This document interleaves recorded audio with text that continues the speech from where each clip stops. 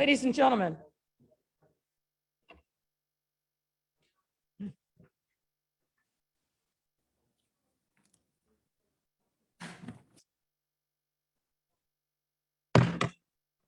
the council will come to order. Madam Clerk, please call the roll. Alderman LaSpada. Alderman Hopkins. Alderman Dow. Alderman King. Alderman Hairston. Alderman Sawyer. Alderman Mitchell. Alderman Mitchell. Probably heard him say present. Alderman Harris. Alderman Harris is present. Alderman Beal. Beal is present. Alderman Zlowski Garza. Alderman Thompson. Thompson is present. Alderman Cardenas. Alderman Quinn. Quinn is present. Alderman Burke. Alderman Lopez. Lopez is present. Alderman Coleman. Coleman is present. Alderman Moore. Alderman Curtis. Alderman O'Shea. Alderman O'Shea is present. Alderman Taylor. Taylor is present. Alderman Brookins.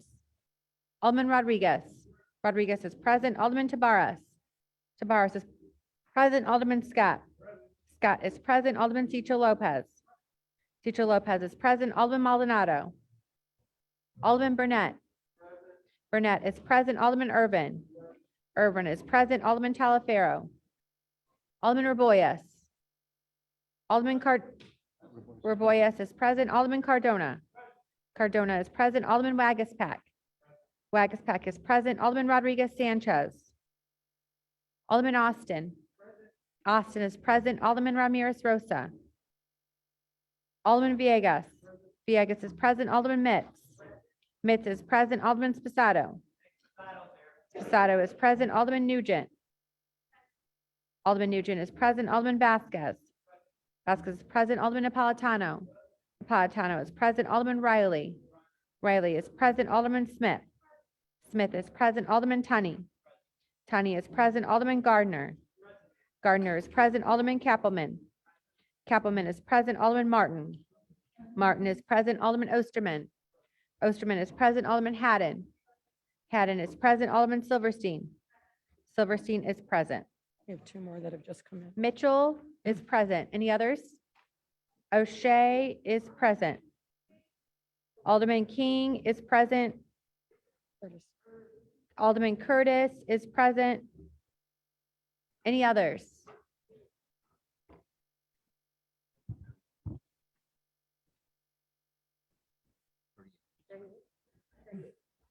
There are 38 members present. We have a quorum. Please rise, everyone, for the Pledge of Allegiance.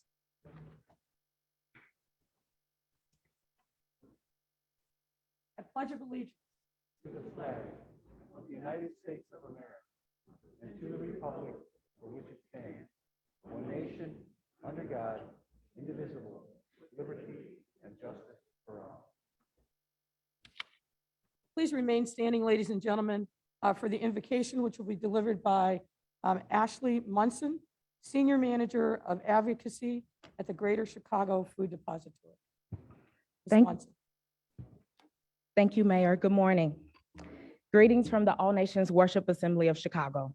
Will you bow your head as I pray? Dear wise and loving God, first let me say thank you on behalf of all who are gathered here today. Thank you for your many and abundant blessings. Thank you for loving us even so from your boundless and gracious nature. Thank you for life itself, for good health. Thank you for the ability to be involved in useful work and for the honor of bearing appropriate responsibilities. In your word, you have established authorities to promote peace, order, and justice. Therefore, today, bless our mayor, our aldermen and alderwomen and their staffs, the various levels of city officials, and in particular for this assembled council.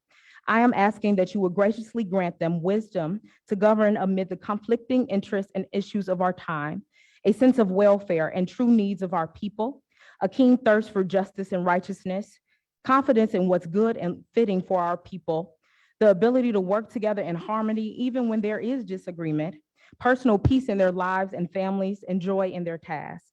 Bless the agenda set before them today to be fruitful and beneficial for the common good. May you renew the servant's heart of our mayor and council, that they will always seek to serve the least, the lost, and left out among us. Steer their intentions to align with your righteousness will.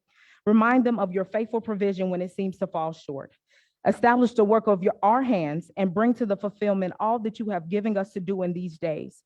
We thank you for our beloved city of Chicago and all those who reside in it, and we lift this city back to you. In your holy and gracious name we pray. Amen. Amen.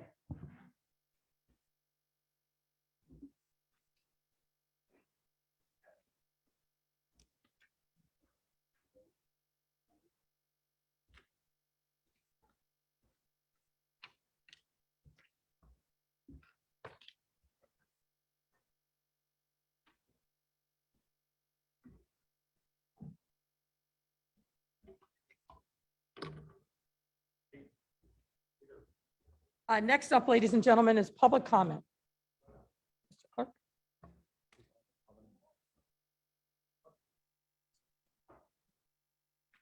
The chair recognizes Alderman Moore. Do you wish to be recorded present for the record, sir?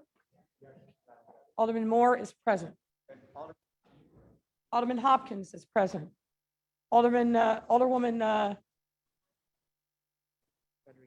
Rodriguez Sanchez is present. Any other members of the body who come in after the initial quorum call? All right. Public comment. The council will now begin the public comment period, which is limited to a maximum of 30 minutes. Each speaker is limited to 3 minutes. Speakers cannot yield or transfer their time to another speaker. Any written comments that have been submitted will be posted and made available for aldermanic review. The first speaker is Kathy Powers.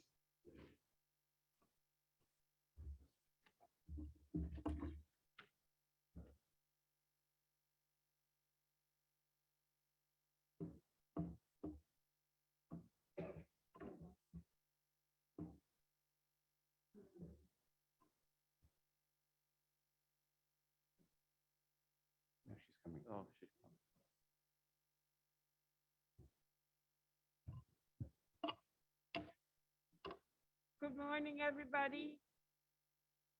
Good morning, everybody. My name is Kathy Powers. I'm a lifelong resident of Chicago. I'm here to talk about decorum. Decorum. City council is the face of the city. And what we've been hearing lately is not exactly very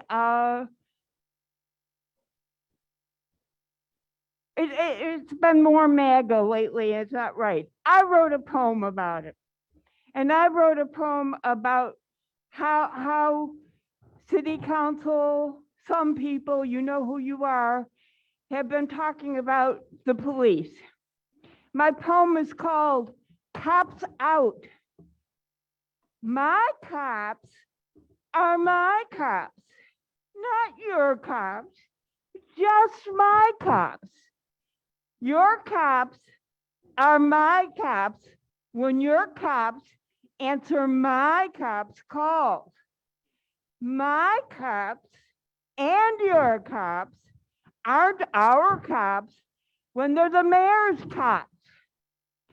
Our cops, not your cops, not mayor's cops, cop out whenever. Listen, guys, we're not MAGA, we're Chicago. Let's act like it. Thank you. Thank you, Ms. Powers, for your comments. Our next speaker is Teresa McNamara.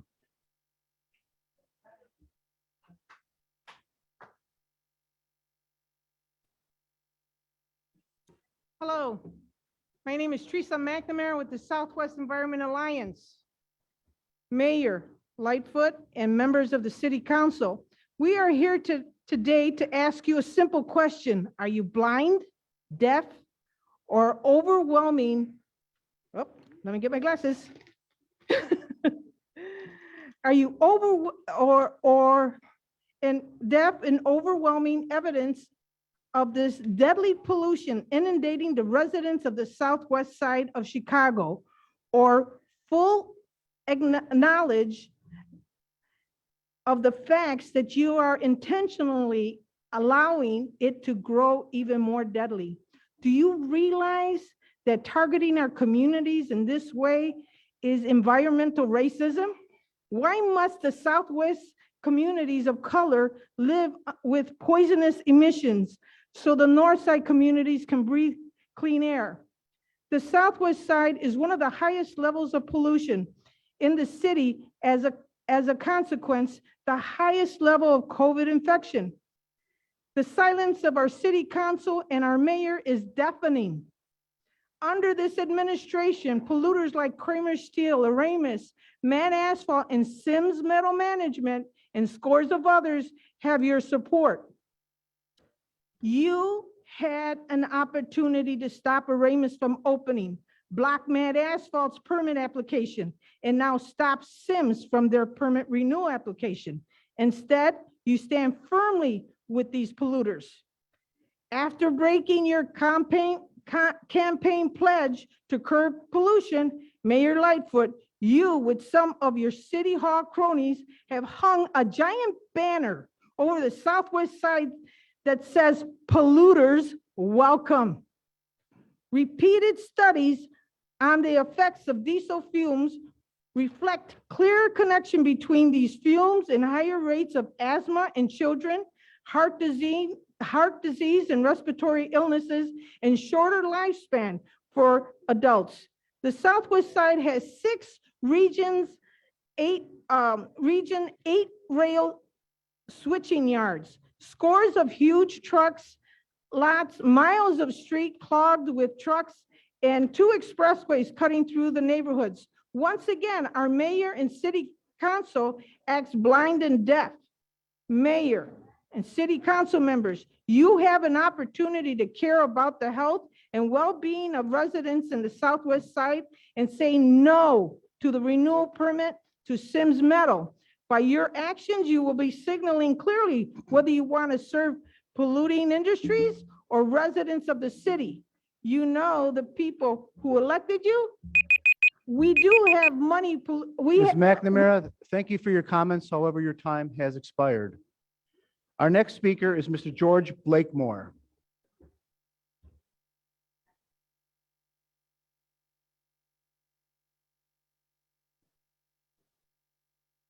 Good morning to Madam Lady Lightfoot. You know you're the beating board for everybody. That pollution been out there. They had several aldermen that promised to clean it up. So y'all shut up. Leave her alone. Whatever is happening to Chicago been happening. Under Mayor Bailey, Emmanuel, all of them. So stop beating up on Lady Lightfoot. She didn't bring this doo-doo to City Hall. It's been here. Now, when you get ready to throw out the babies, throw them all out. Throw the Hispanic aldermen out. Throw the black aldermen out. Throw the white aldermen out. And then maybe you can consider something with Miss Lightfoot. But if it's high crime, it's been here. Racism, it's been here. Poor education in the black community, it's been here. It's been here. So shut the about Miss Lightfoot. What's your love fest with Miss Lightfoot? My love fest is with the truth. And the truth will set you free. All these old political hacks been here. All of y'all been here and have that dastard. So when somebody get killed or shot or carjacked, oh, Miss Lightfoot, you policemen been racist. You've been killing black people. All of this doo-doo here has been here. Now shut the what up? Talking about Miss Lightfoot. So all of you, Brandon Riley, Irvin, Michelle Harris, call the damn name, George Blakemore. All of them, Emma Mitch, Hopkins, all of y'all.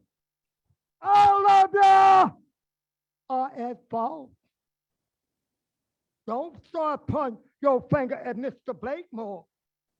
Turn around and look in the mirror and point your finger at you, and all of you. It is a culture of corruption here. But at the bottom of the can system are the blacks. The bottom are the blacks. Now the Hispanics are taking over. The Asians are taking over. Your population is gone. Over 1 million have left. During Mayor Daley, when he closed down these projects, said you will return. It's been ethnic cleansing. All of you are at fault, you black ones. All of you. Mr. Blakemore, thank you very much for your comments. However, your time has expired. Our next speaker is Anthony Ainer.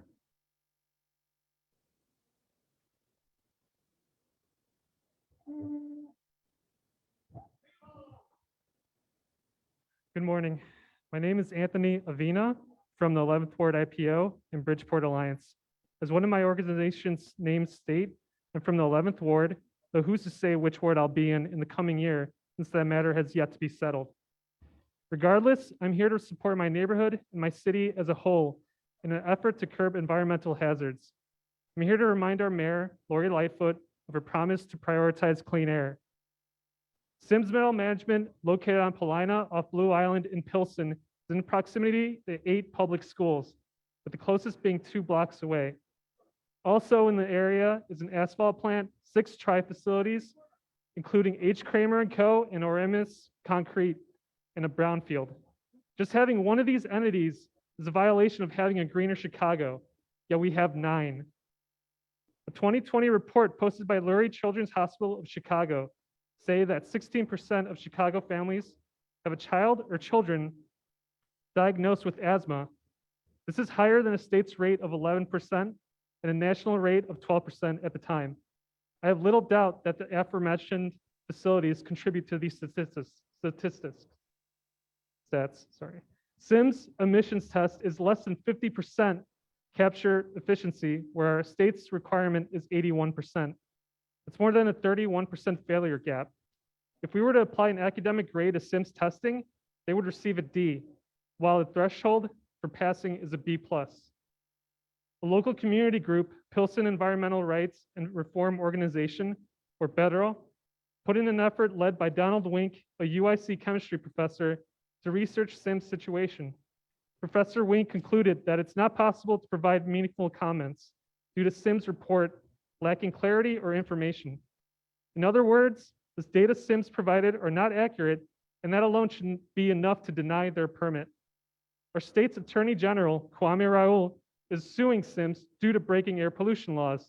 Part of discovery for this lawsuit uncovered that SIMS was likely emitting more than 25 tons per year of volatile organic material. Our AG Raoul is doing his part. Let's do ours. The federal EPA and our communities are watching our actions. This should be low-hanging fruit for our city council when it comes to clean air priorities. Yet here I am pleading action. I demand a public hearing in the community affected by this facility to further support what I see as an obvious decision for the well-being of current and future Chicagoans. The decision to reject SIMS Metal Management's renewal of the recycling permit and to take a step towards a better future, because the road is still long and winding. Thank you, Mr. Arena, for your comments. Our next speaker is Melvin Bailey.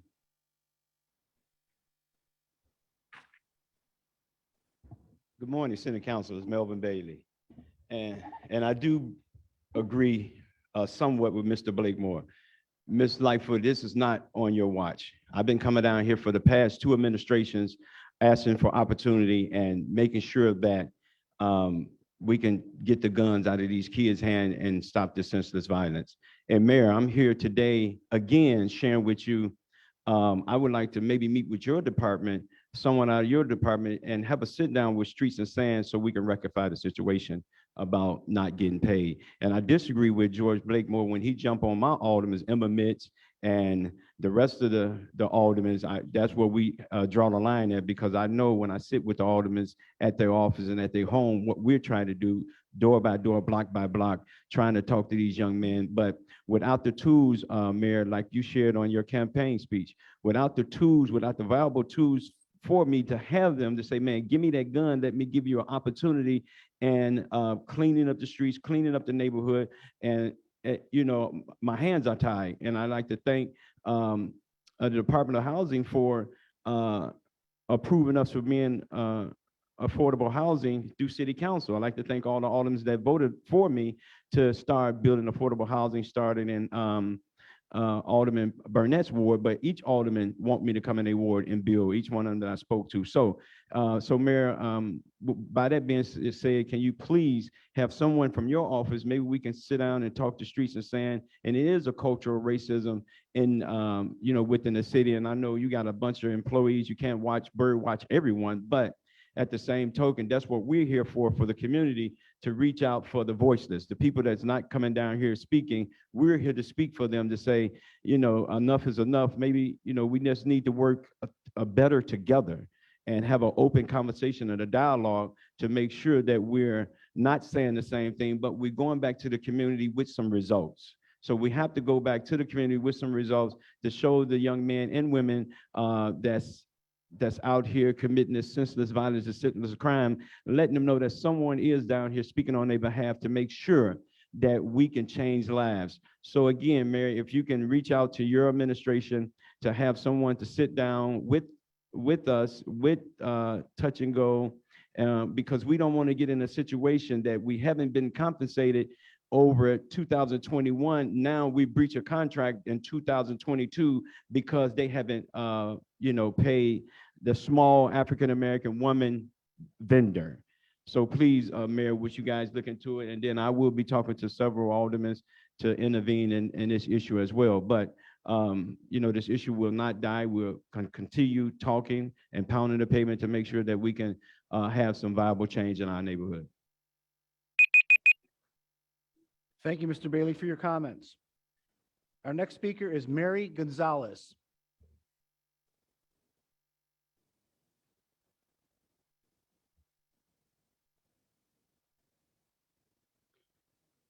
Ms. Gonzalez, are you there?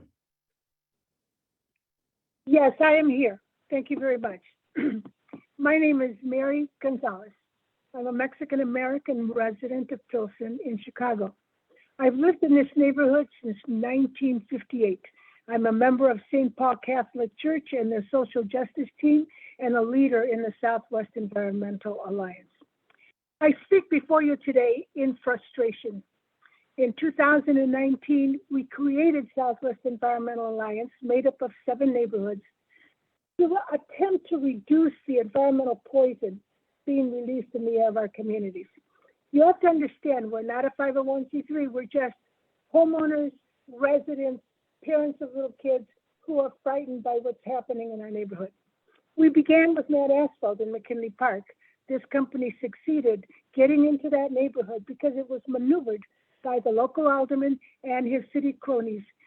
And no one knew it was going to go into operation until it was already there. But we were so excited when Lori Lightfoot decided to run for mayor, because we thought it was going to be a new day. And she wrote in her plan for a cleaner environment under the heading, Bring Back the City's Department of the Environment, which we agreed on. And I quote you, this is what she said: the lack of city involvement in oversight is evident in McKinley Park, where Mayor Asphalt was allowed to build an asphalt plant within 1,000 feet of a school, a 69-acre public park, and numerous homes without adequate notice to the community. And she was right. But today, Mad Asphalt enjoys the support of the mayor, multi-million-dollar contracts, and she has joined forces with Alderman Cardenas to block any efforts to bring Mad Asphalt into compliance. Then came Arima's material, but this was happening during COVID. They wanted a permit.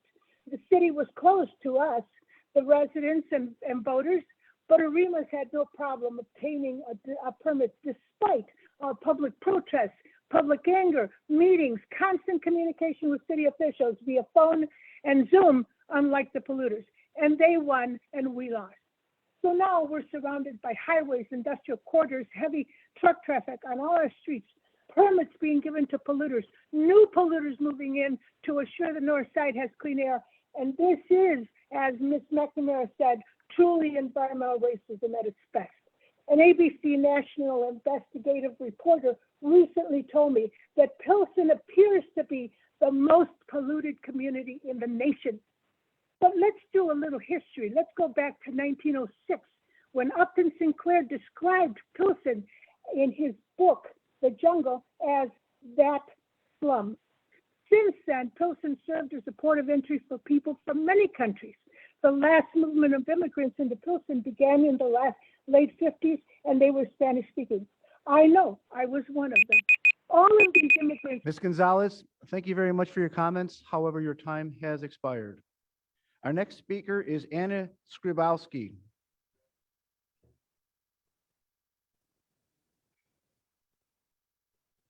Please press *6 to unmute.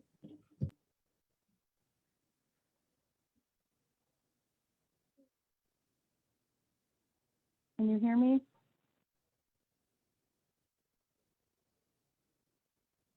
Ms. Skrybowski, are you there? Yes. Can you hear me? We can hear you. Thank you. My name is Anna Shabrowski. I'm a resident of Bridgeport and member of Bridgeport Alliance. I'm speaking to you today about Sims metal management. I urge the city to hold a public hearing regarding Sims, and I oppose a new operating permit for Sims. Sims has been violating clean air regulations and emitting pollution into our air for years. In 2016, the U.S. EPA observed hydrocarbons exiting Sims hammer mill shredder and fugitive particulate matter crossing the property line. In 2018, Sims paid a $225,000 civil penalty for violations of the Clean Air Act and agreed to limit volatile organic material emissions to less than 25 tons per year.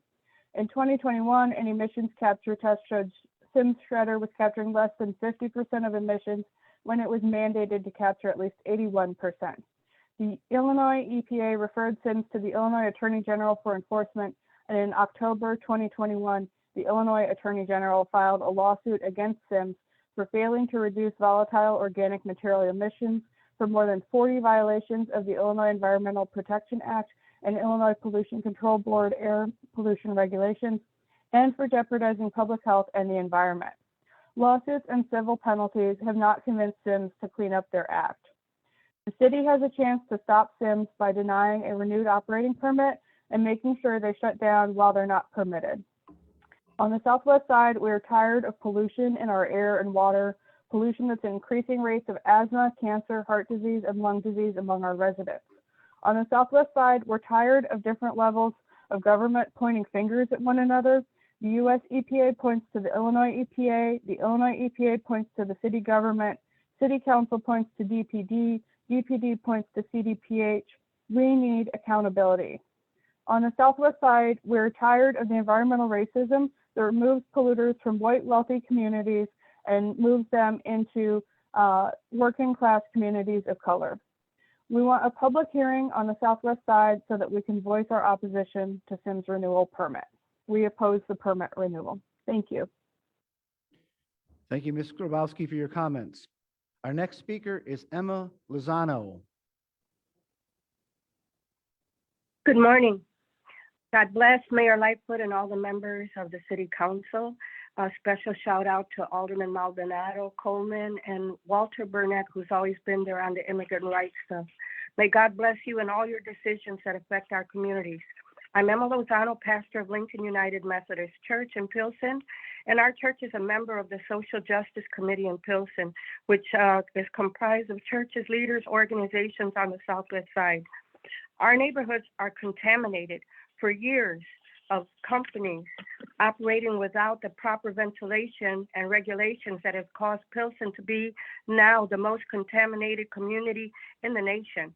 The city has neglected to impose the state air and land regulations, and we have paid the price with hundreds of thousands who have developed asthma, respiratory, and even cancer for the amount of lead and toxins that have been accumulated for decades. This administration prided itself during the election and campaign that would crack down so this wouldn't continue happening, and clean up. So today's Social Justice Committee of Pilsen and the coalition demand that the application for Sims management permit to continue operating be rejected. We also call for the city of Chicago to join us in a public meeting to discuss plans to clean up our community and discuss reparations for the decades of environmental violence and racism that has been perpetrated on our Latinx barrios and our families. We are woke now, and we further request that the mayor and the city work with our alderman, Byron Cicho. The pandemic has joined with this contamination, has cost so many lives. We can't breathe.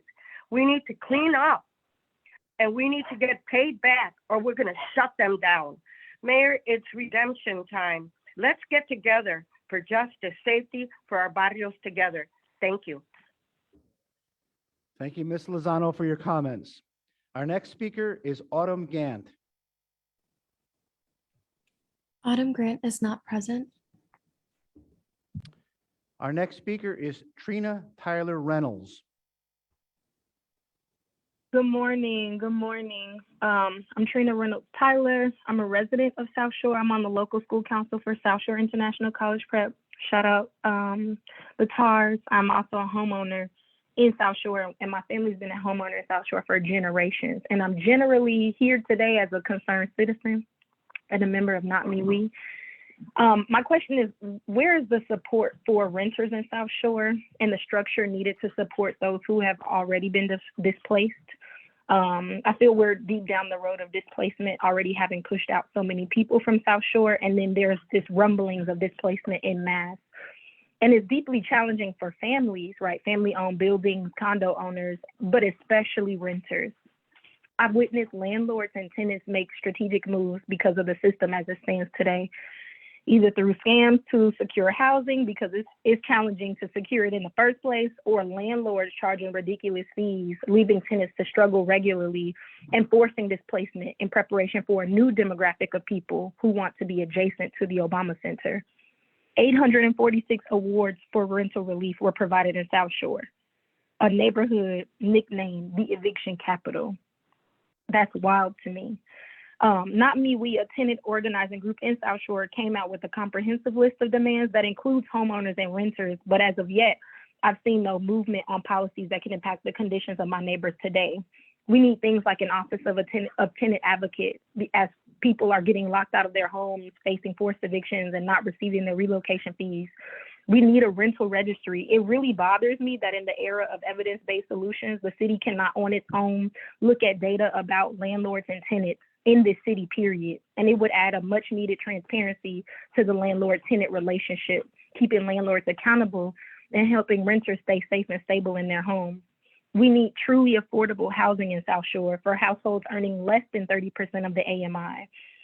So what's your plan for South Shore? Like, what is your plan for the students? Because their housing directly impacts the way that they show up in school. And I recognize this is a citywide issue and that there are a lot of issues on the table, but I truly feel like this is one that should be prioritized. With the pending Obama Center, change is coming and it's already done a lot of harm. And additionally, when people are displaced, it's really quite difficult to go back and provide justice to those people. So can y'all commit to supporting renters in South Shore or in the city? Do y'all care about people who are not homeowners? If so, what's your plan? Not Me We has asked for y'all to ensure equitable development in South Shore, to expand tenant protections, to prevent and address displacement, to preserve the little affordable housing that we have, and also protect South Shore homeowners. My last question really is, like, how long will we let big real estate run our markets? Like, these policies can be implemented across neighborhoods, but I'm speaking from South Shore. Ms. Reynolds. What's the plan? Ms. Reynolds, thank you for your comments. However, your time has expired. Our next speaker is Kiara Hardin.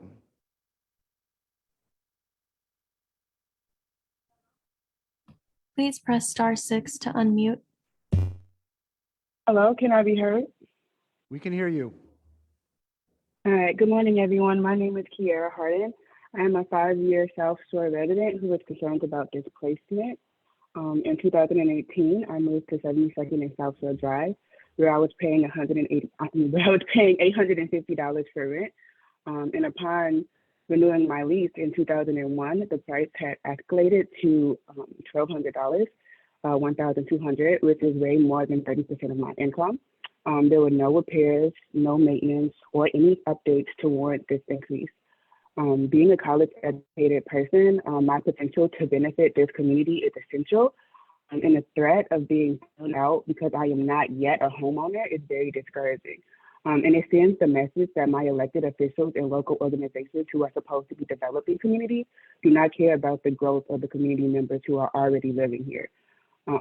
I was devastated to have to relocate, and even though I only moved 7 minutes away, it's the beginning of a devastating trend, right? Because even though those 7 minutes are short, I still was displaced. I still had to leave my apartment that I love to live somewhere else.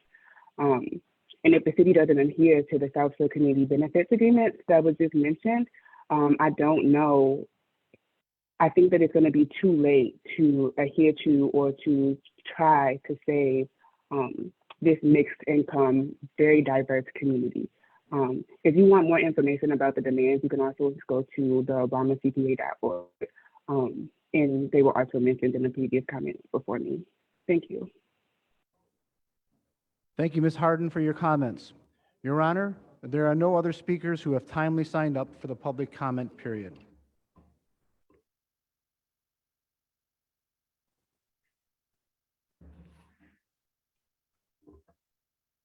All right, ladies and gentlemen, that concludes public comment. Next up on our agenda is resolutions. Today we have two resolutions, a congratulatory resolution for Mark Kelly and a resolution to recognize International Holocaust Remembrance Day. The chair recognizes Alderman Mitchell.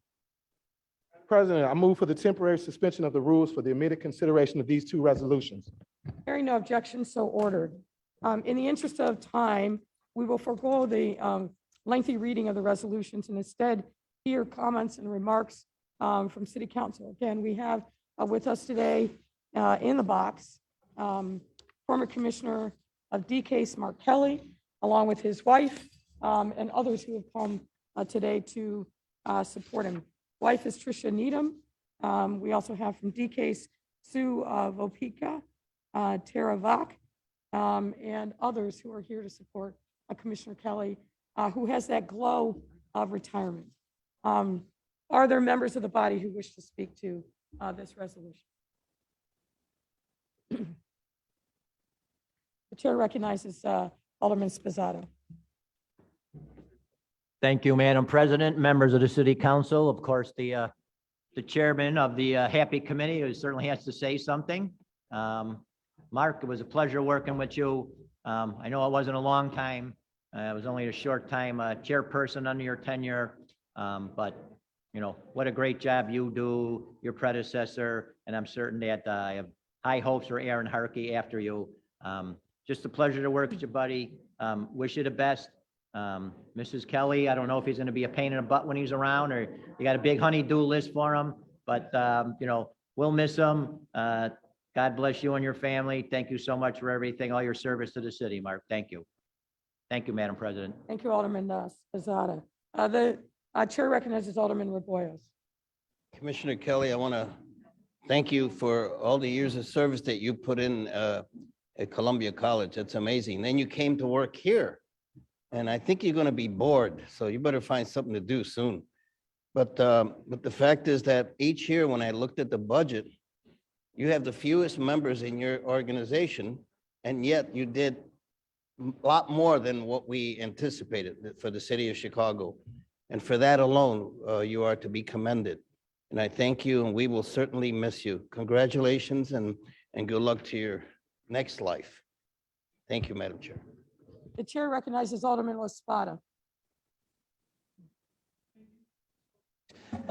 Commissioner Kelly, it has been a genuine privilege, like the last few years, to serve with you, to have this opportunity to learn from you. It is really one thing to appreciate the arts and the cultural identity of our city, but the work that you did to cultivate it, to support it, to be an advocate was inspiring, and it was agitating in the best way. I really appreciate the way you helped to keep me accountable on my end for what I was doing to support the organizations that were receiving grants in my ward, the way you encouraged me to build those relationships. I take that to heart.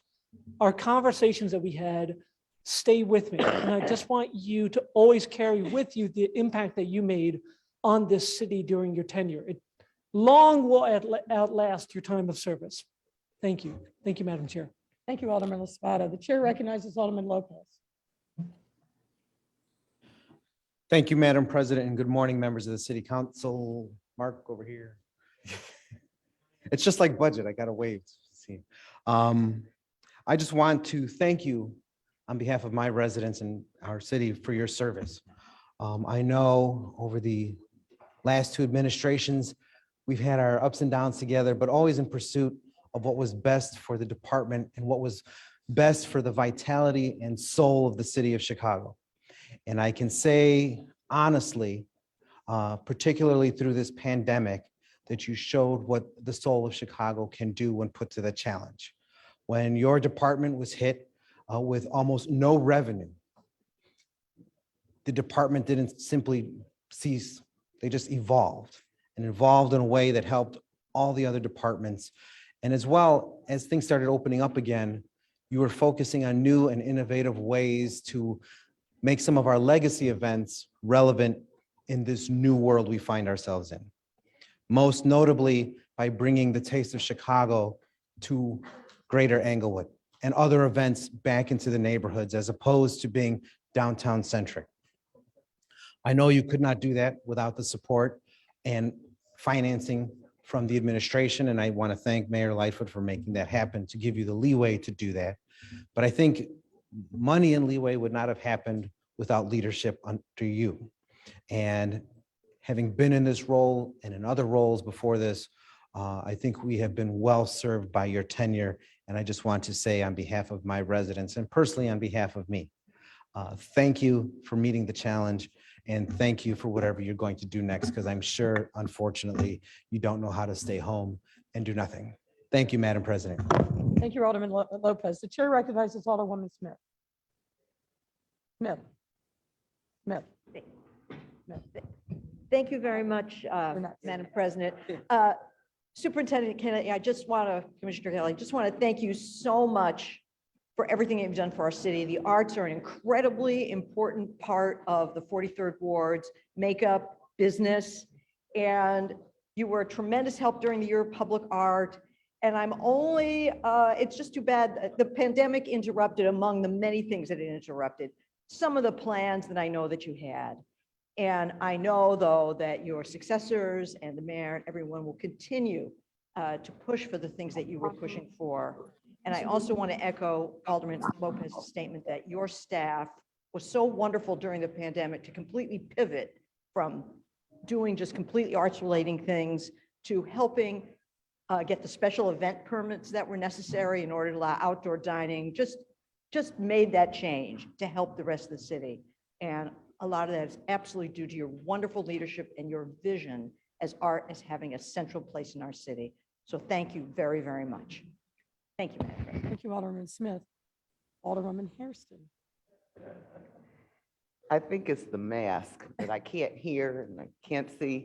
Anyway, Commissioner, I rise in support of this resolution to congratulate you. Where did the time go? It seems, I'm thinking, you were only here a couple of years, but it was not. And I remember when you first came, I was a little skeptical and I'm like, well, what's he gonna do? Well, you showed me. And I think we have had a wonderful time together, and you took the creativity that you had and you expressed it all over the city. And you included communities that had never been included before. And I am sorry that the pandemic hit, because I was really looking forward to a lot of the things that we had planned. But I think most important, your legacy has been to bring the arts to the whole city of Chicago and to all of the neighborhoods. And I think that's where the people, the citizens in Chicago, feel the pride in their neighborhoods, because you showcase them You showed up and you showed out. So thank you for your service and congratulations. Thank you, Alderman Harrison. The chair recognizes Alderman Oster. Thank you, Madam President. Commissioner Kelly, I want to wish you well. I want to thank you for your service. As my colleagues have said, you helped use your department and the arts to guide our city through a very challenging time. And I think also prepare us to pivot. And as we come out of the pandemic, hopefully for good this spring and this summer, Chicagoans are going to want to gather and get together. And the art that you started with at Columbia College and that you have really focused on around the city, and I think that's been really important to say, is that you've highlighted arts everywhere. I think is going to be very important for Chicagoans as we come out of the pandemic. So you laid a great foundation, you worked with a great team, and all of us wish you nothing but success and peace and happiness in the future. Thank you. Northman, the chair recognizes Alderman Vasquez. Thank you, Madam President. I also stand associated and want to thank Commissioner Kelly. Even before I was in council or understood how government worked, looking at what the commissioner has done to really offer opportunities for artists across the city should be commended. We often thank everybody for their work. I can tell from my own experience with the commissioner, it never felt like you were doing it, viewing it as work. It always looked like you were working with the passion of an artist and of a musician. And I think that is appreciated. I think the leadership that you've shown even before COVID, when the budget was cut in half and still being able to move forward and offer opportunities for people, the city can't thank you enough. And I don't think we're gonna fully know the extent of everything you've done, because we're gonna see future generations of musicians and artists and people that have found opportunity to express themselves, many who have never had a chance because of the work that you've done. And lastly, it felt really good where we had conversations before to talk about like this, the store to help support artists. And the first thing that you mentioned and something that was core to your value was, yeah, we can do a store, we can promote this stuff, but how are the artists gonna get paid? And when we think about what artists try to do, they don't get 401k, they don't get the kind of support other jobs do. To have that be at the core of what you do means so much to us as people, as Chicagoans, as artists, and the city thanks you so much for what you do. Thank you very much, Madam President. Thank you, Alderman Vasquez. The chair recognizes Alderman Bailey. Thank you, Madam President. I too rise to support this resolution to commend you on an outstanding career. My colleagues mentioned that you have touched every inch of this city with your department and with your leadership. But I just wanted to personally thank you for the mural program that we launched a few years ago. And that program allowed us to bring all the high schools together in the area, along with a local artist who graduated from one of the high schools in the community and put a mural in on a viaduct that is really second to none. And we talked about being able to pay that artist on time, and he was paid on time. And so bringing the whole community together was because of your leadership that you brought to that department. So thank you so much for everything that you've done, and best wishes on your retirement, and thank you again. Thank you. Thank you, Alderman Beal. The chair recognizes Alderwoman Coleman. Thank you, Madam President. And to my Gospel Fest Tamarine partner, Commissioner Kelly, I'm going to hold you to it that we'll still be each other's Tamarine partners at Gospel Fest. But I want to even thank you for what you did on last year in honoring Reverend Dr. Clay Evans and Archbishop Lucius Hall and Bishop Willie James Campbell and Pastor Maceo Woods, and the rich legacy that those great men in ministry have left here in Chicago. I grew up in special events when it was in this building with Eddie Spaghetti and all of them upstairs. So I've always loved this department. It was the funnest other than Chicago Park District. And it was so important to see that DCASE under your leadership supported those artists like in the Inglewood's Arts Collective and the house music picnic that we did in Inglewood on that very blistering hot day. So I want to thank you for understanding the cultural and what it means, not only just in Millennial Park, but all across the city, especially on the south and west side. Congratulations. I look forward to your fun retirement. And again, have your tambourine ready for Gospel Fest, okay? Thank you. Thank you, Alderman Coleman. The chair recognizes Alderman Austin. Retirement, I like that. Thank you, Madam President. Commissioner Mike which is what I called you. I thank you so much for all that you have done, as all others have stated. But with the mural program that Alderman Beal spoke about, as he stated, all was included in that. I'm sorry that we won't get a chance to do the Taste of South Halsted, as we talked about, but maybe in the coming years, we'll still be able to get that done through Taste of Chicago. For the appointment that you had gotten when you came in, I was like Alderman Hairston, a little skeptical, because we had so many questions on what was going to happen. And you have just outdone yourself. You have just done such a great job for the city of Chicago, and we are all appreciative of all of what you have done. Thank you, Madam President. Thank you, Alderman Austin. The chair recognizes Alderwoman Nitz. Thank you, Madam Chairman. I too rise in support of this resolution.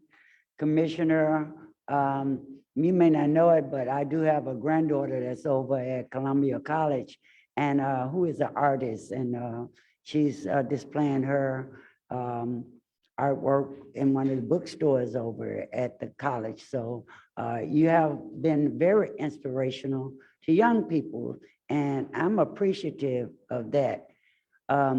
I do know that you're leaving too soon for me. I was just getting ready to get started with some artwork. I want to change the looks of the Austin community. I want to be able to put up more artwork.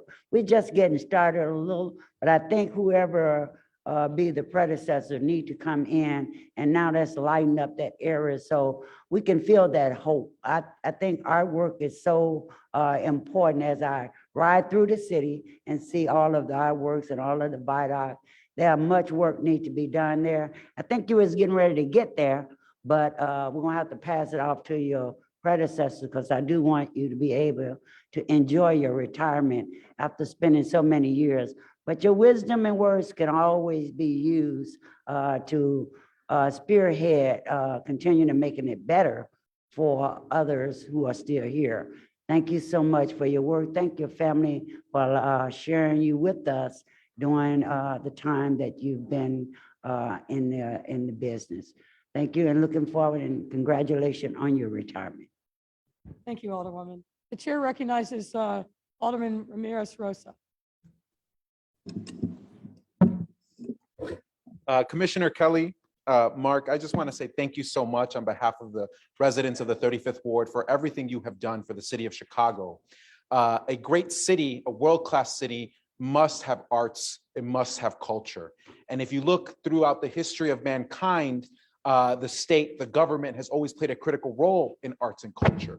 But unfortunately, sometimes the state decides to uplift some voices to the detriment of others. And that is the exact opposite of what you did. You ensured that the great diversity of our great city, you ensured that all of the different arts of all of the different musicians had a seat at the table.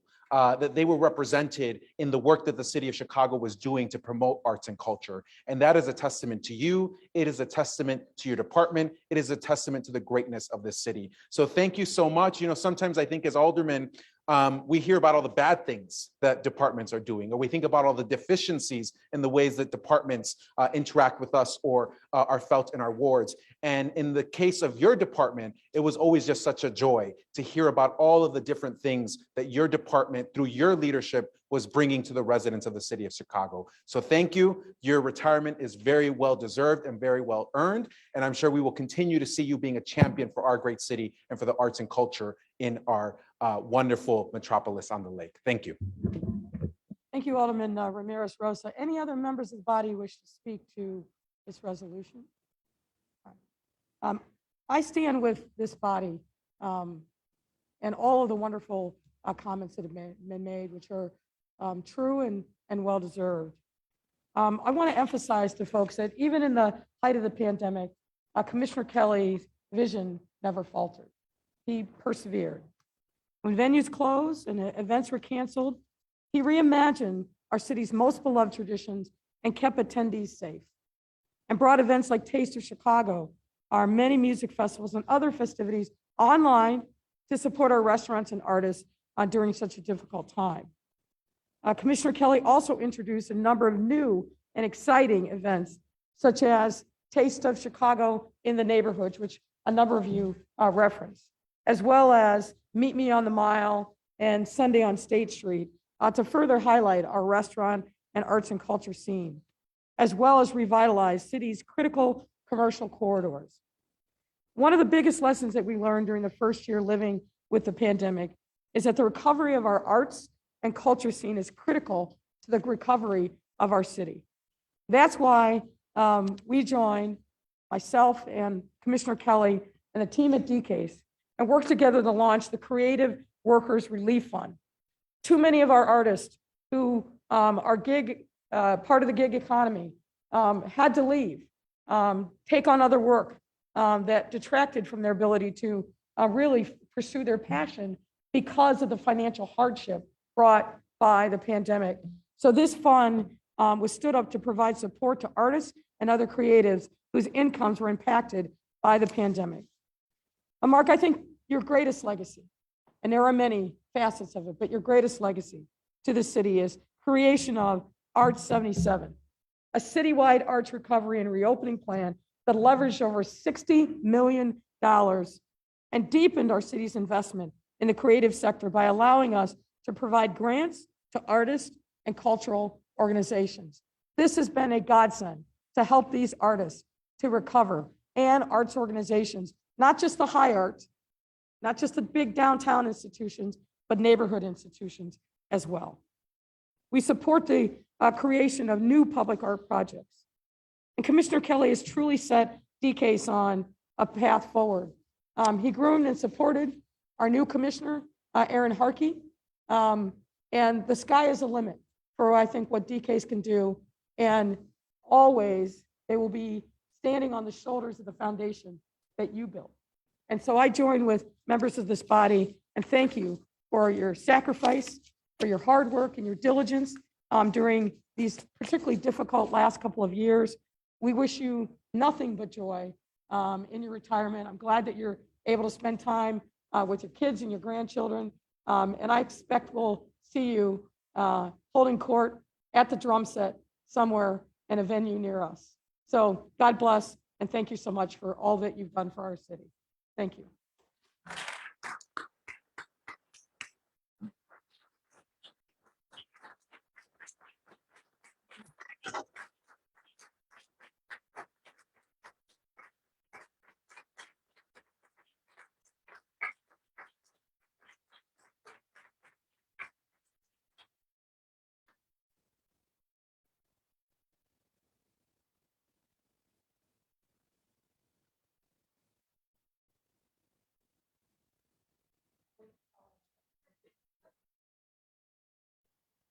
Thank you.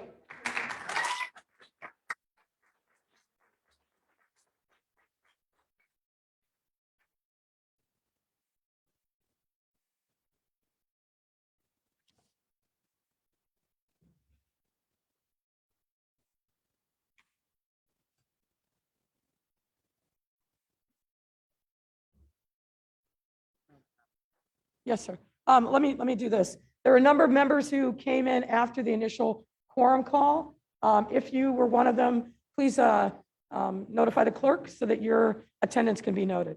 Alderman Maldonado, Alderwoman Hairston, Alderman Sawyer, Alderman Burke, Alderman Ramirez Rosa. Any others that we missed? Anna, do you have Taylor? You have Taylor? Okay. All right. Anyone else? All right. Our next resolution marks International Holocaust Remembrance Day. And again, we will not read the entirety of the resolution, but we do have a number of guests that I want to recognize. In the box is Noah Cruikshank from the Illinois Holocaust Museum, Dr. Danny Cohen, co-chair of the Illinois Holocaust and Genocide Commission, Lonnie Nassatir, president of the Jewish United Fund, Rabbi Shlomo Soroka, Rabbi Shoshana Conover, and Israel Stark, a Holocaust survivor, who will address the body.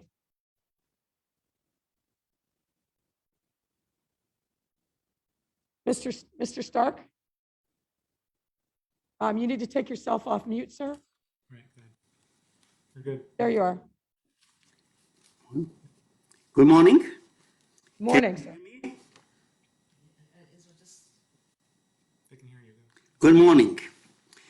My heartfelt thanks and appreciation to the Honorable Mayor Lightfoot of Chicago, my Alderman Deborah Silverstein, and this great Council of Representatives of the City of Chicago for allowing me to say a few words on this Holocaust remembrance.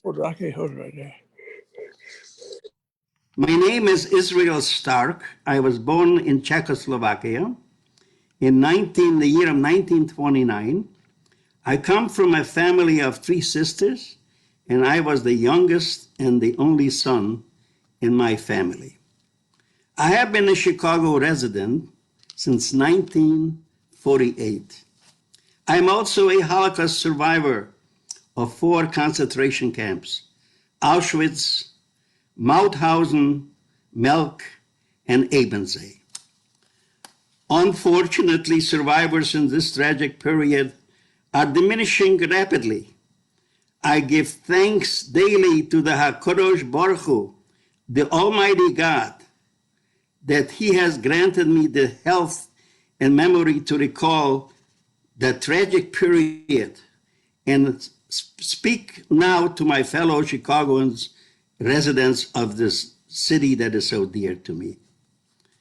I well remember my family being forcibly and brutally rounded up in my small town of Pothorian, being held in subhuman conditions in a brick factory for 3 weeks, and then crammed into dark, suffocating cattle cars, where conditions were so inhuman that many died en route to the camps.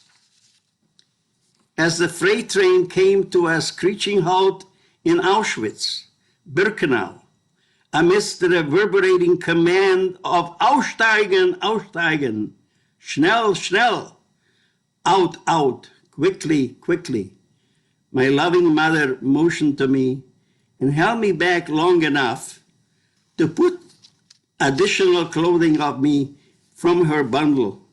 And I asked Mother, why are you doing this? And she says, because I have to leave everything here on this platform near the train, and maybe just what you will have on your person you'll be able to keep. A halfling, a prisoner who was in charge of processing the new arrivals, he approached us for the second time, agitatedly insisting to exit the car, the freight car, at once. Suddenly, he looks at me and he says in Yiddish, Yingale, wie alt bist du? Young man, how old are you? And I reply, I am 14. 14. And he says, no, you are not 14 anymore. You are now 18 years. You are now, remember, you are 18 years old. As the time for selection approached, and they asked me, the German officer asked me, how old are you? Wie alt bist du? And I replied in a loud voice, stretching myself out, I said, 18, 18. And he motioned I should go to my left, following my father. My father got separated from me weeks later during a forced march. He too did not survive. The designs of the Nazis were both to dehumanize and to exterminate groups to whom they felt superior, primarily Jews, but also gypsies, homosexuals, the disabled, and political prisoners. The primary sin of these individuals, mercilessly and viciously murdered, was simply that they were seen as others.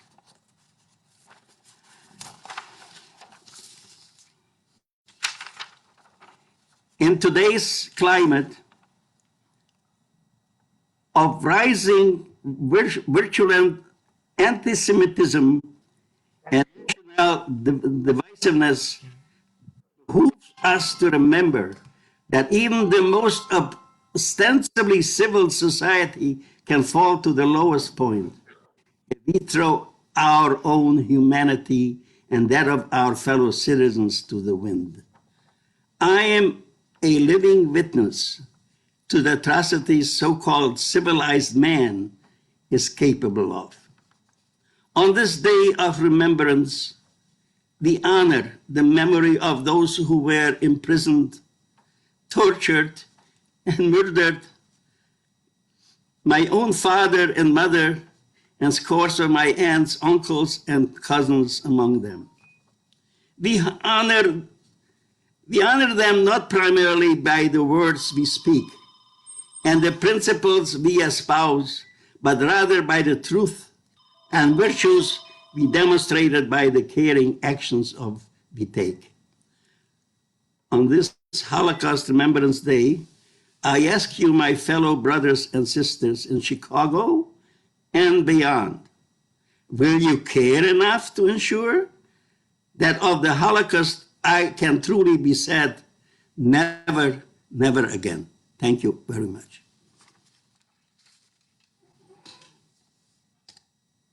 The chair recognizes Alderwoman Silverstein.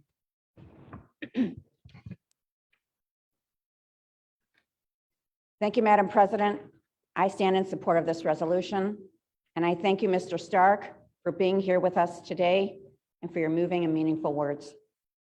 Tomorrow will mark 77 years since the Soviet Army liberated the Auschwitz concentration camp, freeing more than 6,000 prisoners. We commemorate this event with International Holocaust Remembrance Day, a day to remember those who died in the horrors of the Holocaust and to honor those who survived to rebuild. We are joined at council today by some of those survivors, brave men and women who endured the worst atrocities humanity has ever committed, but who didn't give up hope. They saw the destruction of their entire world, yet had the courage to build back a life, a family, and a community. The 50th Ward and the entire city of Chicago are eternally grateful for your heroism and your faith. The point of Holocaust Remembrance Day is to honor those who survived, to remember those we lost, and to join together around the globe with one voice and say, never again. Never again will we allow evil to overpower good and hate to overcome kindness and decency. Never again will the world stand by while anti-Semitism and bigotry grow and spread like a cancer. Tragically, anti-Semitism is on the rise. We all watched in horror this month as a rabbi and congregants were held hostage in their own synagogue in Texas. Poway, Pittsburgh, and other Jewish communities across the world have seen attacks, terrorism, and anti-Semitic incidences. This has to stop. We need to come together as a nation and say, never again will we allow Jews to be victims for their religious beliefs. I represent Chicago's 50th Ward, which houses the largest Jewish community in the state of Illinois. Like any Jewish community, the 50th Ward remains haunted by the memory of the Holocaust. Step into one of our synagogues, and you will see men and women with numbers on their arms, branded into their flesh by Nazi persecutors like cattle. Walk down our streets, and you won't find a family that didn't lose a grandparent, uncle, aunt, or any other loved one to the Nazis' attempt at genocide. I, a Jewish woman myself, had 19 great aunts and uncles, and only 2 survived. As we wrapped ourselves up today to avoid the freezing cold outside, try to imagine the starved and beaten concentration camp inmates huddling together for warmth against the bitter Polish winter, dressed only in rags without coats to keep them from freezing. The best way to honor those who perished is to keep their memory alive. Learn about the struggles of those who survived and the horror of those who died. Illinois has one of the world's best Holocaust museums just a few minutes outside of the city in Skokie. Visit them to hear from survivors, interact with holograms, and make the stories real for you. I can assure you that Holocaust Remembrance Day is very real for the residents of the 50th Ward. It's very real for the survivors joining us today, and it's very real for all the people coming together this week to say never again to hatred, intolerance, and bigotry. Madam President, after all the speakers here today, I ask that we please take a moment of silence and that we pass this resolution with a rising vote. Thank you. Thank you, Alderwoman. The chair recognizes. The chair recognizes Alderman Smith. Thank you, Madam President. I don't think I can improve on what Alderman Silverstein has said. She and I are the only two Jewish elected officials in Chicago today, in Chicago city government today. Certainly we are represented in other parts of the government. But because of that, I think we have a special responsibility to make sure that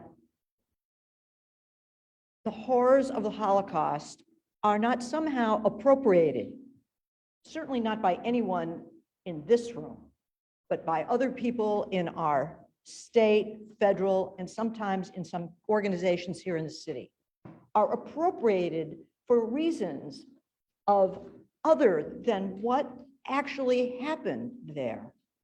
The people on the screen today were but children, teenagers, when the Holocaust happened. They weren't even really adults, as you heard, because those are all the people who have survived. And yet today, we know that in the popular media and on the internet, there are people who somehow compare efforts in our country to do things that are saving lives, try to convert them into something of a political movement that was used to consciously murder millions of people. It is that kind of deception that all of us must continue to resist. Because when you make one of the most horrible events in the history of mankind into something stupid, banal, and not reflective of what really happened, is when evil is given another opportunity to occur. So today marks the day that, as Alderman Silverstein said, the Russians liberated the first concentration camp to be liberated. It took other forces, other times, to reach these other concentration camps and liberate them. And for the first time, the world had to see what was happening to their fellow man because no one could believe it. I think there are others in this room who understand what it is like when horror is seen for the first time because it's seen in a picture or a video, to know that bad things happen to people that we have a hard time understanding. So I hope that the Holocaust is remembered for that point. That is, when horrible things happen to other people, we should believe it because it has happened. But we cannot let the Holocaust be appropriated for uses that try to divide the country and turn it into an event that maybe really didn't happen. So thank you, Madam President. Thank you, Alderman Smith. The chair recognizes Alderman Villegas. Thank you, Madam President. I stand to be associated with this resolution. I had the honor of visiting Israel in 2016 and actually visiting the Holocaust Museum in Israel. And I would encourage my colleagues to, at some point, if they can, make it down to Skokie to see the Illinois Holocaust Museum. And if invited to Israel as part of a delegation, take the trip if you can.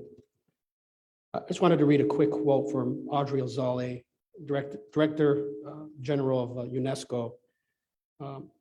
Quote, "Whenever this history is questioned, whenever violence is done to the memory of the victims, the rise of anti-Semitism and hate speech is encouraged, an everyday scourge of Jewish communities around the world. More than ever, we must therefore be vigilant.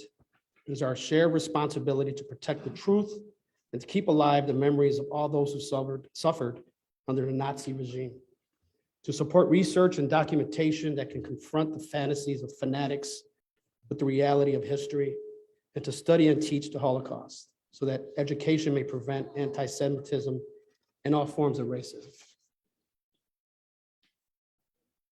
What we've seen recently is a rise in anti-Semitism, and we have to be vigilant to defeat that. So thank you, Madam President, for allowing me to speak on this resolution. Thank you, Alderman Villegas. The chair recognizes Alderwoman King.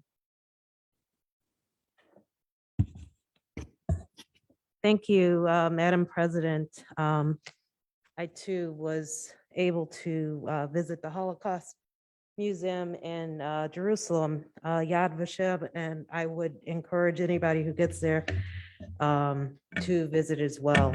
But I too rise in support of this resolution in honor of Holocaust Remembrance Day.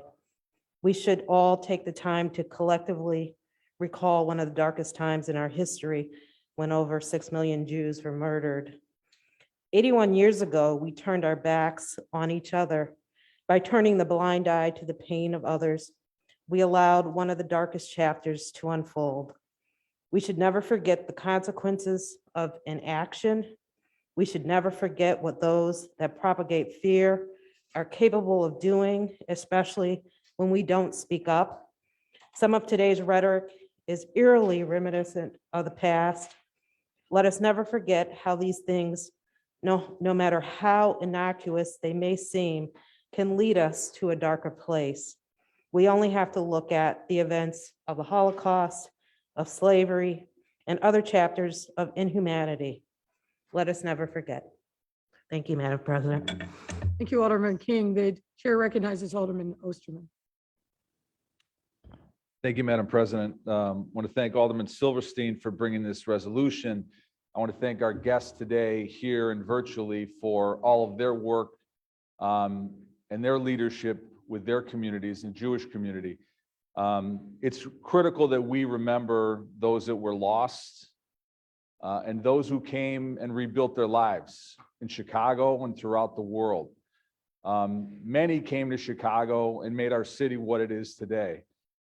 In our community in Edgewater, I had a Rabbi Herman Shalman, who came and got out before the Holocaust, but was here to be a place to support those who suffered there and their families and help rebuild. But he also worked with other denominations. He's one example. There are many that are in Chicago today, in the suburbs and in Illinois and around our country. And we have to think of the pain and the challenge that they have gone through, but also what they have done to make sure that this was never forgotten, this tragedy, and the 6 million Jews that were murdered. I think it's also critical for us to understand that it's important to remember moving forward, because we are at a time of division in our country. We are at a time where we see rising anti-Semitism and rising racism and rising acts against Asian Americans and others. And we have to speak out to make sure that that division is squelched and that we are unifying people, and that hate is answered with support and love and tolerance. But we have to be vigilant on that front.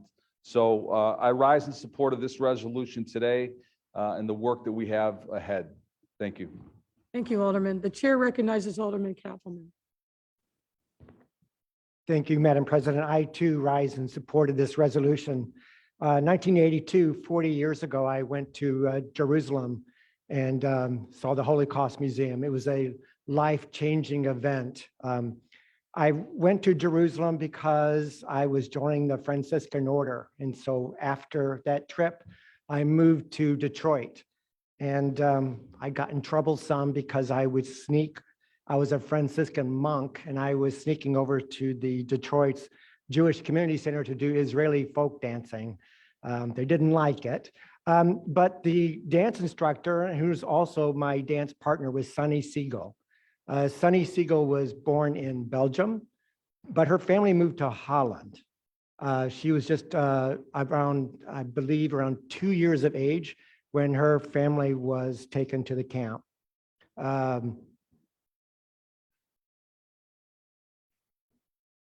She told me a lot of horror stories. One of her biggest memories was being in a bunk bed with her mom, and an infant fell, and the infant just fell apart, just broke like a doll. And her mom placed her hands over Sonny's mouth so that she wouldn't make a noise. Sonny remembers eating rotten potato soup. It was soup made of potato skins, not potatoes. And she would wander around the camp to eat newspaper scraps. My father-in-law served in World War II, and he remembers clearly going to the camps to releasing some of the prisoners, and he was stunned at the horror that he saw. Many of the camp survivors were unable to walk. They couldn't even leave the camp to be liberated because they were so weak.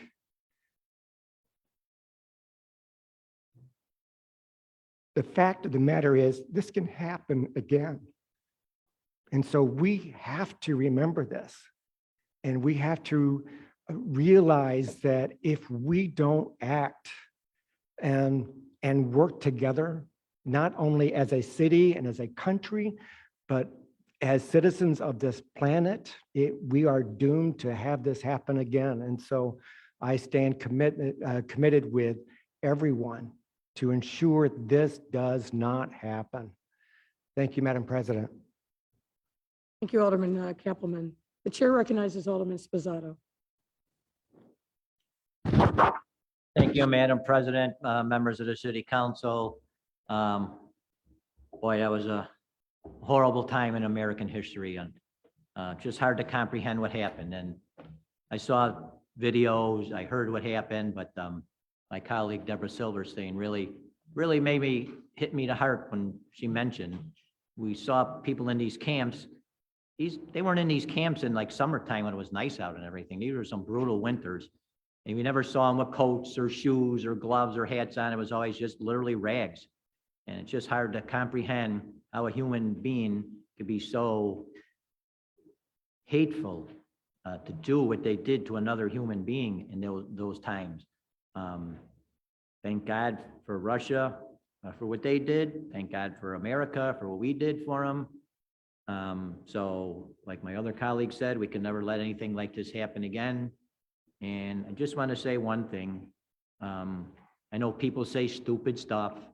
And recently somebody said something really stupid, I thought, and I was talking to Deborah Silverstein about it. And I'm not going to mention his name, but he's a former U.S. Senator, former funny man, thinks he's funny. I don't find him funny at all, but he is coming to Chicago to do some comedy tour. And recently he compared America to Nazi Germany. And to me, I was talking to Deb about that. To me, that's unacceptable. To be talking like that, acting like that. So hopefully nobody goes to see this so-called funny man, but I just want to say I stand with our colleagues on the screen. I stand certainly with my colleagues who very eloquently spelled it out for us. And, you know, we see videos and war movies and everything, but we'll never understand what people went through. And I'll never understand how she lost, I think she said she had 19 great aunts and uncles and only 2 left survived. So with that, I just want to say I stand and support my Jewish friends in the council and also all our Jewish residents in the city of Chicago. So thank you very much, Madam President. Thank you, Alderman Sposato. The chair recognizes Alderman Cicero Lopez. Thank you, Madam Chair. I also like to rise in support of Holocaust Remembrance Day. Our Jewish neighbors, friends, and family are valued members of our society, and we must continue to defend our communities against anti-Semitism everywhere. It is a reminder that fascists cannot be appeased. They must be defeated by all people of goodwill, united by love, to stand against genocide, bigotry, and exploitation. I echo my colleague, Alderwoman Silverstein, and encourage all our colleagues, if they haven't done so, and all people of Chicago to visit the Holocaust Museum just north in Skokie and learn how we can fight for a future without genocide and learn about the reality of what happened in Europe under fascist rule. Thank you, Madam Chair. Thank you, Alderman. The chair recognizes Alderman Vasquez. Thank you, Madam President. And thank you to our colleague, Alderwoman Silverstein, really for putting it so eloquently, but really having the opportunity to share with us not only what it was, but what it felt like. I think thinking about the cold that we have here and how people had to survive through that is something that hits us at a different level because of the day that we're having today. And I wanted to thank all of the folks that are here. I've been fortunate enough that I have members of my own Jewish family that are able to share stories and tell me what they've gone through. And it's an example of what those small seeds of division and hate, when it goes into levels of government, can be truly terrifying. What happens when people look at other people as if they're not human. And I think, sometimes people make comments here, not here, but just in the city and the world about other folks, and it comes off as like a joke or something that's not to be taken seriously. But in those comments are those seeds that then grow. And we've seen what happens with that. And so I couldn't even imagine having to live during those times or through that. But I want to thank each of you that are survivors that are here with us, because you all are the lights that have shone throughout all that darkness and remind us of what the strength of a people are. And as someone who's been a community organizer and looking at how divided we all are, whether it's through race, through sexual preference, through anything, when it comes to us working and organizing to try to lead to a more just society, it has been a lot of our Jewish comrades and siblings that are the fiercest fighters because they've lived through what that means. And so I want to make sure that as we talk through all this, that it never leaves our hearts. And we never forget, not just because that's the statement, but because we have you all here with us that have lived through that to share those stories so that we may all learn and never repeat anything like that again. Thank you so much. Thank you, Alderman Vasquez. The chair recognizes Alderwoman Hatt. Thank you, Madam President. I too rise and to be associated with this resolution. I won't repeat so much of what's been echoed here, but what really struck me were some of our colleagues' comments about the importance of history and remembrance. And I want to thank Mr. Stark for sharing. Thank you for sharing your story with us, knowing that survivors are aging, knowing that the stories of that firsthand experience that you have, we're losing people every day who have these firsthand experiences. And as we live through this time, not just in our country, but in our world, where, as some of my colleagues have mentioned, there are actually people who don't believe the Holocaust happened. There are people who don't believe history. There are people who deny it. And I think it is our responsibility, as we've taken your story here today, Mr. Stark, as we take and hear the stories of our colleagues, of our friends, our family members, to remember, right? And I know we talk about never forgetting, but when I think about remembering, it's an active thing, right? So this is something that we should be holding not just in our memories, but how we're living in council, the decisions that we make, the way that we engage with our colleagues, and the way that we show up to represent our city. These are the things that I'm going to be taking and remembering as we mark this Holocaust Remembrance Day. So thank you for sharing your story, and thank you to my colleague for bringing this forward. Thank you, Alderman Hatt. The chair recognizes Alderman Lopez.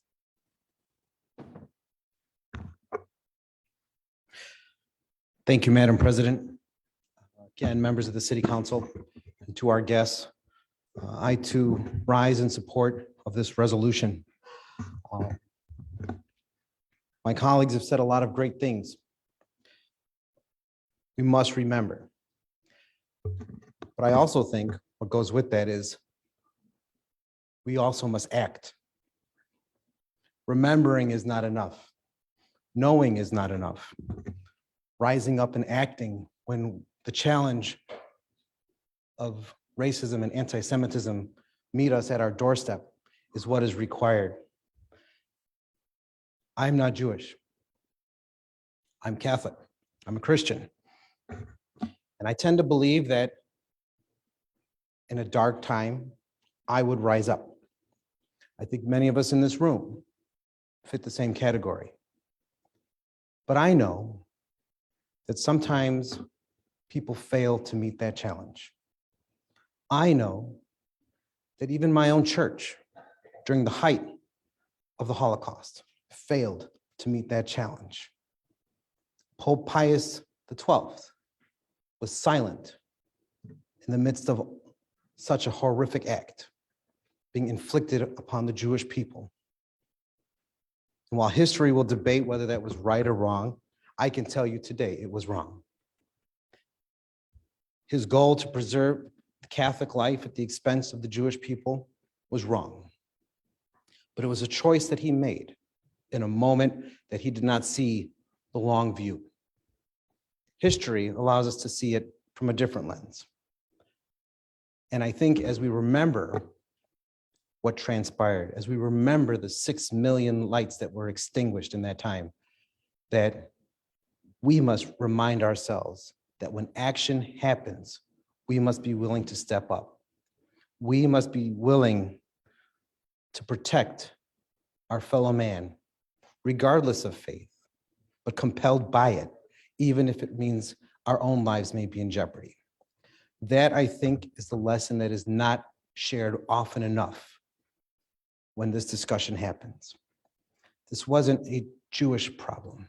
This was a human problem and how it treated its Jewish brothers. At that time, faith turned its back on its brother. We can never allow that to happen again. And as we prepare for Yom HaShoah, excuse me if I said that correctly, we must incorporate that with our own Christian faith for many in this room, the role that we would play when the darkness rears its head again. Thank you, Madam President. Thank you, Alderman Lopez. The chair recognizes Alderman Raboyos. Thank you, Madam President. It's very hard to sit here and listen to what's been said regarding the Holocaust. I want to thank our Jewish friends for speaking on this matter today. In particular, our two colleagues who spoke very eloquently about this issue. Several years ago, my colleague, Telefero, and I went to Auschwitz, and we were never the same when we left that institution. And I will never forget what I saw and who I spoke to. We were also asked to speak to family members in a war-torn Jewish cemetery. And you know, what do you say to these folks? I was there. There was a couple hundred folks there at that cemetery, grandkids talking about their lives, their families' lives. And it's, and as I said earlier, understanding, we don't know, but we understood. And we understand a little more today of what the Jewish people went through. We can never forget this, ladies and gentlemen. This is something that'll live forever with me. I brought a couple of books home that was given to me by Rabbi Michael Schumacher, who spoke excellent English, obviously. But it was an education that we will never forget. Thank you, Madam President. Thank you, Alderman Raboyos. The chair recognizes Alderwoman Darrell. Thank you, Madam President. I too stand to be associated with this resolution. I want to thank my colleague, Alderman Silverstein, for bringing this and for her words, and also to my colleague, Alderman Michelle Smith, for her words. This was a very dark time in our history, the world's history. And I believe that the memory of the Holocaust must be locked into our national consciousness.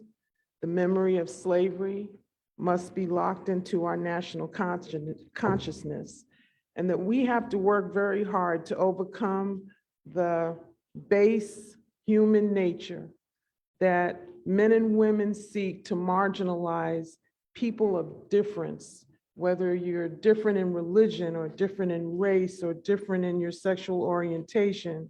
We must find ways to love each other and respect each other and get along with each other. This is a world that we are all here to live in together. And when we see injustice, we have to speak out against injustice. And I think it's very important that we celebrate and acknowledge the Holocaust Memorial Day so that this does not happen again. And I would encourage everyone, if you ever get an opportunity to go to Washington, D.C. and to visit the Holocaust Museum, do so.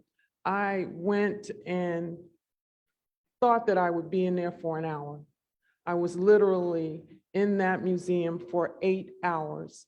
And after you go through the museum, I think it's very important that you sit and listen to the testimonies of all of the survivors and hear their stories of pain and anguish and loss and grief and fear.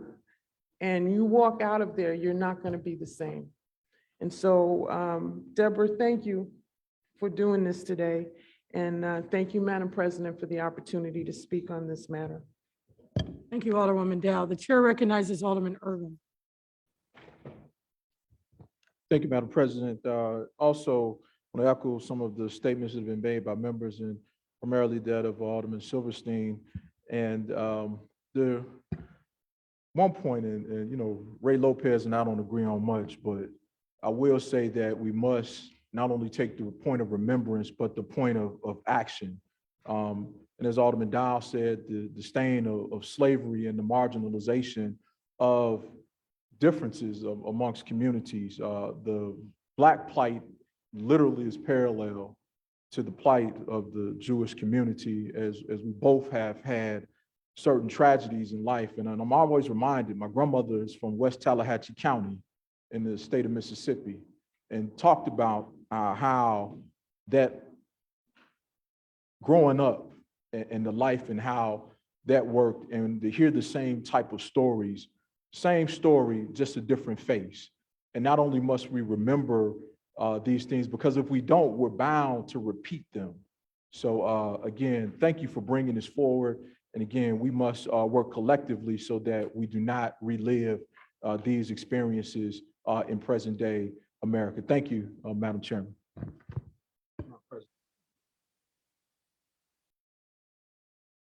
The chair, thank you, Alderman Irvin. The chair recognizes Alderman Wagasback. Thank you, Madam President. I rise in support of this resolution.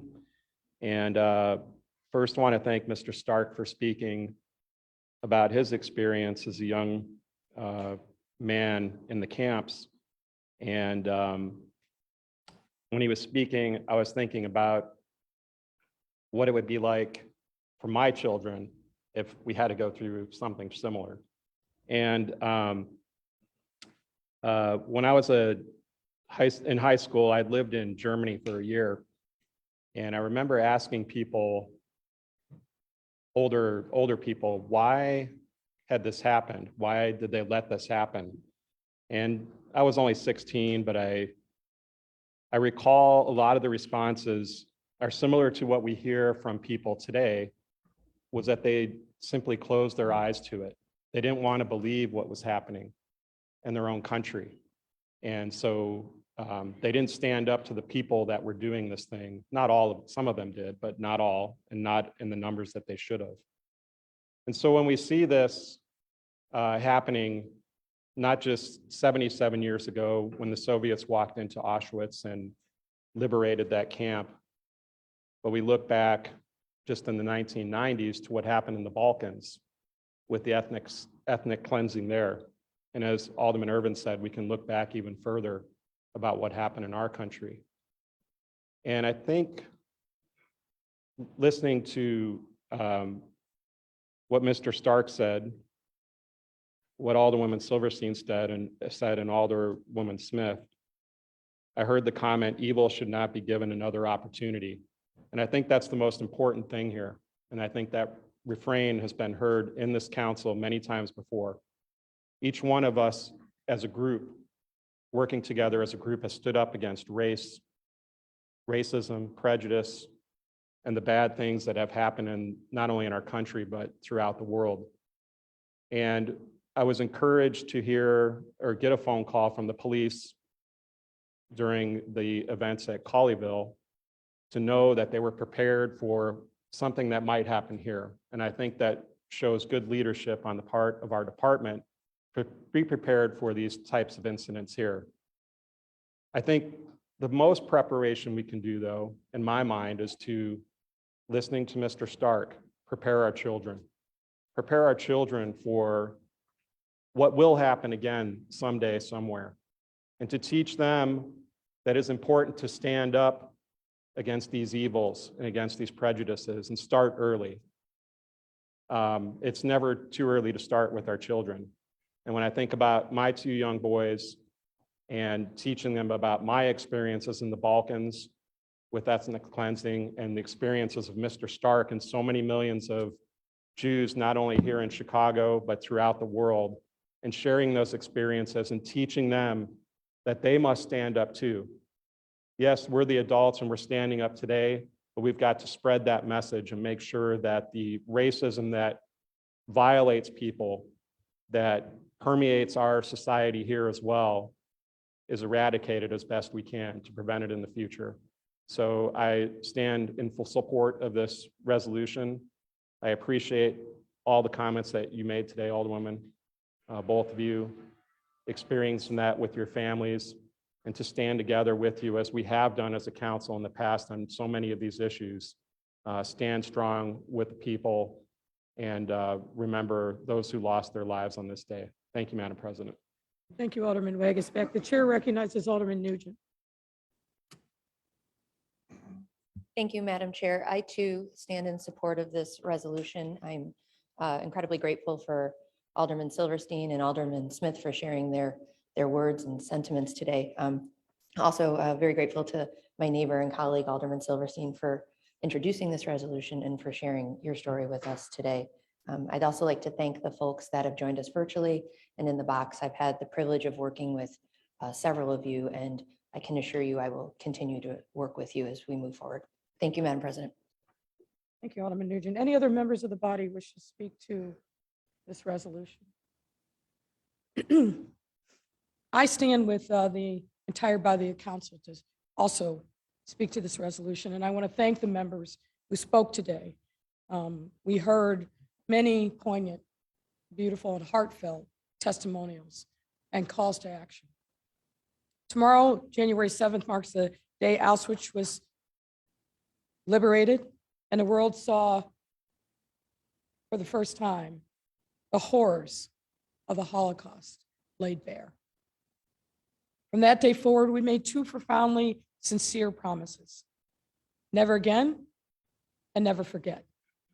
Phrases that urge us to acknowledge and remember all who perished during the Holocaust. Today, we honor the millions of Jewish and other victims who suffered at the hands of the brutal, and ruthless Nazi regime and its enablers, who committed atrocities in the name of hatred and anti-Semitism. Since the liberation of Auschwitz, survivors and supporters have worked to ensure that we truly never forget and continue to fight to make sure that this kind of atrocity never happens again. I want to thank and acknowledge our Jewish friends who are here with us today and also virtually, the rabbis and representatives joining us from the Illinois Holocaust and Genocide Commission, the Illinois Holocaust Museum and Education Center, and the Jewish United Fund, as well as Mr. Stark, who we are beyond grateful for taking the time to share his thoughts and remembrances and experiences as a survivor. And I commend to all of you his book, entitled A Boy Named 68818. We are fortunate to have these leaders working both in the city and the surrounding area to ensure that we all continue to bear witness to what unabated hate leads to. I want to thank you all personally for everything that you do. I'd also want to take this opportunity to thank Alderwoman Silverstein. She's a quiet but mighty force in this council, and for always being a champion and an advocate for the Jewish community here in her ward, but also across our city. Thank you, Alderwoman Silverstein. I want to encourage residents and visitors alike to pause and reflect on International Holocaust Memorial Day. We have placed a display in the lobby of City Hall, and there you can access a QR code, which will provide you with information about a new exhibit at the Illinois Holocaust Museum and Education Center, and I really encourage you all to take advantage of this opportunity. This new virtual reality exhibit features Holocaust survivors' profiles, as well as their firsthand accounts of what life was like as they survived the camps. I highly encourage us to take time to stop by the display. In the meantime, I urge all of us to remember January 7th as this important anniversary of one of the darkest times in humanity. But I also want to recognize that anti-Semitism is unfortunately still alive in our community. I also want you to reflect that when members of the Jewish community go into temple to humble themselves to receive a blessing from God, they, unlike most of us, have to worry if the person walking down the aisle or the person sitting next to them is a friend or foe. That is the reality of our Jewish community every single day. I also agree with Alderman Smith that we must raise our voices when anyone tries to invoke the Holocaust or symbols of anti-Semitism in any way that trivializes this horrific period in humanity. If we stand silent in the face of such ignorance or hatred, make no mistake, ladies and gentlemen, we are too complicit. So we must use our voices to take action and do everything we can to stamp out anti-Semitism and the hatred underneath it. Because, ladies and gentlemen, as a woman of color, as a lesbian, if they're coming for our Jewish brothers and sisters, they're coming for me. To our Jewish brothers and sisters and our allies, we stand united with you now and forever. We must recognize this as an opportunity to acknowledge our own responsibility in taking a stand against all forms of hate in our city. Thank you. Alderman Silverstein asked us to pause in a moment of reflection. Let's do so at this moment. Please rise.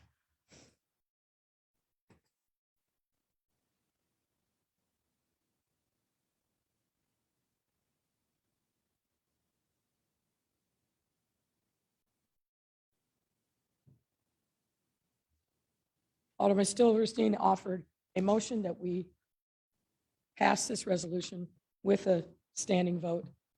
I think you see the ladies and gentlemen of this council, all those who are able, standing to support this resolution and speak with a very clear voice that we will not tolerate hate in our city, in our time.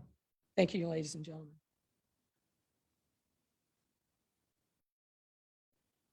Alderman Mitchell, can I get a motion to for passage of the resolutions?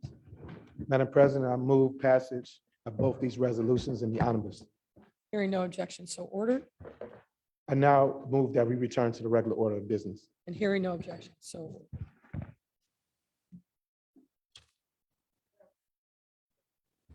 Madam Austin. Ma'am, thank you for last month's city council.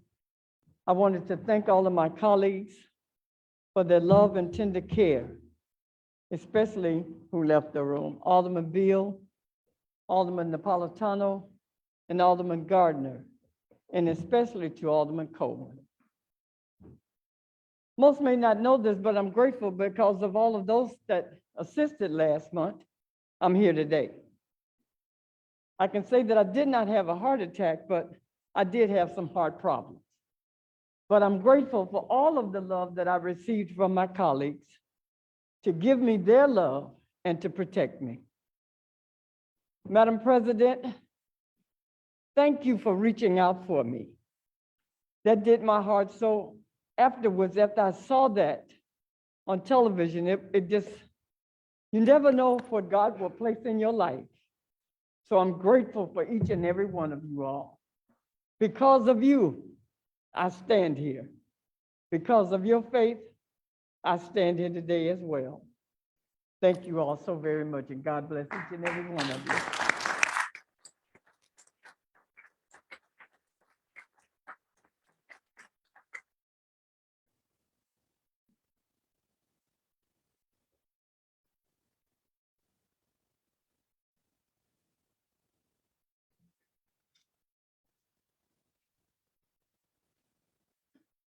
Next up on the agenda, ladies and gentlemen, is communications. Madam Clerk. Communications from our honor, the mayor, the honorable, the city council of the city of Chicago. Ladies and gentlemen, the request of the Commissioner of Housing, I transmit here with an ordinance authorizing the issuance of up to 20 million in tax exempt housing revenue bonds for the Auburn Gresham Apartments development. Your favorable consideration of this ordinance be appreciated. Very truly yours, Lori Lightfoot, Mayor. Referred to the Committee on Finance. Ladies and gentlemen, the Commissioner of Housing, I transmit here with an ordinance authorizing the issuance of financial assistance of Covenant Apartments LLC.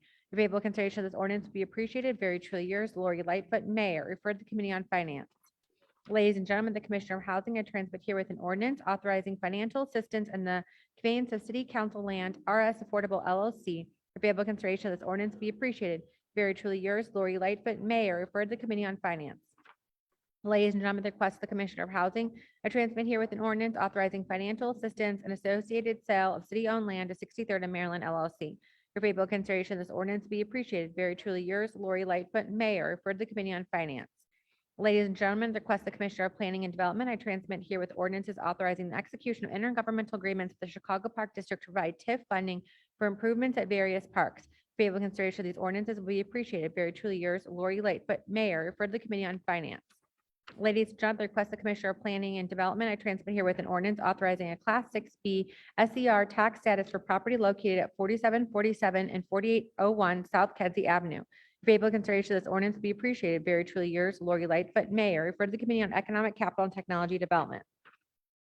Ladies and gentlemen, I transmit here the resolution to affirm the city's support for the independence, sovereignty, and territorial integrity of Ukraine. Your favorable consideration of this resolution will be very much appreciated. Very truly yours, Lori Lightfoot, Mayor. Referred to the Committee on Health and Human Relations. Ladies and gentlemen, the Commissioner of Housing, I transmit here with an ordinance authorizing to transfer 17 lots from Revere Community Housing Development to Habitat for Humanity Chicago for affordable housing development. Favorable consideration of this ordinance be appreciated. Very truly yours, Lori Lightfoot, Mayor. Referred to the Committee on Housing and Real Estate. Ladies and gentlemen, at the request of the Commissioner of Planning and Development, I transmit here with ordinances authorizing the acquisition of property. Favorable consideration of these ordinances will be appreciated. Very truly yours, Lori Lightfoot, Mayor. For the Committee on Housing and Real Estate. Ladies and gentlemen, at the request of the Commissioner of Planning and Development, I transmit here with ordinances authorizing the sale of city-owned property. Favorable consideration of these ordinances will be appreciated. Very truly yours, Lori Lightfoot, Mayor. For the Committee on Housing and Real Estate. Ladies and gentlemen, the Commissioner of Business Affairs and Consumer Protection, Commissioner of Cultural Affairs and Special Events, I transmit here with, together with Alderman Riley, an ordinance amending the municipal code to add 2 new outdoor cafes with liquor license at Millennium Park. Favorable consideration of these ordinances will be appreciated. Very truly yours, Lori Lightfoot, Mayor. For the Committee on License and Consumer Protection. Ladies and gentlemen, the request of Commissioner of Cultural Affairs and Special Events, I transmit here with an ordinance amending Section 10-8-335 Municipal Code regarding the permitting of outdoor special events. Favorable consideration of this ordinance be appreciated. Very truly yours, Lori Lightfoot, Mayor. For the Committee on Special Events, Cultural Affairs, and Recreation. Ladies and gentlemen, the request of the Commissioner of Cultural Affairs and Special Events, I transmit here with a 2022 DCASE Annual Program and Events Ordinance. Your favorable consideration of this ordinance be appreciated. Very truly yours, Lori Lightfoot, Mayor. For the Committee on Special Events, Cultural Affairs, and Recreation. Ladies and gentlemen, I have appointed Andrea Telly as the Commissioner of the Chicago Park District for a term effective immediately and expiring April 25th, 2023 to complete the unexpired term of Avis Lavelle, who has resigned. Favorable consideration of this appointment will be appreciated. Very truly yours, Lori Lightfoot, Mayor, for the Committee on Special Events, Cultural Affairs, and Recreation. Ladies and gentlemen, I transmit here with appointments at various special service areas. Favorable consideration of these appointments will be appreciated. Very truly yours, Lori Lightfoot, Mayor, refer to the Committee on Economic Capital and Technology Development. Ladies and gentlemen, I transmit here appointments to Chicago Emergency Telephone System Board. Favorable consideration of these appointments be appreciated. Very truly yours, Lori Lightfoot, Mayor, refer to the Committee on Public Safety. I, City Clerk Anna Valencia, hereby inform the City Council that the following documents were filed by my office relating to the respective subjects designated as follows. Mayoral Executive Order Number 2021-4 declaring operational emergency due to global supply chain crisis and authorizing Chief Procurement Officer to negotiate, execute, and modify existing contracts up to $1 million. General certification of City of Chicago regarding RBC Capital Markets LLC, Royal Bank of Canada line of credit agreement and note in amount not to exceed $250 million. Determination certification of City of Chicago regarding revolving line of credit agreement with RBC Capital Markets LLC and Royal Bank of Canada as note dated December 29, 2021, aggregate outstanding amount not to exceed $250 million. General certificate of City of Chicago regards Wells Fargo Bank National Association line of credit agreement and note amount not to exceed $250 million. Determination certificate City of Chicago regarding Wells Fargo Bank National Association as to note of December 29, 2021, an aggregate outstanding amount not to exceed $250 million. Notification of sales, City of Chicago, sales tax, bonds, securities, 2021 and 2021B, and Office Inspector General's 2022 outlook on Chicago Police Department oversight and accountability. And Office Inspector General's quarterly report for period ended December 31st, 2021.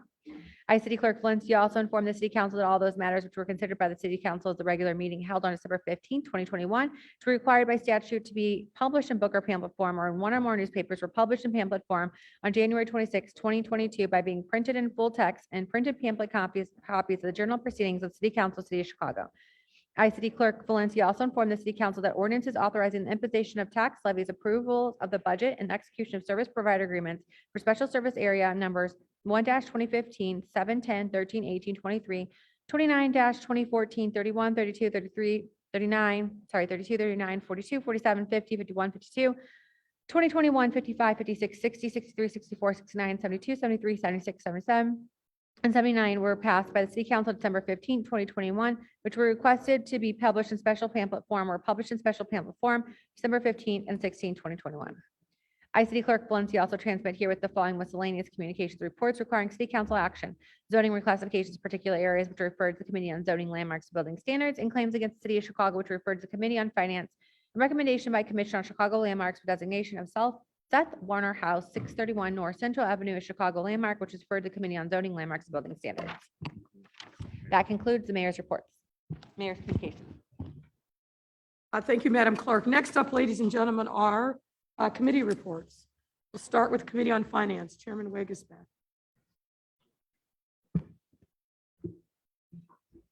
Thank you, Madam President. Reporting for the City Council's Committee on Finance, which met on January 24th, 2022. Item number 1 is a communication recommending the approval of the designation of the 2022 municipal depositories for the City of Chicago. The item received favorable approval by the committee, and unless someone wishes to speak on the matter, I move to concur with the recommendation of the committee by a roll call vote. Madam Clerk, please call the roll.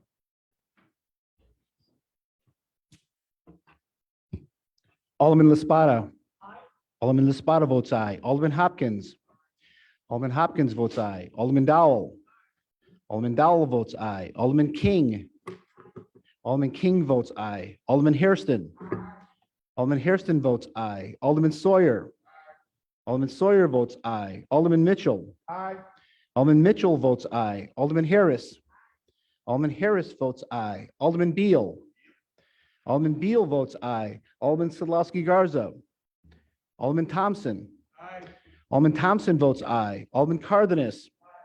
Alderman Cardenas votes aye. Alderman Quinn. Alderman Quinn votes aye. Alderman Burke. Alderman Burke votes aye. Alderman Lopez.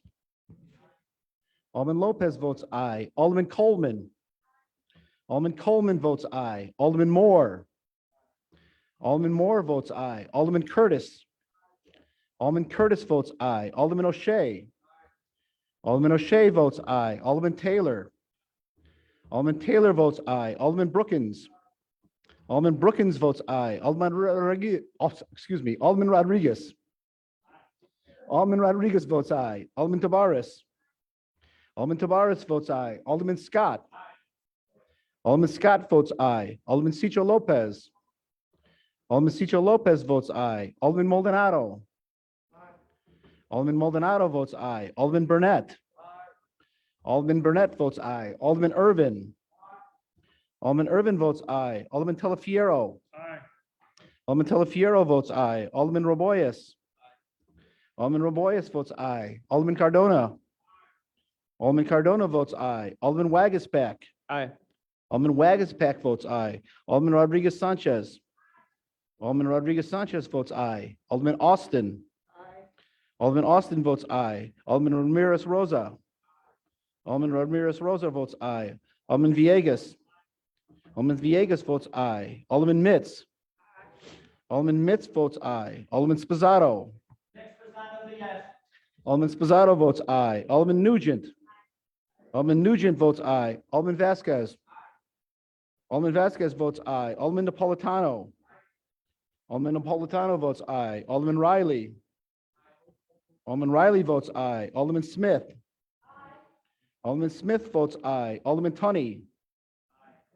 Alderman Tunney votes aye. Alderman Gardner. Alderman Gardner votes aye. Alderman Kappelman. Alderman Kappelman votes aye. Alderman Martin. Alderman Martin votes aye. Alderman Osterman.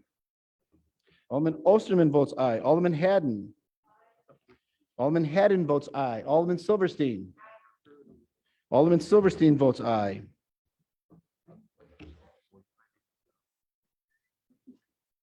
The ayes are 49, the nays are 0.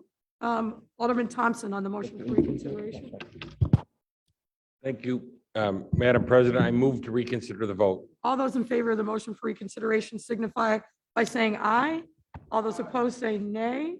No. The motion for reconsideration fails. Thank you. Chairman Wagisback. Thank you, Madam President. Item number 2 is a communication recommending a proposed ordinance concerning the authority to issue multifamily revenue bonds or debt instruments to B.J. Wright Preservation LP and B.J. Wright GP LLC for the Barbara Wright Court project acquisition and renovation of various residential buildings between Maxwell Street, Morgan Street, 14th Place, Racine Avenue, and Blue Island Avenue in the 25th Ward. The item received favorable approval by the committee. If no one wishes to speak on the matter, I move passage by the first most favorable roll call vote of the Committee on Finance report and the corresponding unsuccessful motion to reconsider. Hearing no objection, so ordered. Item number 3 is a communication recommending a proposed ordinance concerning the authority to establish the City of Chicago Single-Family Mortgage Credit Certificate Program, Series 2022, and associated City of Chicago Single-Family Mortgage Credit Certificates, Series 2022. The item received favorable approval by the committee, and if no one wishes to speak on the matter, I move passage by the first most favorable roll call vote of the Committee on Finance report and the corresponding unsuccessful motion to reconsider. Hearing no objection, so ordered. Item number 4 is a communication recommending a proposed ordinance concerning the authority to amend municipal code sections 2-8-065, 14A-3-313, 14A-3-313.1, and 14A-3-313.6 regarding waiver of city debt for distressed residential and mixed-use properties enrolled in community revitalization and reoccupancy programs. This item received favorable approval by the committee, and unless someone wishes to speak on the matter, I move passage by the first most favorable roll call vote of the Committee on Finance report and the corresponding unsuccessful motion to reconsider. Hearing no objection, so ordered. Item 5 is a communication recommending a proposed amended ordinance concerning the authority to enter into and execute an intergovernmental agreement with the Chicago Board of Education to provide tax increment financing or TIF funds in the amount of $329,800 for upgrade, repair, and recertification of obsolete building, environmental, and mechanical systems at Eric Solorio Academy High School, Located at 5400 South St. Louis, also known as 3500 West Norman R. Bobbins Place in the 14th Ward. This ordinance was amended to accurately describe the street address.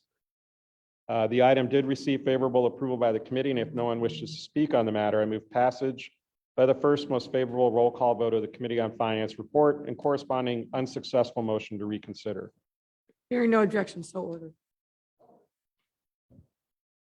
Item number 6 is a communication recommending a proposed ordinance concerning the authority to enter into and execute an intergovernmental agreement with the Chicago Board of Education to provide tax increment financing funds in the amount of $3.8 million for replacement of mechanical systems at Irma C. Ruiz Elementary School, located at 2410 South Levitt Street in the 25th Ward. This item received favorable approval by the committee, and if no one wishes to speak on the matter, I move passage by the first most favorable roll call vote of the Committee on Finance report and corresponding unsuccessful motion to reconsider. Hearing no objection, so ordered. Item 7 is a communication recommending a proposed ordinance concerning the authority to enter into and execute an intergovernmental agreement with the Chicago Board of Education to provide tax increment financing funds in the amount of $4.25 million for the full roof replacement of the main annex building at Spencer Elementary Technology Academy, located at 214 North Laverne Avenue in the 28th Ward. This item received favorable approval by the committee. If no one wishes to speak on the matter, I move passage by the first most favorable roll call vote of the Committee on Finance report and corresponding unsuccessful motion to reconsider. Hearing no objection, so ordered. Item number 8 is regarding monthly settlements through the Law Department and will be placed on file with the clerk. Items 9 and 10 consist of authorizations for the payment of various small claims against the city and denial of payment of various small claims against the city. If there's no objection, I ask that these items be placed on the omnibus. Hearing no objection, so ordered. Item 11 is an order authorizing 2 tag day permits for Mercy Home for Boys and Girls and for the American Civil Liberties Union. If there's no objection, I ask that these items be placed on the omnibus. Hearing no objection, so ordered. And item 12, A through D is 4 proposed orders authorizing Corporation Counsel to execute settlement agreements or settlements in the case of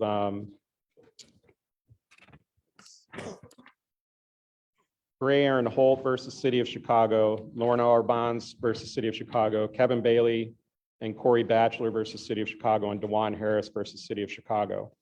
Item 12A was approved by the committee by a roll call vote. If no one wishes to speak on the matter, I move passage by a roll call vote. Madam Clerk, please call the roll.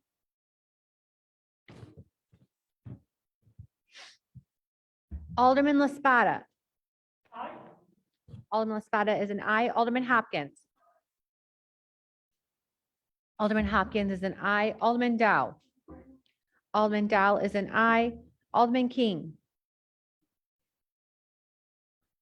Alderman King is an aye. Alderman Hairston. Alderman Hairston is an aye. Alderman Sawyer.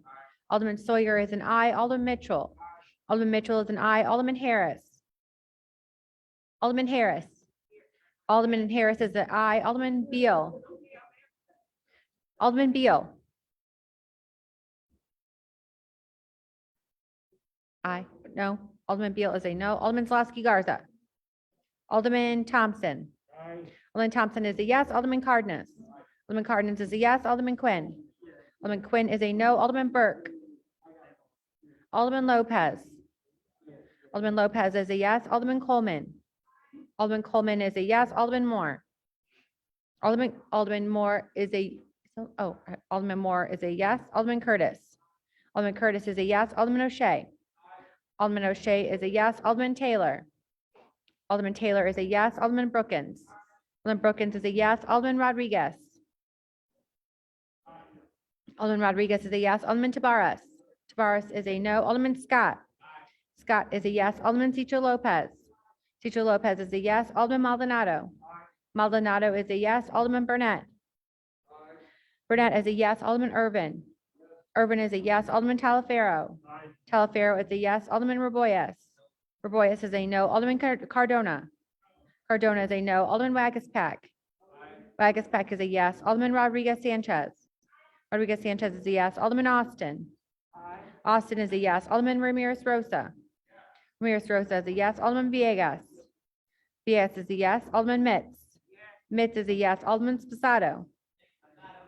Spasado is a yes. Alderman Nugent. Nugent is a yes. Alderman Vasquez.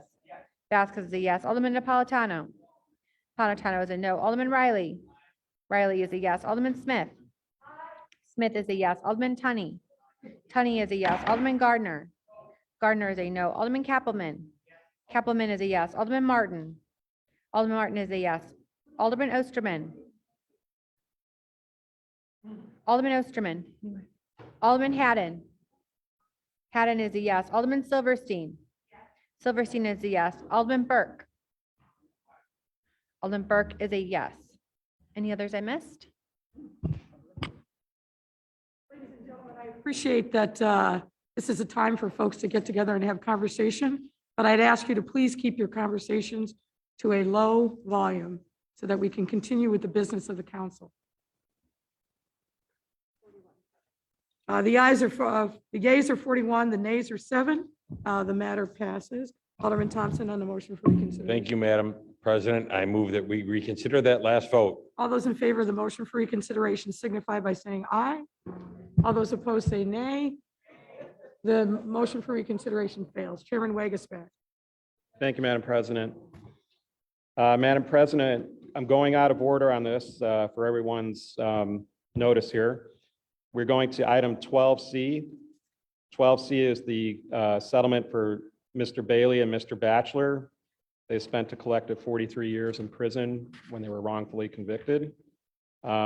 This item was approved by a committee by roll call vote. And if no one wishes to speak on the matter, I move passage by a roll call vote in the council. Madam Clerk. Again. Alderman LaSpada. LaSpada is a yes. Alderman Hopkins. Hopkins is a yes. Alderman Dow. Dow is a yes. Alderman King. King is a yes. Alderman Hairston. Hairston is a yes. Alderman Sawyer. Sawyer is a yes. Alderman Mitchell. Mitchell is a yes. Alderman Harris. Harris is a yes. Alderman Beal. Beal is a yes. Alderman Zlosky Garza. Alderman Thompson. Thompson is a yes. Alderman Cardenas. Cardenas is a yes. Alderman Quinn. Quinn is a yes. Alderman Burke. Burke is a yes. Alderman Lopez. Lopez is a yes. Alderman Coleman. Coleman is a yes. Alderman Moore. Moore is a yes. Alderman Curtis. Curtis is a yes. Alderman O'Shea. O'Shea is a yes. Alderman Taylor. Taylor is a yes. Alderman Brookins. Brookins is a yes. Alderman Rodriguez. Rodriguez is a yes. Alderman Tabarez. Tabarez is a yes. Alderman Scott. Scott is a yes. Alderman Cicho Lopez. Cicho Lopez is a yes. Alderman Maldonado. Maldonado is a yes. Alderman Burnett. Burnett is a yes. Alderman Irvin. Irvin is a yes. Alderman Talaferro. Talaferro is a yes. Alderman Raboyes. Raboyes is a yes. Alderman Cardona. Cardona is a yes. Alderman Wagaspack. Alderman Wagaspack. Wagaspack is a yes. Alderman Rodriguez Sanchez. Rodriguez Sanchez is a yes. Alderman Austin. Austin is a yes. Alderman Ramirez Rosa. Ramirez Rosa is a yes. Alderman Villegas. Villegas is a yes. Alderman Mitz. Mitz is a yes. Alderman Spasado. Spasado is a yes. Alderman Nugent. Nugent is a yes. Alderman Vasquez. Vasquez is a yes. Alderman Napolitano. Napolitano is a yes. Alderman Riley. Riley is a yes. Alderman Smith. Smith is a yes. Alderman Tunney. Tunney is a yes. Alderman Gardner. Gardner is a yes. Alderman Kappelman. Kappelman is a yes. Alderman Martin. Martin is a yes. Alderman Osterman. Osterman is a yes. Alderman Haddon. Haddon is a yes. Alderman Silverstein. Silverstein is a yes.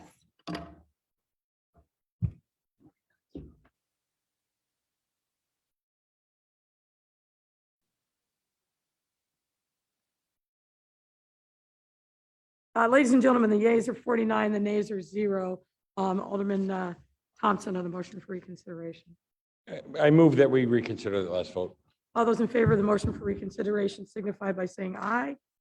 All opposed say nay. The motion for reconsideration fails. Chairman Wagasback. Thank you, Madam President. Madam President, Item 12D on the agenda, this is DeJuan Harris versus City of Chicago in the amount of $425,000. Was approved by the committee by a roll call vote. If no one wishes to speak on the matter, I move passage by roll call vote.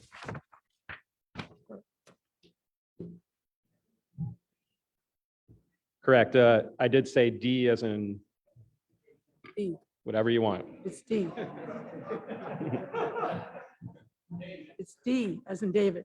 D as in David. Okay. Madam Clerk. I don't want to offend anyone. All right, let's do it again. Alderman Laspada. Laspada is a yes. Alderman Hopkins. Hopkins is a yes. Alderman Dow. Dow is a no. Alderman King. King is a yes. Alderman Hairston. Hairston is a yes. Alderman Sawyer. Sawyer is a yes. Alderman Mitchell. Mitchell is a yes. Alderman Harris. Harris is a yes. Alderman Beal. Beal is a yes. Alderman Thompson. No. Thompson is a no. Alderman Cardenas. Cardenas is a no. Alderman Quinn. Quinn is a no. Alderman Burke. Burke is a nay. No. Burke is a no. Alderman Lopez.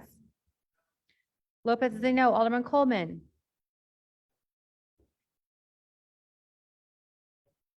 Alderman Coleman. Alderman Coleman is a yes. Alderman Moore. Moore is a no. Alderman Curtis. Curtis is a no. Alderman O'Shea. O'Shea is a no. Alderman Taylor. Taylor is a yes. Alderman Brookins. Brookins is a yes. Alderman Rodriguez. Rodriguez is a yes. Alderman Tabarras. Tabarras is a no. Alderman Scott. Scott is a yes. Alderman Cito Lopez. Cito Lopez is a yes. Alderman Maldonado. Maldonado is a yes. Alderman Burnett. Burnett is a yes. Alderman Irvin.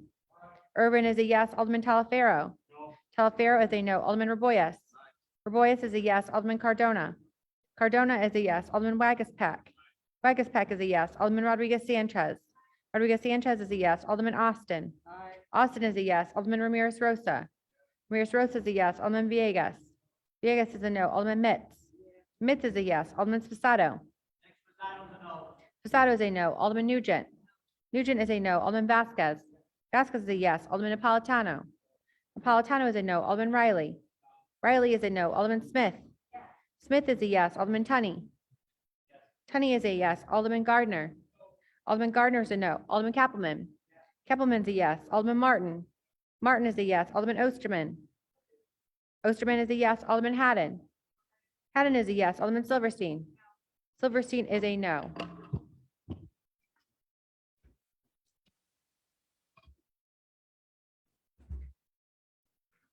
The yeas are 31, the 18s are nay, nays are 18. The matter passes.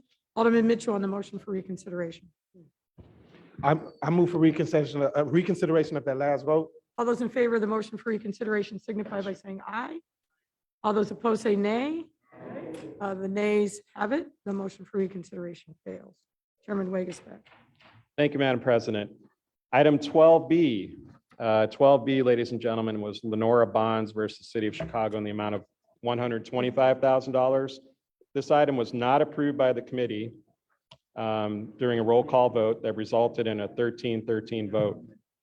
Under Rule 44 of our Rules of Order, no full council action is needed, and a recommendation of do not pass is automatically accepted. Madam President, this concludes the report of the Committee on Finance.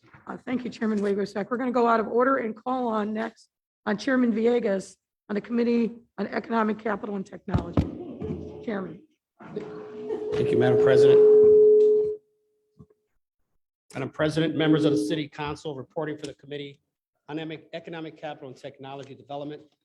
On Wednesday, January 19th, 2022, the committee held a virtual meeting and recommends passage of the following items. Items 1 through 9 are various special service area appointments and reappointments collectively voted for the following special service areas. Reappointment of Robert B. Smith to SSA number 8, Lakeview East Commission located in 44th and 46th wards. Reappointment of Frank J. Caputo to SSA number 16, Greek Town Commission located in 25th, 27th, and 42nd wards. Reappointment of A. Thomas Paspalas to SSA number 16, Greek Town Commission located in 25th, 27th, 42nd wards. Reappointment of Jeanne Selyature to SSA number 17, Central Lakeview Commission located in the 44th and 46th wards. Appointment of Renee N. Labrana to SSA number 19 Howard Street Commission, located in the 49th ward. Appointment of Anthony Beach to SSA number 61 Hyde Park Commission, located in the 4th and 5th wards. Appointment of Shaka H. Mitchell to SSA number 61 Hyde Park Commission, located in the 4th and 5th wards. Appointment of Richard Tenenbaum to SSA number 75 Oak Street Commission, located in the 42nd ward. Appointment of Duke Miglin to SSA number 75 Oak Street Commission, located in the 42nd ward. I move for passage of these items by the first favorable roll call vote of the Committee on Finance and the associated unsuccessful motion to reconsider. Chairman, Madam Chair, item 10 is an ordinance in support of a Class C tax status renewal for property located at 4535 West Armitage Avenue, introduced by Mayor Lightfoot at the December 15th, 2021 City Council meeting. I move for passage of this item by the same motion. Hearing no objection, so ordered. Item 11 is a resolution calling on the City of Chicago to expedite the goal of an all-electric fleet to the new date of 2035 that I introduced during the September 14th, 2021 City Council meeting. After careful consideration and research, I decided instead to hold a subject matter hearing to provide an opportunity for committee members to better understand why fleet electrification is necessary and learn from national leaders in the fleet electrification space. The committee members received the substitute resolution prior to the meeting calling for the subject matter hearing, which was then followed by passage of such resolution. I want to thank the committee and council members who attended, everyone who participated and contributed to the hearing's huge success, especially our guest speakers, Iyana Simba at the Illinois Environmental Council, Dr. Elizabeth Koch, Director of Partnerships and Strategy of the UIC Energy Initiative and the University of Illinois at Chicago, Brian Brzezinski, Director of Environmental Health Programs at Respiratory Health Association, Keith Kerman, Deputy Commissioner at the Department of Citywide Administrative Services for the and New York City's first Chief Fleet Officer, Rebecca Kiernan, Principal Resilience Planner for the City of Pittsburgh Sustainability and Resilience Division at the Department of City Planning, Mike Menyard, President America and Chief Strategy Officer at C Electric, John Wozniak, Chief Financial Officer at Arrival. I move for passage of this item by the same motion. Hearing no objection, so ordered. Thank you, Madam President. That concludes my report. Thank you, Mr. Chairman. Next up, the Committee on Budget and Government Operations. Chairman Dow. Thank you, Madam President and members of the City Council. Reporting for your Committee on the Budget and Government Operations, which held a meeting on January 19, 2022, and reconvened on January 25th. The committee recommends passage of the following items. Number one, an ordinance concerning an amendment to the annual appropriation ordinance year 2021 regarding CTA real property transfer tax fund increase. I move passage of this item by the first favorable roll call vote of the Committee on Finance and associated unsuccessful motion to reconsider, with the exception of Alderman Ray Lopez voting no on this item. So noted the no vote. Hearing no other objections, so ordered. Item number two, an ordinance introduced by Alderman Michelle Harris, 8th Ward, approving the transfer of funds within the City Council Committee on Rules for the year 2021. I move passage of this item by the same motion if there is no objection. This concludes my report, Madam President. Thank you. Thank you, Chairman Dow. Next up, the Committee on Health and Human Relations. Chairman Sawyer. Madam President, members of the City Council, reporting on your Committee on Health and Human Relations, which held a remote meeting on January 20th, 2022. The committee recommends passage of the following items. The first is approval of 14 appointments or reappointments as members of the Chicago Commission on Human Relations, and they are as follows: Jaime E. Brown, Edward Peacher, Daniel R. Hernandez, Darlene G. Ataya, Myrna T. Holton, Marta Serta, Ray B. Gonzalez, Thomas Choi, Ahmad R. Jatan, Ray J. Koenig III, Daniel G. Goldwyn, Margaret A. Kalugian, Michael D. Takada, Kimberly L. Waller. I move passage of these 14 appointments by the first most favorable roll call vote of the Committee on Finance and associated unsuccessful motion to reconsider. Hearing no objection, so ordered. The next item, 15-02021-5726, is the amendment of Municipal Code Chapter 7-38 by adding new Section 7-38-060, regulating which default beverage types restaurants may include with children's meals unless otherwise requested. I move passage of this item by the first most favorable roll call vote of the Committee on Finance and associated unsuccessful motion to reconsider. Hearing no objection, so ordered. The last three items, 16, 17, and 18, are re-referrals to other committees. R2021-1305, call for assessment of city holdings, sale of existing investments in weapon manufacturers, and adoption of socially responsible investment policy prohibiting future investments in weapons-producing companies. Chief Sponsor, Alderman Ramirez Rosa, re-referral to the Committee on Finance.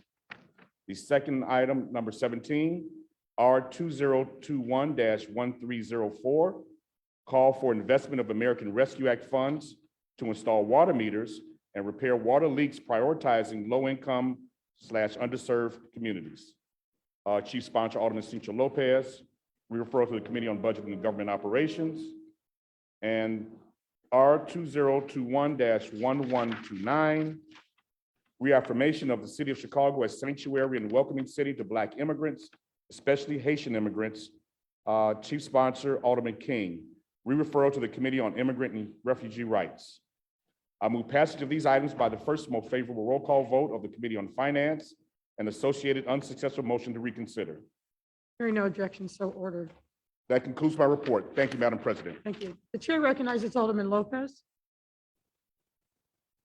Thank you, Madam President. In accordance with our rules, I wish to be recorded as abstaining from item 10, the reappointment of Ray Koning, as we are party to litigation together.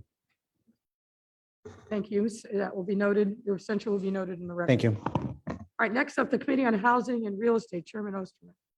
Thank you, Madam President, members of the City Council. Reporting for your Committee on Housing and Real Estate, which held a remote meeting on January 18th, 2022.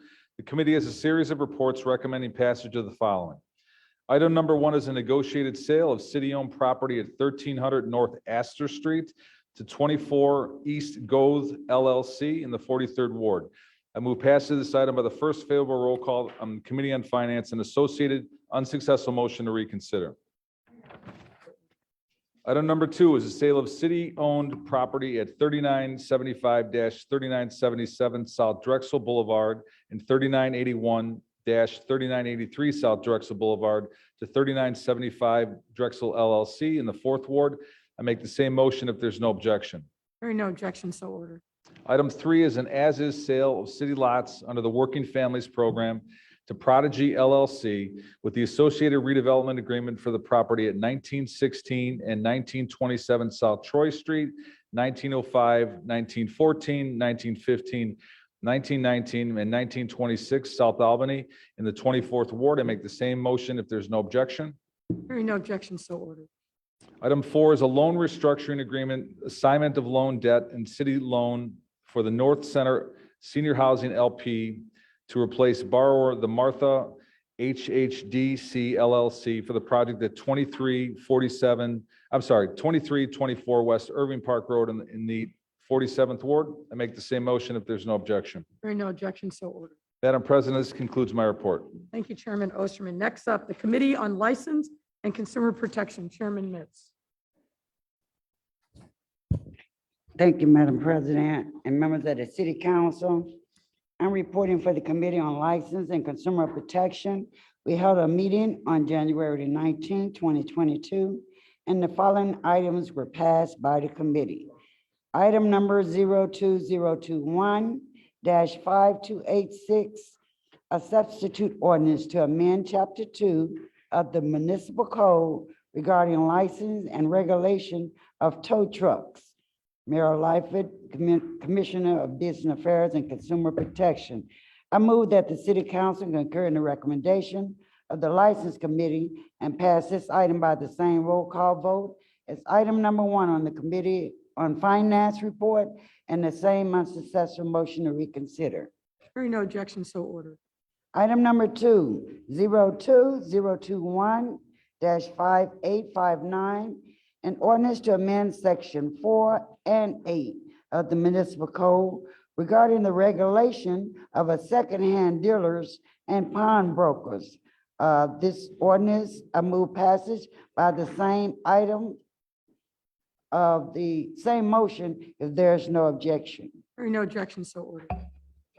Item number 3, 02021-3106, a substitute ordinance to amend section 9 of the municipal code prohibiting pedicabs from using device to create or amplify sound during specific hours. Alderman Riley and Alderman Hopkins, I move passage of this item by the same motion if there's no objection. Hearing no objection, so ordered. We have 5 ordinances regarding moratoriums in the 16th, 26th, 29th, and 38th Ward. I move passage of these items by the same motion if there's no objection. Hearing no objection, so ordered. That will conclude my report on the Committee on License and Consumer Protection. Thank you. Thank you, Madam Chairman. Next up, the Committee on Pedestrian and Traffic Safety, Chairman Burnett. Thank you, Madam President.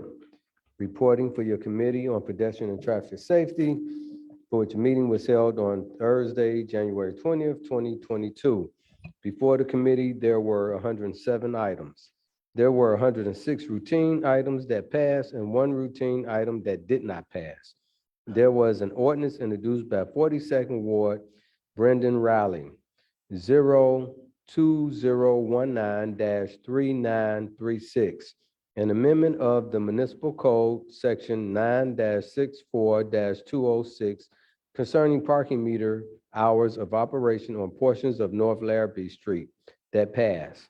I move passage of these items in omnibus. That concludes my report. Thank you. Hearing no objection, so ordered. Next up, the Committee on Special Events, Chairman Spizzato. Thank you, Madam President, members of the City Council. Before I give my report, I too would like to thank my colleagues and you, Mayor, also for well wishes. I was pretty sick for about 3 weeks there, so too sick to respond to most people. But thank you, everyone, for the calls, the texts, and the prayers. So with that, reporting for your Committee on Special Events, Cultural Affairs, and Recreation, also known as the Happy Committee, for which a virtual meeting was held on January 12, 2022. The committee recommends passage of the following item.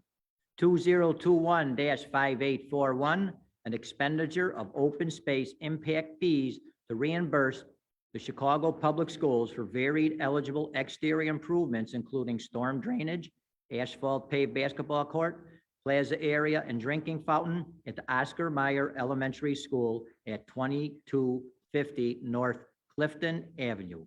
I move passage of this item by the first favorable roll call vote of the Committee on Finance and associated unsuccessful motion to reconsider. Hearing no objection, so ordered. Thank you, Madam President. This concludes my report. Thank you, Mr. Chairman. Next up, the Committee on Transportation and Public Way, Chairman Brookins. Thank you, Madam President. Reporting for your Committee on Transportation and Public Way, a meeting which was held on January 20th, 2022. The following ordinances were passed by a majority of the members present. Pages 2 through 31 include 357 ordinances for grants of privileges introduced by the local aldermen from wards 1, 2, 4, 5, 9, 12 through 14, 17, 19, 22, 24, 25, 27, 28, 30, 32, 33, 35, 38 through 40, 42 through 45, 47 through 50. On page 32 includes 10 ordinances for canopies introduced by the local aldermen from wards 2, 4, 25, 27, 32, 42, 43, and 47. Page 33 and 34 include 12 ordinances for miscellaneous items introduced by the local aldermen from wards 3, 13, 22, 25, 27, 30, 31, 35, 36, and 39. on page 35 includes two ordinances for subdivisions introduced by the local alderman from wards 12 and 40. If there are no further objections, I move passage of these items by the last most favorable roll call vote on the Committee on Finance and the associated unsuccessful motion to reconsider. Hearing no objection, so ordered. Thank you, Madam President. That concludes my report. Thank you, Mr. Chairman. Next up, the Committee on Workforce Development. Vice Chair Irvin. Thank you, Madam President. Report for the Committee on Workforce Development was held a virtual meeting on January 24th, 2022.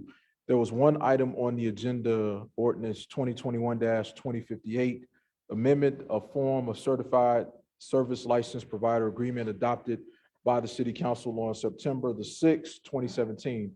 A substitute ordinance, SO 2021-2058 was accepted by the committee. The Committee on Workforce Development recommended that substitute ordinance 2021-2058 do pass by a unanimous vote. Unless there are members wishing to speak on the item and hearing no objection, I move the council concur in the recommendation of the Committee on Finance and pass this item by the same roll call as item number 1 of the Committee on Finance report and the corresponding unsuccessful motion to reconsider. That concludes the report of the Committee on Workforce Development. All right, hearing no objection, so ordered. Thank you, Mr. Vice Chair. And last but not least, the Committee on Zoning, Landmarks, and Building Standards, Chairman Tunney. Madam President and members of the City Council, presenting a series of reports for your Committee on Zoning, Landmarks, and Building Standards, which held a meeting on January 25th of 2022. These reports are grouped for convenience. The following items were passed by a majority of the members present. Page 1 contains one text amendment, document number 02021-5872. The amendment of municipal code titles 2, 14A, 14B, 14R, and 14X, and repeal of chapter 13-9 regarding various technical corrections and modifications to Chicago construction codes. I move passage of these items by the last most favorable roll call vote of the Finance Committee and the associated unsuccessful motion to reconsider. Hearing no objection, so ordered. Pages 1 through 11 contain various map amendments in the 49th, 48th, 47th, 44th, 39th, 37th, 34th, 30th, 29th, 27th, 26th, 25th, 24th, 22nd, 21st, 11, 10, 8, 6, 3rd, 2nd, and 1st wards. Before I move passage of these items, my understanding that we'll start with Alderman Mike Rodriguez on his St. Anthony zoning change in the 22nd ward. Mike? Chair recognizes Alderman Rodriguez. Thank you, Madam President and Chairman Tunney. Colleagues, I'm proud to bring before you the St. Anthony Hospital development at 31st and Kedzie. The hospital has been in our community for several generations. It provides significant amounts of charity care to our most vulnerable residents and was recognized by the Chicago Tribune as the #1 hospital in the city of Chicago for putting COVID-19 vaccines in the arms of the people of our hardest hit communities. The development will benefit the southwest side of Chicago as supported by an overwhelming number of residents and stakeholders throughout the southwest side who have testified in its support. This development will include the new state-of-the-art St. Anthony Hospital, community and educational opportunities, recreational spaces, and business opportunities. I look forward to continuing engagement with you and our community as this project moves forward. We're very excited about this in our community. We've been working on it for a long time, and it's finally here for approval amongst you. I urge my colleagues for favorable consideration. Thank you, Madam President, Mr. Chair. Thank you, Alderman Rodriguez. Madam Chair, I believe that Alderman Michael Scott would like to highlight an affordable housing project in the 24th ward. The chair recognizes Alderman Scott. Thank you, Madam Chair and Chairman Tunney. The project that we're speaking about is the Grace Memorial Project that has been in fruition for, I believe, the last 6 years. It started in the last administration, and I want to give thanks to you and to the Housing Department for bringing this to the forefront. It is 64 units of totally affordable housing in North Lawndale, a series of a lot of different things that we've done to make affordability and quality bring back to the 24th Ward. Again, 64 units right on Ogden in the Invest Southwest corridor, right across the street from the RFP that we just did that Londale redefined, that is also going to bring affordable housing back to 24th Ward. And so again, just wanted to highlight that. Wanted to thank Pastor Hunter and Eastlake Management that have been diligent in making this happen. Again, worked for 6 years to bring this to fruition. It's finally here, and I want to thank you, and I want to urge my colleagues to vote favorably for this. Thank you, Madam Chair. Thank you, Alderman Scott. Chairman Tunney. So I move passage of all these various map amendments by the same motion if there is no objection. Hearing no objection, so ordered. Page 12 contains 2 historical landmark fee waivers in the 2nd and 4th wards. I move passage of these items by the same motion if there is no objection. Hearing no objection, so ordered. Page 12 contains the historical landmark designation of the Little Village Arch located in the 12th Ward at 3100 West 26th Street. I move passage of this item by the same motion if there's no objection. Page 12 contains various large signs over 100 square feet in area, 24 feet above grade in the 1st, 5th, 8th, 27th, 29th, and 42nd wards. I move passage of these items by the same motion if there's no objection. Hearing no objection, so ordered. In addition to the passed items, on page 11, the committee voted a do not pass recommendation on document number 02021-625 regarding a zoning map amendment in the 2nd Ward. Madam President, that concludes my report. Thank you, Chairman Tunney. Next up, ladies and gentlemen, agreed calendar. Alderman Harris. Thank you, Madam President. I've received from the clerk, Anna Valencia, a total of 69 items proposed for the agreed calendar, consisting of congratulatory, commemorative, tributary, and resolutions for the following aldermen: Alderman King, Alderman Harris, Alderman Thompson, Alderman Quinn, Alderman Burke, Alderman Coleman, Alderman Curtis, Alderman Rodriguez, Alderman Tavares, Alderman Raboris, Alderman Austin, and Alderman Mitz. I move passage of the agreed calendar and the omnibus. Hearing no objection, so ordered. Thank you. Next up, new business. Madam Clerk, please call the wards, beginning with the first.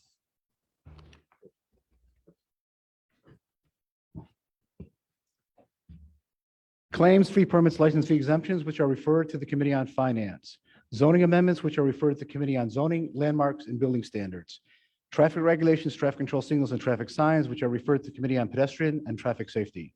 Grants of privilege on and over the public way, which are referred to the Committee on Transportation and Public Way. An exemption from physical barrier requirement for commercial driveway alley access to parking facilities, which are referred to the Committee on Transportation and Public Way.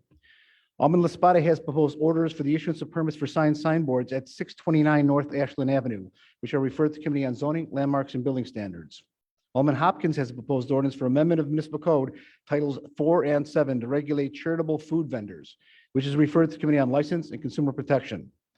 Alderman King has a proposed ordinance for an honorary street designation as Lerone Bennett Jr. Parkway, which is referred to the Committee on Transportation and Public Way. Alderman Hairston has a proposed ordinance for an honorary street designation as Herman Petty Way, which is referred to the Committee on Transportation and Public Way. Alderman Mitchell has a proposed ordinance for an honorary street designation as Honorary Jerry Torrey Way, which is referred to the Committee on Transportation and Public Way. Alderman Harris has a proposed ordinance for amendment of municipal code, section 4-60-023, to allow additional package goods licenses on portions of East 79th Street, which is referred to the Committee on License and Consumer Protection. Alderman Harris also has a proposed order for the issuance of permits for signboards at 1355 East 93rd Street, which is referred to the Committee on Zoning, Landmarks, and Building Standards. Alderman Thompson has a proposed ordinance for amendment of municipal code, section 9-92-080, to prohibit tow or storage fees for vehicles towed as a result of vehicular hijacking or theft, which is referred to the Committee on Public Safety. Alderman Burke has a proposed ordinance to call for naming of roadway from South Kedzie Avenue to South Whipple Street as West Flood Street, which is referred to the Committee on Transportation and Public Way. Alderman Burke and others have a proposed resolution to call for Governor J.B. Pritzker to grant late Ira Hayes posthumous pardon, which is referred to the Committee on Health and Human Relations. Alderman O'Shea has a proposed ordinance for amendment of municipal code, section 4-60-023, to allow additional package goods licenses on portions of West 111th Street, which is referred to Committee on License and Consumer Protection. Alderman O'Shea also has proposed orders for the issuance of permits for signboards at 9301 South Western Avenue, which are referred to Committee on Zoning, Landmarks, and Building Standards. Alderman Brookins has a proposed ordinance for an honorary street designation as Lieutenant Dwayne P. Williams Way, which is referred to Committee on Transportation and Public Way. Alderman Rodriguez has a proposed resolution to call for the Corporation Council to release Office of Inspector General report regarding demolition of Crawford Power Plant, which is referred to Committee on Health and Human Relations. Alderman Cicho Lopez has proposed orders for the issuance of permits for signboards at 1114 South Clinton Street, which is referred to Committee on Zoning, Landmarks, and Building Standards. Alderman Maldonado has a proposed ordinance for an honorary street designation as Humble Park Health Way, which is referred to Committee on Transportation and Public Way. Alderman Maldonado also has a proposed ordinance for an honorary street designation as New Life Covenant Way, which is referred to Committee on Transportation and Public Way. Alderman Burnett has a proposed ordinance for amendment of municipal code sections 4-60-022 and 4-60-023 to allow additional alcoholic liquor and packaged goods licenses on portions of West Kinsey Street, which is referred to Committee on License and Consumer Protection. Alderman Burnett also has proposed orders for the issuance of permits for signboards at 1140 North LaSalle Drive, which is referred to Committee on Zoning, Landmarks, and Building Standards. Alderman Irvin and Alderman Sawyer have a proposed ordinance for amendment of municipal code section 2-92-330 regarding enforcement of percentages of city resident participation of socioeconomically disadvantaged area work hours in construction contracts, which is referred to the Committee on Contracting Oversight and Equity. Alderman Cardona has a proposed ordinance for amendment of municipal code, section 4-60-023, to allow additional package goods licenses on portions of West Fullerton Avenue, which is referred to the Committee on License and Consumer Protection. Alderman Cardona also has a proposed ordinance for an honorary street designation as Camarino Landa Way, which is referred to the Committee on Transportation and Public Way. Alderman Wagaspack has proposed ordinance for approval of Wolfram Paulina North re-subdivision, which is referred to the Committee on Transportation and Public Way. Alderman Rodriguez Sanchez and others have a proposed resolution to call for the Illinois General Assembly to pass House Bill 110 regarding overdose prevention sites, which is referred to the Committee on Health and Human Relations. Alderman Austin has a proposed ordinance for an honorary street designation as Elder Roosevelt McCarthy Jr. Way, which is referred to the Committee on Transportation and Public Way. Alderman Austin also has a proposed ordinance for an honorary street designation as Lieutenant Dwayne P. Williams Way, which is referred to the Committee on Transportation and Public Way. Alderman Ramirez Rosa has a proposed ordinance for amendment of municipal code section 4-60-022 to allow additional alcoholic liquor licenses on portion of North Milwaukee Avenue, which is referred to the Committee on License and Consumer Protection. Alderman Ramirez Rosa also has proposed orders for the issuance of permits for signboards at various locations, which are referred to the Committee on Zoning, Landmarks, and Building Standards. Alderman Villegas has a proposed ordinance for amendment of municipal code section 2-92-260 regarding final payment on contracts, which is referred to the Committee on Contracting Oversight and Equity. Alderman Villegas also has a proposed ordinance for amendment of municipal code chapters 6-100 and 6-105 by modifying various sections and adding a new section 6-100-040 and 6-100-050 regarding procedures for payment of wages, minimum and maximum salary stated in job listings, and establishment of fines and penalties, which is referred to the Committee on Workforce Development. Alderman Villegas also has a proposed ordinance for amendment of municipal code section 4-4-050 regarding license application requirements for minority-owned businesses, women-owned businesses, business enterprises owned or operated by people with disabilities, and veteran-owned business enterprises, which is referred to the Committee on License and Consumer Protection. Alderman Nugent has a proposed ordinance for amendment of municipal code section 4-60-023 to allow additional package goods licenses on portion of North Pulaski Road, which is referred to the Committee on License and Consumer Protection. Alderman Napolitano has a proposed ordinance for an honorary street designation as Joffrey L. Wotel Way, which is referred to the Committee on Transportation and Public Way. Alderman Napolitano also has a proposed order for the issuance of permits for signboards at 11601 West Toohey Avenue, which is referred to the Committee on Zoning, Landmarks, and Building Standards. Alderman Riley has a proposed orders for amendment of municipal code section 9-64-206 by installing parking meters and establishing hours of operation on portion of West Ohio Street, which is referred to the Committee on Pedestrian and Traffic Safety. Alderman Riley also has a proposed ordinance for amendment of municipal code, section 4-60-022, to allow additional alcoholic liquor licenses on portions of South Michigan Avenue and East Ida B. Wells Drive, which is referred to Committee on License and Consumer Protection. Alderman Riley also has a proposed ordinance for amendment of municipal code, Title II, regarding city council committee oversight power and to further regulate Office of Legislative Counsel, which is referred to the Committee on Committees and Rules. Referred to the Committee on Committees and Rules. Alderman Riley also has a proposed ordinance for amendment of municipal code Title IV by modifying various sections to further regulate special event retailers' licenses, special event use permits, beer showcase permits, and special event liquor licenses, which is referred to the Committee on License and Consumer Protection. Alderman Riley also has a proposed ordinance for establishment of taxi cab stand on East Randolph Street, which is referred to the Committee on Transportation and Public Way, and proposed orders for the issuance of permits for signboards, which are referred to the Committee on Zoning, Landmarks, and Building Standards. Alderman Riley also has a proposed ordinance for transfer of funds within the City Council Legislative Reference Bureau for the year 2022, which is referred to the Committee on the Budget and Government Operations. Alderman Riley and Alderman Wagasback have a proposed ordinance for amendment of municipal code Title IV by modifying various sections and adding new sections regarding public safety threats, summary closures, nuisance abatement hearings, business nuisances, remedial measure investigations, and procedures for alcoholic liquor licenses, which is referred to the Committee on License and Consumer Protection.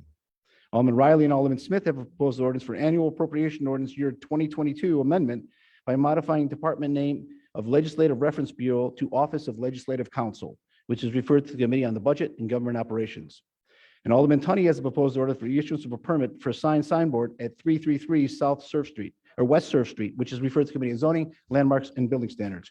Your Honor, that concludes all the medic introductions. Thank you, Mr. Clerk. Next up, approval of the journal. Alderman Mitchell. Madam President, I am not aware of any corrections to the journal and move that we approve. All right. Thank you. Next up, unfinished business. Alderman Mitchell. Madam President, I am aware of 3 items of unfinished business that were noticed pursuant to Rule 41. The first 2 are re-referrals from the Committee on Committee and Rules. The third is a substitute ordinance regarding emergency procurement from the Committee on the Budget and Government Operations. I defer to Chairman Harris and Dow. The chair recognizes Chairman Harris. Thank you, Madam President. I have 2 re-referrals that I noticed pursuant to Rule 41 at the meeting on October 14, 2021. I reported these items out from the Committee on Committees and Rules. However, these items were deferred and published and appear in the Journal of Proceedings for that date. The first is 02021-1227, an ordinance to further regulate the automated speed enforcement system. I move approval of this recommendation that this item be re-referred to the Committees on Finance by the most favorable roll call vote of the Committee on Finance and an associated unsuccessful motion to reconsider. The chair recognizes Alderman Beal. Thank you, Madam President. Madam President, I motioned up a Rule 41 last Thursday, and this Rule 41 was motioned up just 2 days ago at approximately 9:21.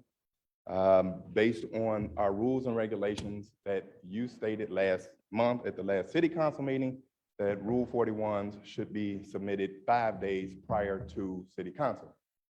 The Rule 41 that I have submitted was submitted 5 days prior to this City Council, and I am recommending that those 2 items are called for a vote by this City Council.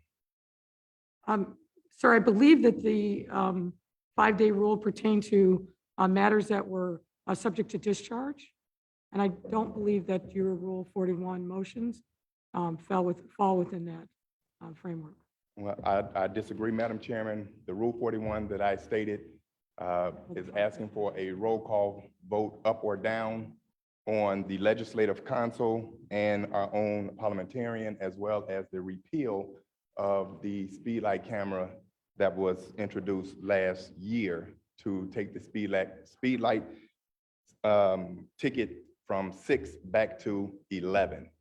So with that, Madam Chairman, I motion for a roll call vote. Let me just make sure that I understand, and let's take them one at a time.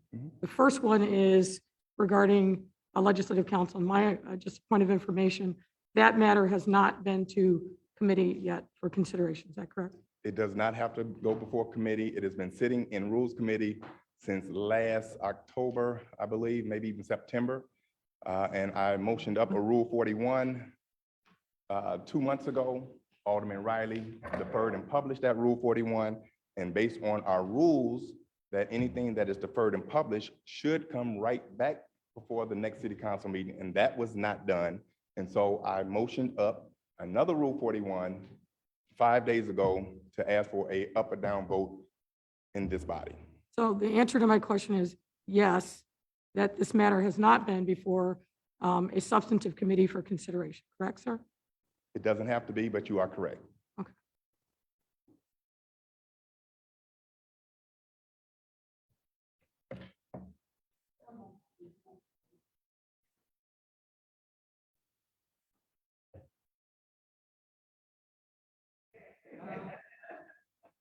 I respectfully decline.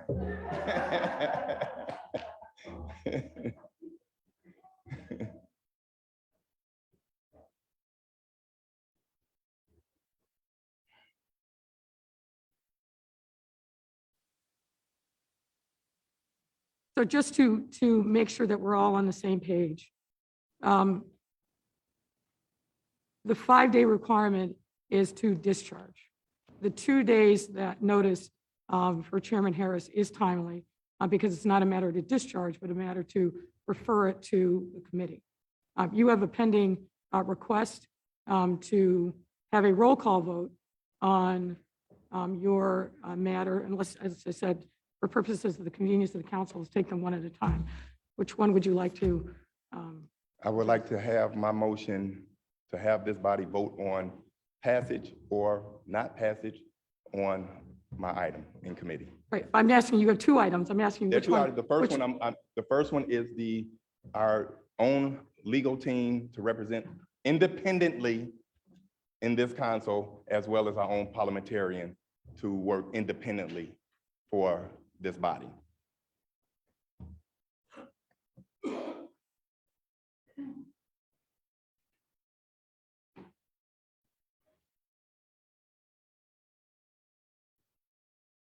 I'm going to address the procedural issue, but first, the chair recognizes Alderman Sawyer. Thank you, Madam President. I support Anthony Bill's effort in getting the legislative council for us. This is something we've been talking about for some time.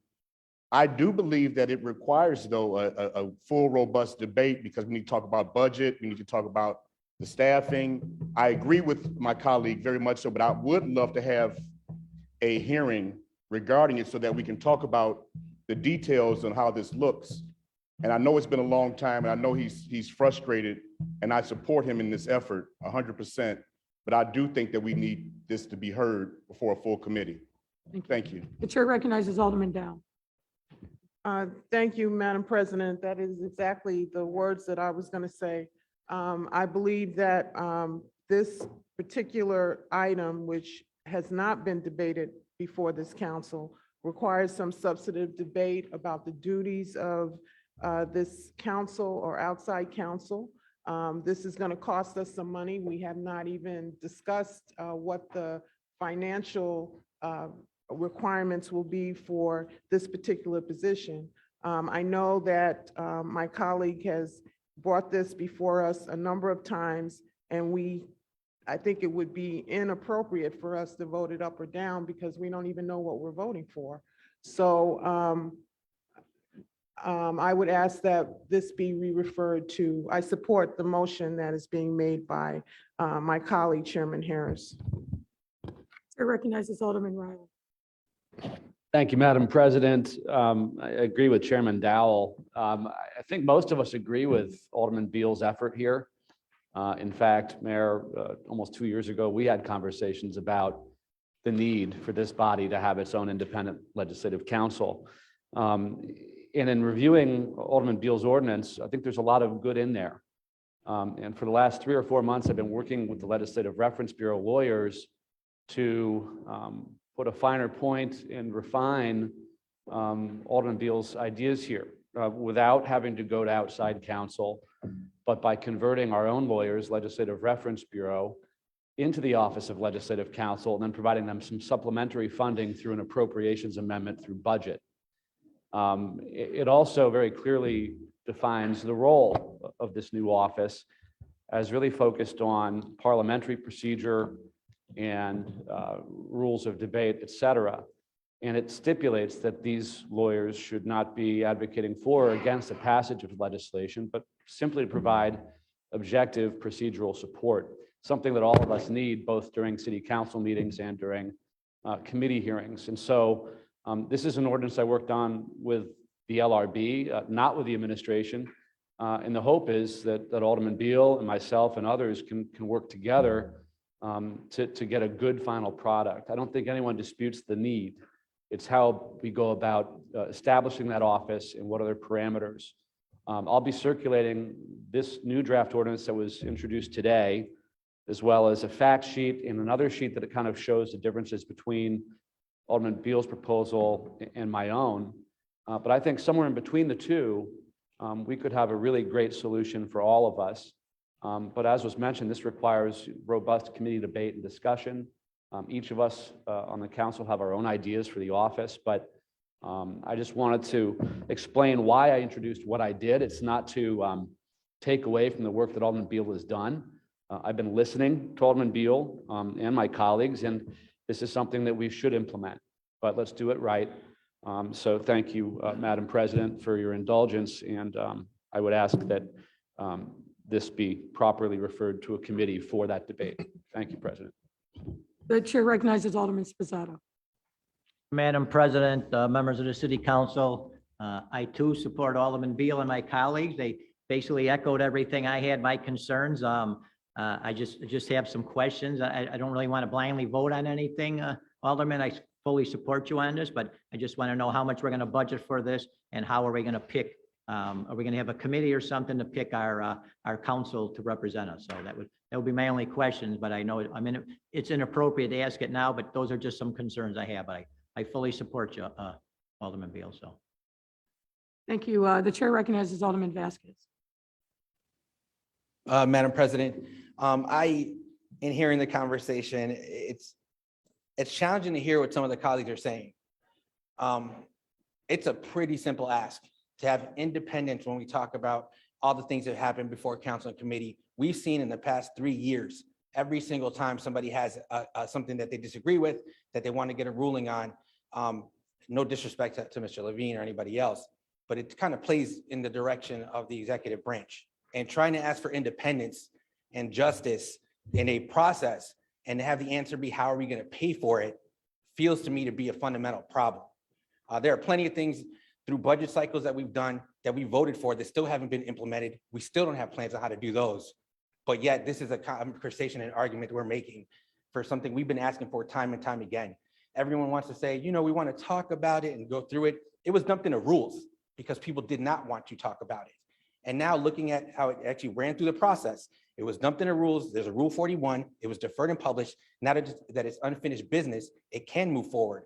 I know that because the same thing happened when we were talking about CPAC and ECPS.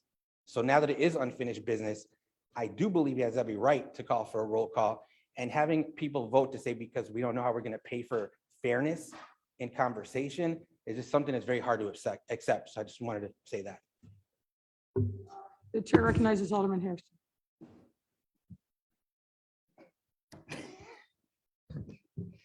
I was just told to behave. So I support Alderman Beal. And sitting in this chamber over the past few years, looking at the rules being applied when it's convenient has really caused me concern. And I have talked to most of you over the years about us having an independent counsel. Because every time the ruling, there has never been one time when the ruling has been on the favor of anybody other than the mayor. We've got the same person being the judge, the jury, and all the lawyers. And we have said it time and time again. And here is somebody that introduced it. And what did we do, Alderman Riley? We deferred and published it, so it couldn't get heard. So don't stand up here and tell us that this is a conversation. You didn't want to have the conversation. There is nothing that prevents us from having a council and talking about it and working all those details out, as we often do. Mayor, you call upon us all the time to pass things and we work out the details later. So this is not unusual. But now all of a sudden we care and we want to have these conversations. Either you all want somebody to have your back or you don't. And if you don't, stand up and say it, but stop playing this game. Thank you. Alderman Riley? Since my name was mentioned in debate, I'd like to respond to that. Again, we can't revise history here, colleague. This has been discussed since before Mayor Lightfoot took office, before she was sworn in. Many of us have had these conversations with this mayor. So with all due respect, Alderman Beal, this is not some new idea that he cooked up. And yes, I've been participating in the parliamentary maneuvers to slow it down because I knew I was working on a better version, I would argue. And again, if you remember, look, I've stood up here and used parliamentary procedure to defend our authority as aldermen, dividing questions and the like. And I am someone who believes we need to have our own independent counsel. That is without dispute. It's how we go about doing it. And Alderman Beal's ordinance has good things in it, but it doesn't even say how we're going to pay for it. There is no appropriations amendment attached, and it doesn't even define the duties. And so I think that Alderman Beal conceptually has a good idea. I would argue the ordinance that I've submitted, and I encourage you all to read it and mark it up and make suggestions, goes a bit further. It also reinforces our ability to have subpoena powers and enforcement of those subpoena powers, something that is lacking in the Alderman's version. So I'm not saying mine's better. I think it is, but my point is we can come up with some version of Beal and my ordinance, I think, and accomplish the goal. So I'm not trying to slow this down. And again, for the record, I did not draft my ordinance with any input, counsel, or advice from the administration or the law department. This was done entirely on my own. So I want to make sure that's clear. This is not a false choice between reform and reform light. These are two different aldermanic introductions that do similar things, but differently. Thank you, Madam President.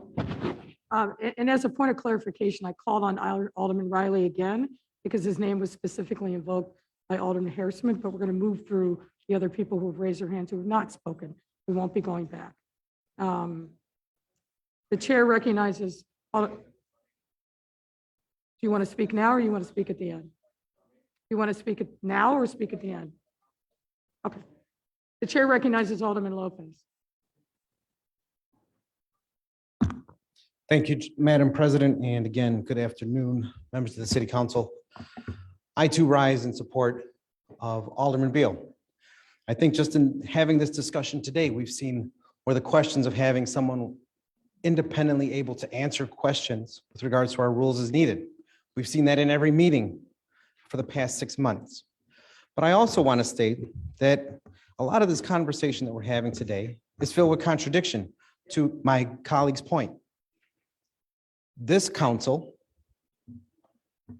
approved $100,000 aldermanic micro grants in this last budget without having a single defined way of spending that money.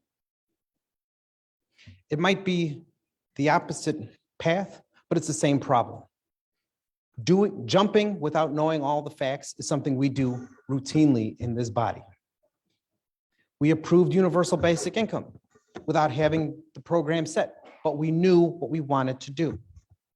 This is no different. And I remind my colleagues that one thing that you all have said, and I've heard for 7+ years in here, is that everything that we do is a living document. So we could pass Alderman Beal's ordinance today, and we could modify it tomorrow.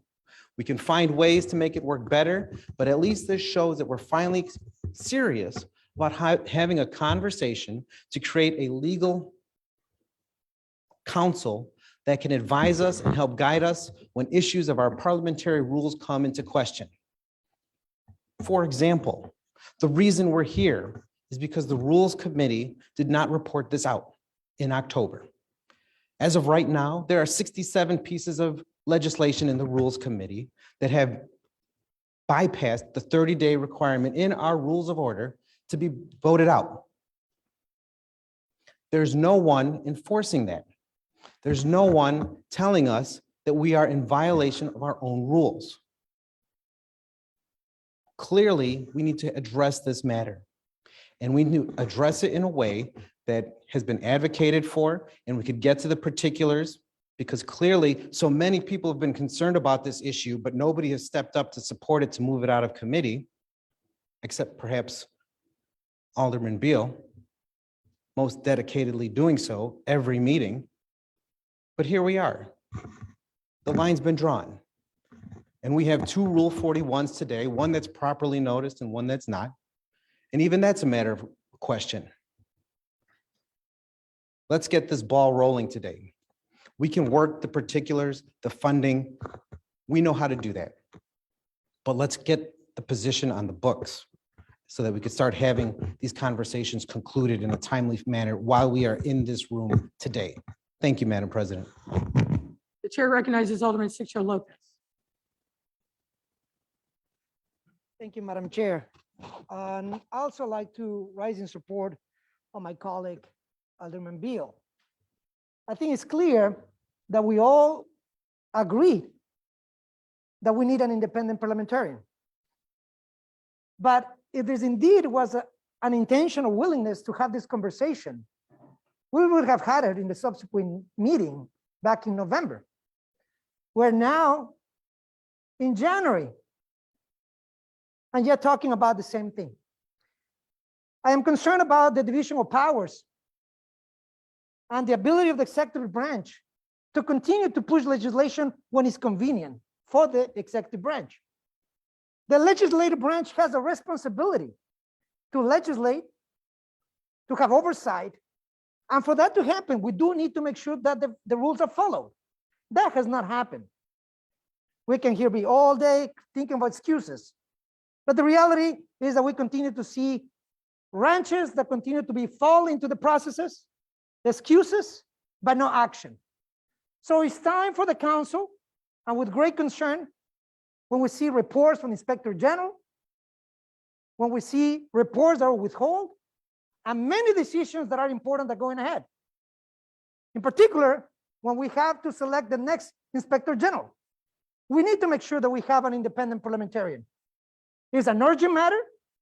It's a living document, as another colleague said. And this is a matter that we are all responsible for our constituents. I urge us all to take a vote and move with urgency on this important matter for the legislative branch. Thank you. The chair recognizes Alderman Smith. Thank you very much, Madam Chair. You know, I have to comment on the process here, which is that having been a veteran of some very tight city council fights on independence and ethics reform, I remember that when, led by Alderman Wagasback, we fought to get an independent inspector general who had authority over city council. We called every single alderman. We rounded up co-sponsors. We went the fight through committee and then to a very closely divided city council vote, which we lost by, I think, 1 or 2 votes. When we did COFA, having an independent council office of financial analysis with co-sponsor and leader Alderman Pat Dow, we called a lot of people, tried to build support, tried to understand what was necessary to be done. Now, I haven't gotten a call from Alderman Beal. I don't know how many of you had, to discuss the substance of what is being discussed.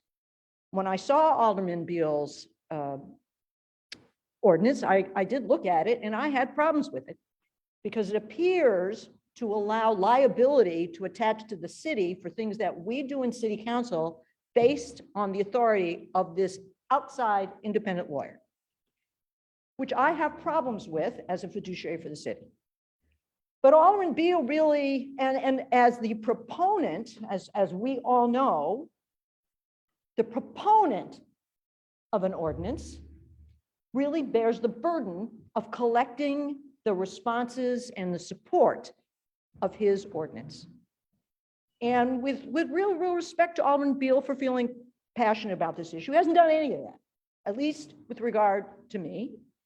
And I don't tend to want to support things that haven't been vetted and that just want to use this sort of showcase, even when you've been put down and had procedural issues. It's happened to many of us, I'm sure, including me. And so, you know, it sort of strikes me as a wanting to have your way because you want to have your way right now.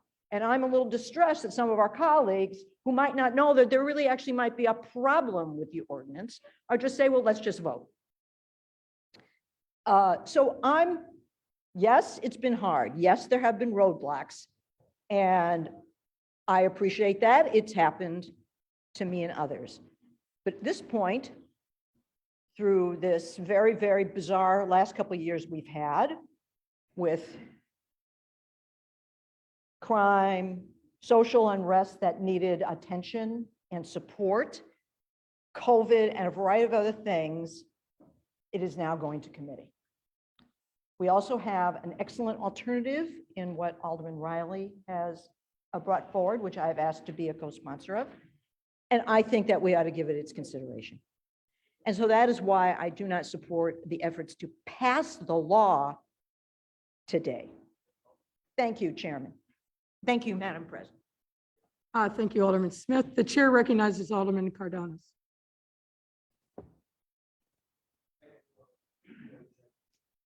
Colleagues, conversation and debate. I think we went through the same thing when it's great COFA. We disagreed with budget. We wanted our own analysis or our own team to analyze. And I've been here almost 20 years. I don't see the difference, to be honest with you. I mean, all the things required from COFA, we could have gotten from budget. Now, not to say that my colleague Beal is wrong, right? I think he deserves to be heard. This is a deliberative body. We're here to listen. We're here to enact legislation. We're here to collaborate and work with one another, not to impede, to hear, to proceed, and to act. So I'm for that. But there needs to be debated, not just adding costs to taxpayers. When we figure out that we finally put enough staff to trim the trees, put enough staff to get the snow removed and the garbage picked up, and enough police officers to roam the streets and keep us safe, until we figure that out, I'm not moving on any more bureaucratic expenses to the taxpayers. That's what we ought to be talking about first and foremost. That's why we're here. Taxpayers want us to serve them and protect them. That's why I'm here. I don't mind debating. I think we should debate all day long. But at the end of the day, vote it up or down, that's fine with me. I'm ready to vote. Until I'll tell you, but I won't know, because until we have a debate on what that expense means. COFA, what exactly we're getting out of COFA? Except an analysis that you already know that you could have gotten from budget. Or from any commissioner that you would have called and say, I need a report on 301 services in my ward, and what the cost impact of that. And what does that mean? If we add another layer of expense, another budget, another personnel body to my ward office, what exactly does that mean? That's one alderman asked. What does that mean? More expense. More money. What do you think it means? For average, just do the math. If it's 50,000, 60,000, multiply times 50. Simple. You don't need a COFA to do that. You do it on your own. So again, the rules are here. We have a book here that everybody gets almost every session nowadays, because we need it, right? We can overrule the chair. Certainly do that, right? That doesn't stop us from doing that. We could do it today. But, you know, going back and forth on it, trying to justify it. Look, I'm not for more expense. I'm here to cut. I want to lower the cost of taxpayers on being more proactive and more, effective way of governing, using technology more. Snowstorm happens and right away, people act and say, hey, why isn't the city, shoveling the sidewalks? Think about that. Wow. We ought to have that discussion and that debate. What exactly we're giving taxpayers? This is why sort of one begets the other. But certainly, if the taxpayer is saying, if you're going to attempt, debate about just adding someone giving you counsel on rules you should know, then why I got to get my sidewalks then, shoveled? Because obviously you can read and you can follow the rules or understand the rules on your own. I'm saying, again, that's part of the debate. We can debate whether that's right or wrong, but I'm just saying we ought to put it to a vote. I'm a no until we talk about it and what expense does that mean to the taxpayers? And what exactly is a liability? What exactly is going to happen with somebody else weighing in back and forth on it? Let's debate, let's talk. I don't have a problem with that. But now if it's cost most of the taxpayers, I think they ought to have a say on that. Elections are coming up. Thank you. Really?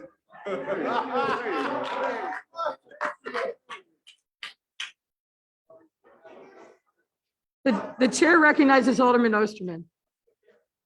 Alderman Irvin, did you raise your hand? So I'm not quite sure how I follow that. But I'll try, and I'll be real brief. I want to thank Alderman Beal for kickstarting the new year of the city council. I want to, in all sincerity, thank him for unifying us because all 50 of us want a legal counsel. All 50 of us believe that we should have a legal counsel. Unlike another colleague of mine that suggested we just pass something and then figure it out afterwards, I think having a legal counsel that would represent all of us on these decisions that are very important, I think the taxpayers, the citizens of Chicago, and I would hope all 50 of us would want to take 30 days to look at Alderman Beal's proposal, look at Alderman Riley's proposal, have that go through the budget committee where we can ask the questions, offer input. It's that important, I would think, to wait 30 days. And then the unification that we have here today to support this new office, it's very important and independent and could be beneficial and will be, like COFA, it's an independent thing that we all set up. I think then we could vote on something and feel positive about it, understand what it's going to do, have a process to hire someone who will be there to be that independent counsel. That is worth, I think, waiting 30 days. So I support the idea of the council. I support Alderman Riley and Alderman Beal working together and it going to the budget committee, and we have an up or down vote in 30 days. And we have a process that this body will be involved in that will select someone to sit here and make these important determinations about the process. So that's all I want to add. Thank you. The chair recognizes Alderman Thompson. Thank you, Madam Chair. I too have support for Alderman Beal and what his ideas are. I also have support for Alderman Riley and what he's proposed. As a lawyer, but first of all, Alderman Beal, I have no idea what your ordinance says. I don't know when it was introduced. I haven't looked at it recently. Alderman Riley, yours just got introduced, so I haven't seen that either. So, if I'm here to decide whether or not to support something, I don't even know what I'm voting on. And so normally in those situations, I'm going to vote no because I don't know. I don't think it's appropriate. I think I have to look at this. I think the idea is right. I think Alderman Beal is right. I do want to say though, and I want to give credit to Alderman Riley because I utilize the LRB. And I think that has become very independent and they've been doing an excellent job and independent. Sometimes in the past, if you went and talked to them, immediately you get a phone call. Now you talk to them and there is that confidence that what we work on is truly confidential. And I do have that credibility they have that credibility with me.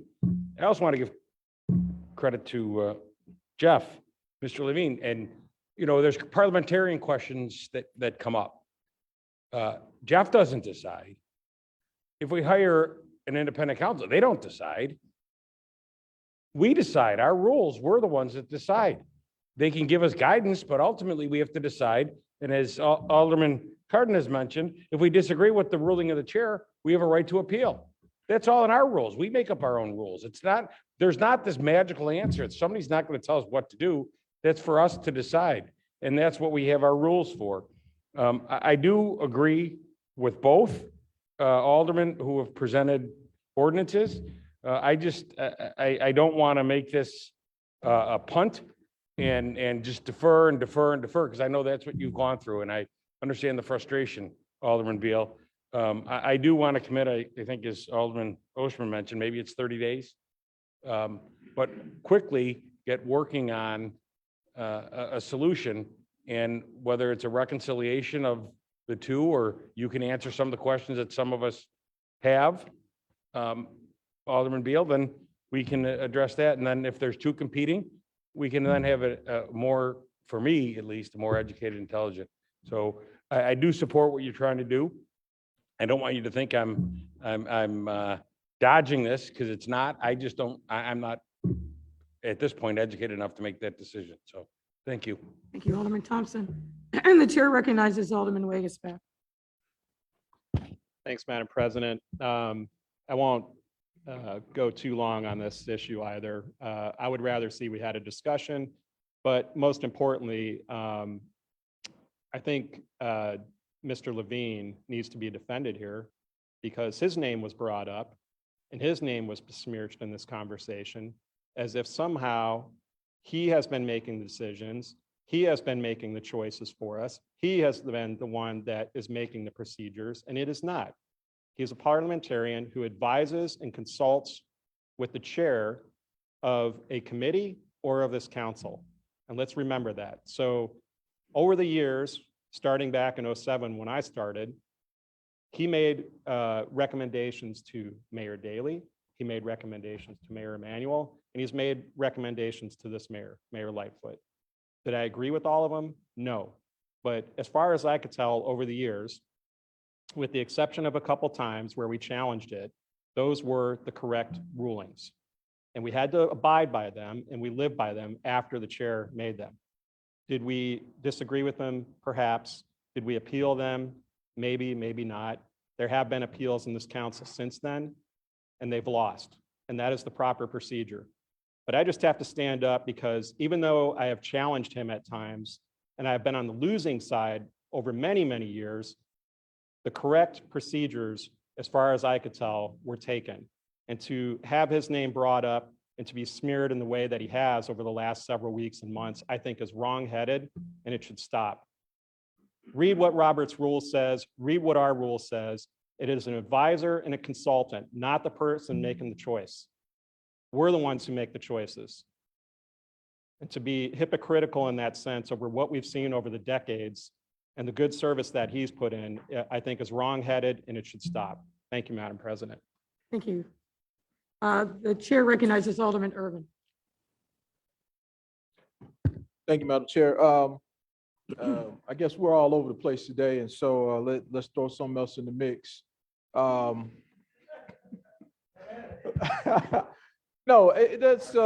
let's be clear here. I think today's vote, a yes vote, in my opinion, ultimately is a hollow win.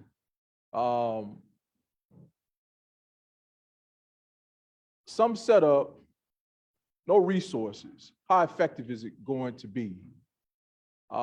Something set up that still's got to come back here, that potentially gets derailed again and again and again. How effective is that going to be? Again, you want to vote today, go ahead and vote and take the hollow victory and run to wherever you run, but that's all you're going to get. And that's just today.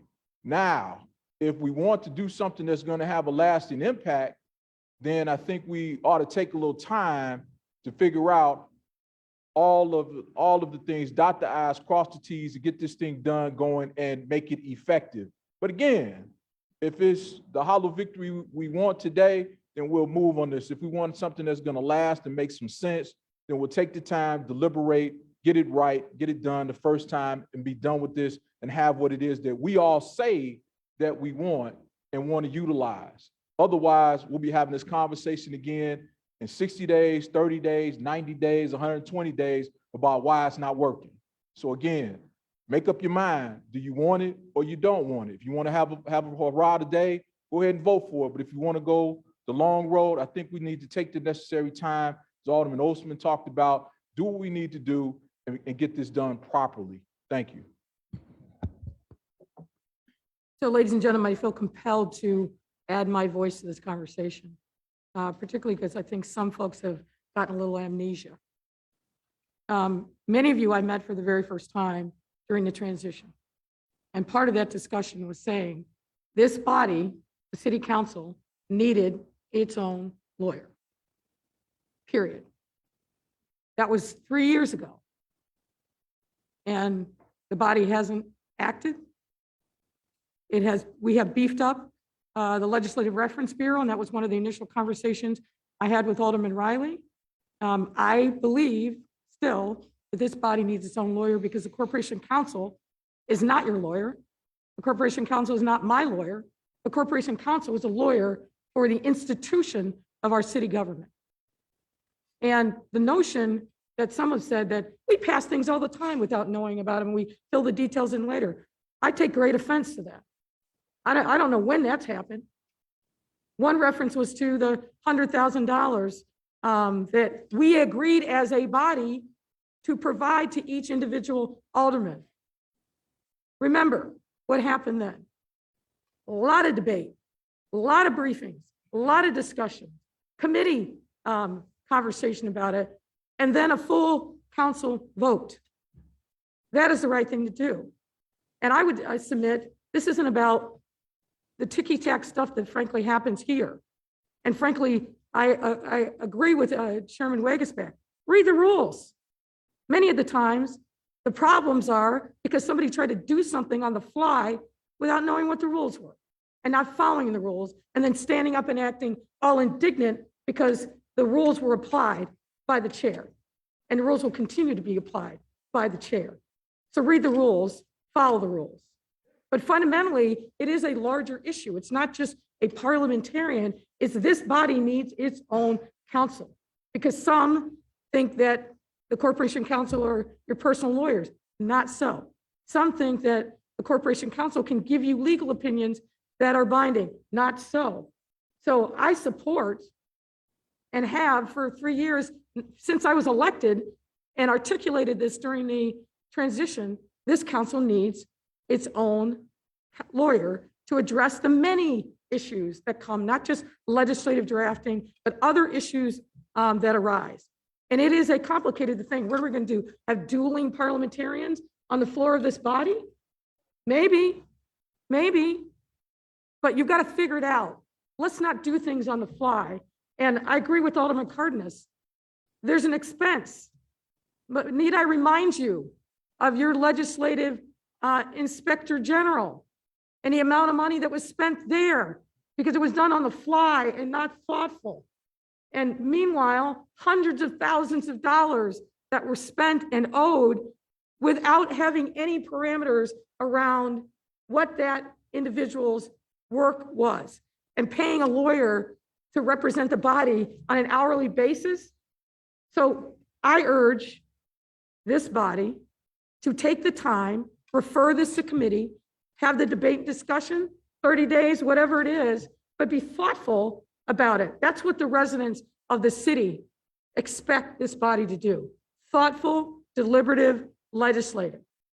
But if you want to just shoot from the hip, then by all means. And then as Alderman Irvin said, you're going to get a whole lot of nothing. You'll have a Pyrrhic victory.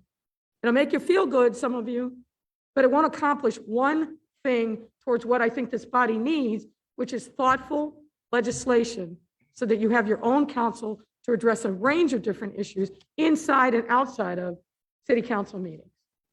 Chair recognizes Alderman Sawyer. Point of order, Madam President. I just wanted, before it gets to whatever, could you explain to us what the ramification of each vote is? Because I don't want to knock Yes. out what Alderman Beal is trying to do, but I want to get There are two, clarity, 'cause there I are know they're two situations. competing Thank you. issues on the floor.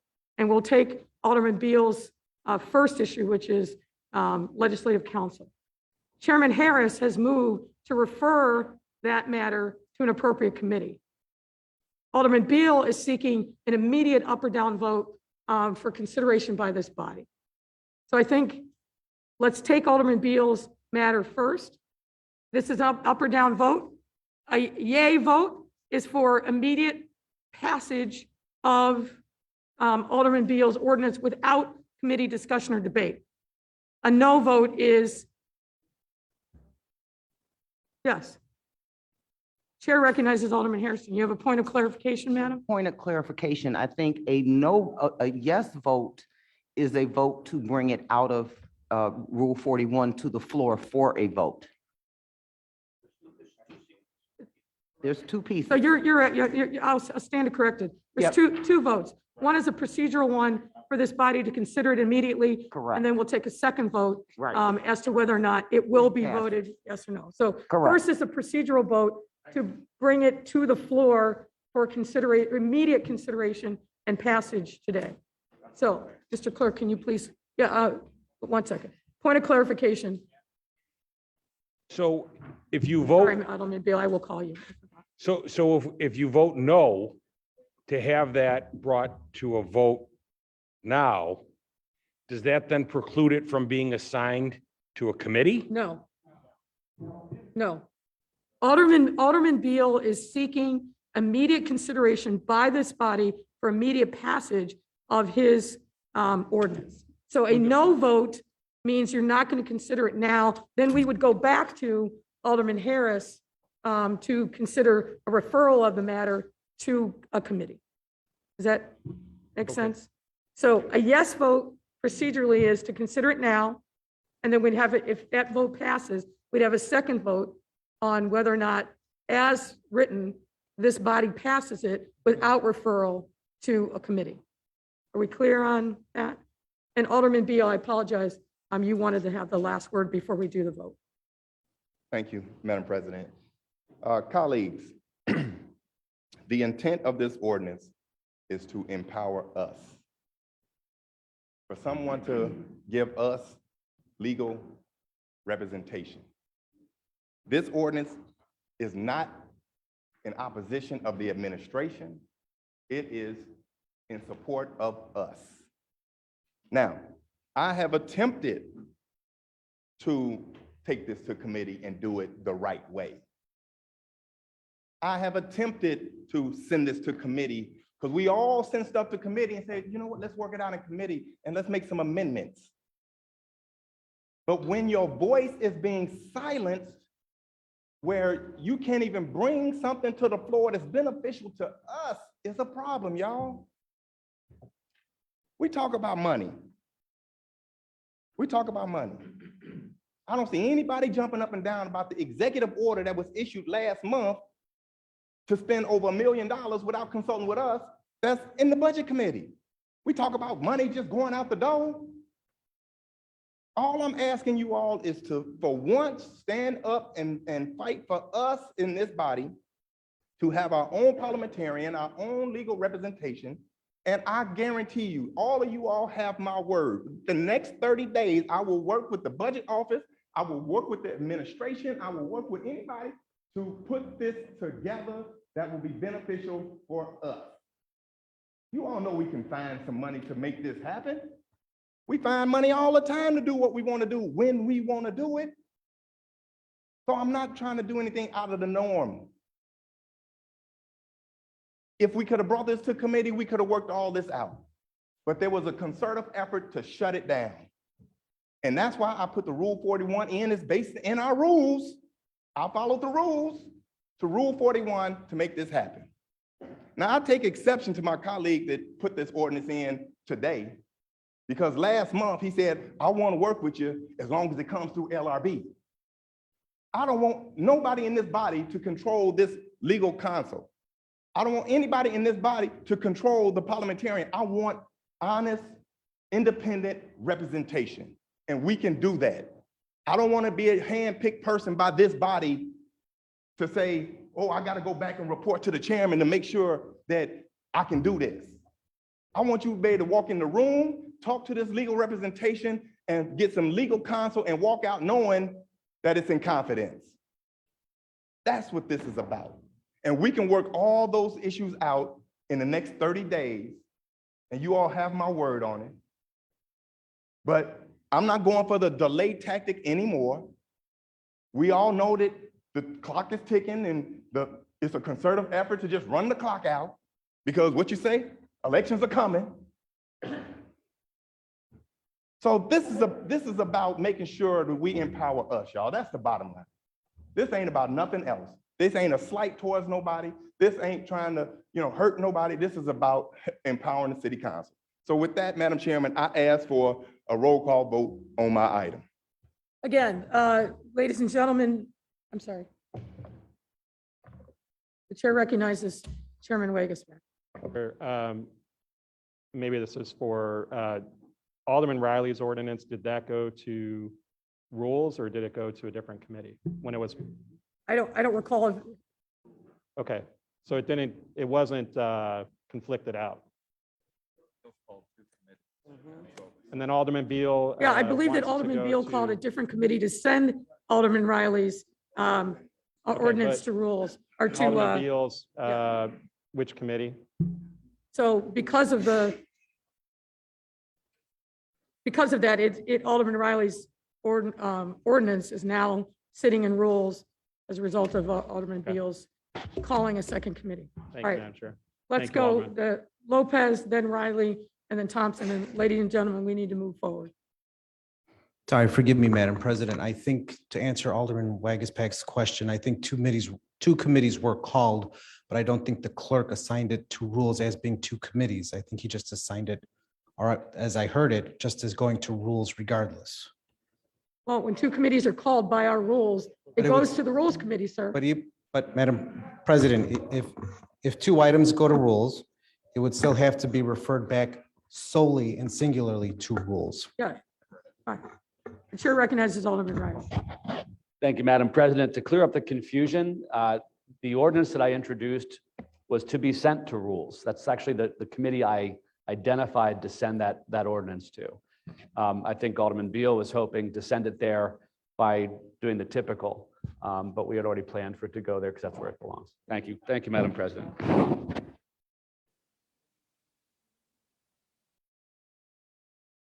Well, all right, Alderman Beal is back, so I guess we can proceed.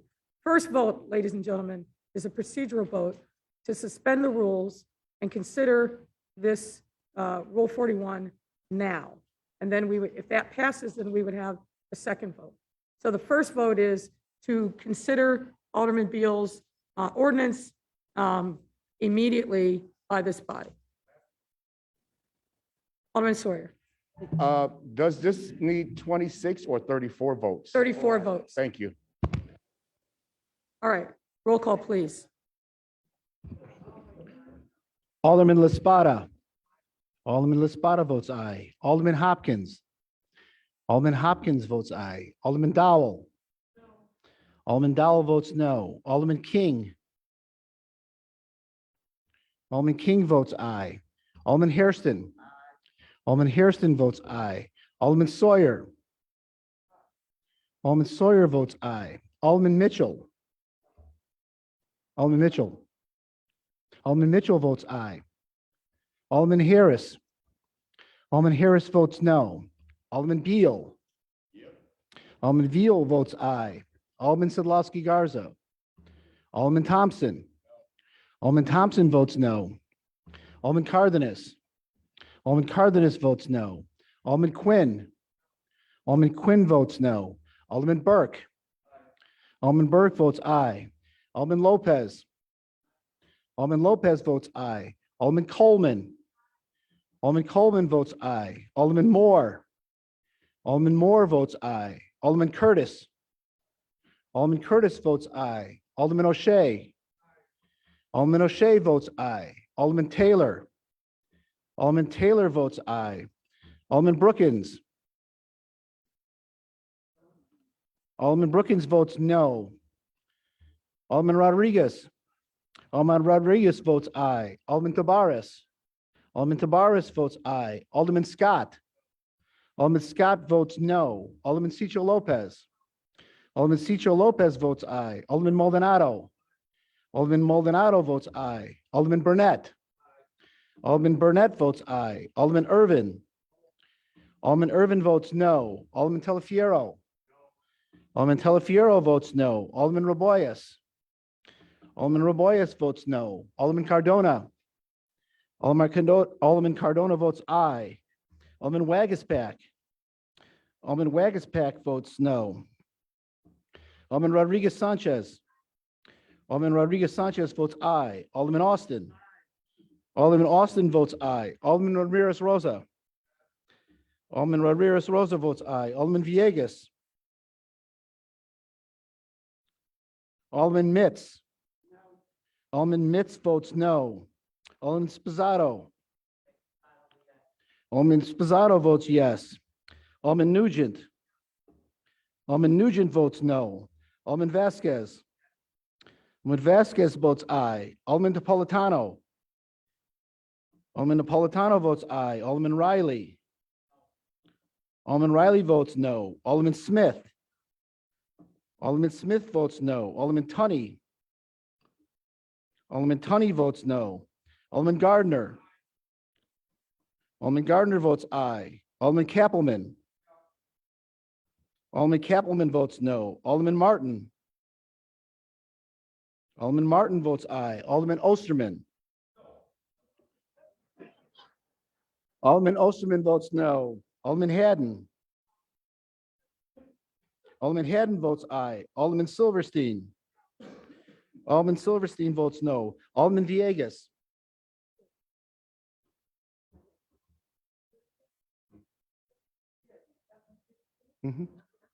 Right.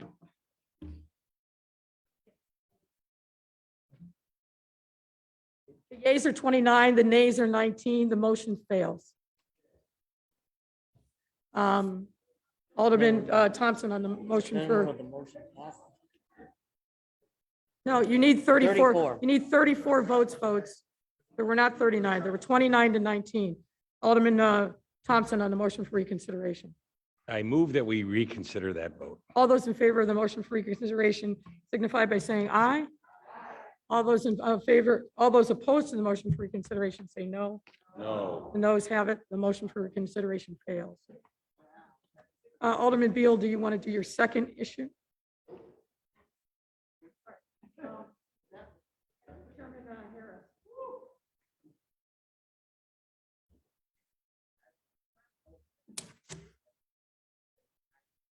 To the Committee on Finance and the unsuccessful motion to reconsider this by the most favorable roll call of the Finance Committee.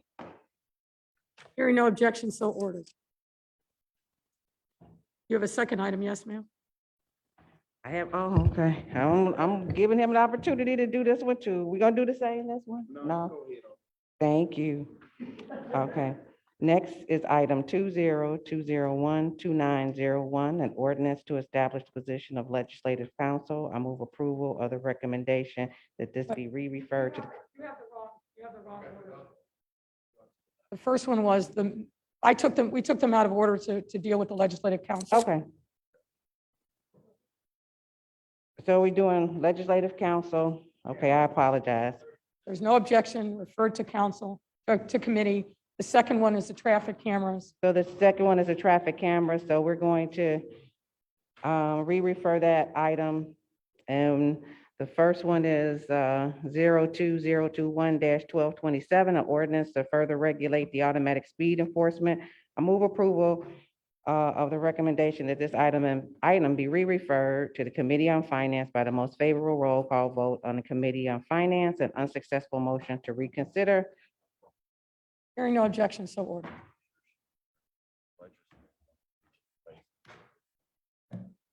Good, too.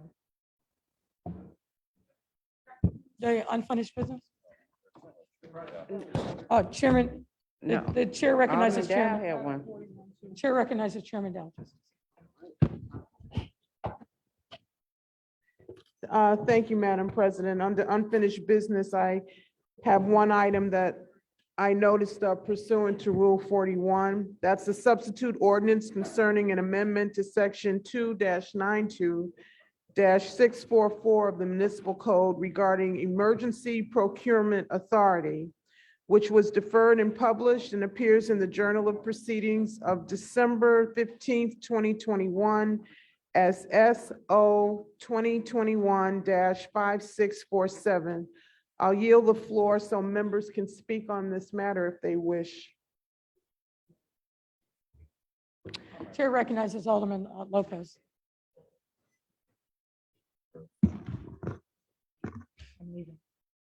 Yes.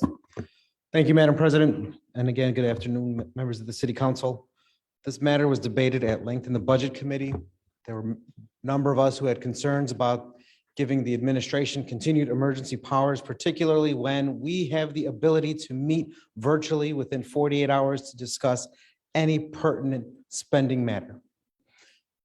When this matter was deferred at the last meeting, an executive order overruling us was issued by the administration, doing exactly what the law said because we wanted to discuss this more. We wanted a broader conversation. If this fails today, the executive order issued by the administration will be in effect until this body takes up this issue. So I think we should take up this issue. We have taken up this issue, and we should continue to be guardians of the taxpayers' dollar, as is the theme this afternoon, and not allowing the continued COVID situation, the supply chain situation, and whatever the next situation to be grounds for executive power expansion, regardless whom the mayor is. We have shown through virtual meetings and other issues that we have, other capabilities that we have, that we can come together to make decisions within 48 hours notice. There is no reason to allow for this kind of piece of legislation at this time anymore. And I would ask for your for your no vote on this matter. Thank you. Any other members of the body wish to be heard? And just so the record is clear, we sought this authority so we could continue to have chlorine for drinking water. And the stunt of deferring and publishing this would have precluded us from having chlorine supply to make sure that we continue to provide safe drinking water for the residents of this city.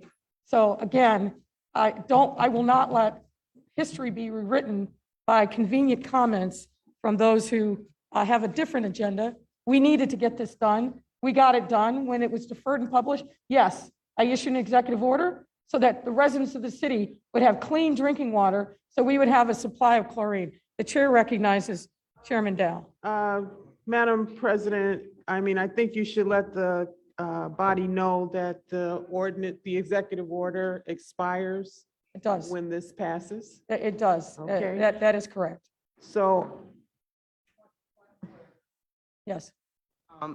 I guess my question is, so it was in committee, right? And we held it in committee, and then an executive order was issued for it to be done No. anyway? That's not correct. That's Okay, not correct. I'm lost on the. It was deferred and published. It was voted on in the committee. It was. It came out of committee. It came out of committee Right. onto the floor, and then it was deferred and published by Mr. Lopez and others. Okay. Executive order was done. Okay, you are not the mayor. I'm this is me and her. Hold on, Alderman I Cardenas, I don't will need an recognize you. interpreter. I will recognize you. I can understand. Okay. So it was deferred and published, and it's to come back today, but in the interim, there was an executive order entered allowing the authority to go ahead and do this. Yes, as you may recall So from, why are we bringing it back up again? because it was deferred and published, and But you've already issued the executive. but the order. executive order expires upon the passage Well, we of don't, this I don't have ordinance. a copy of the executive Okay. order, so I don't know. Thank you. Now I'm clear. Thank Okay. you. Alderman Cardenas, do you wish to? Apparently not. Alderman Lopez. Alderman, do you wish to speak to this issue, Alderman Cummings? No, no, Madam, I don't want to add, Madam President, I don't want to add any more time to it.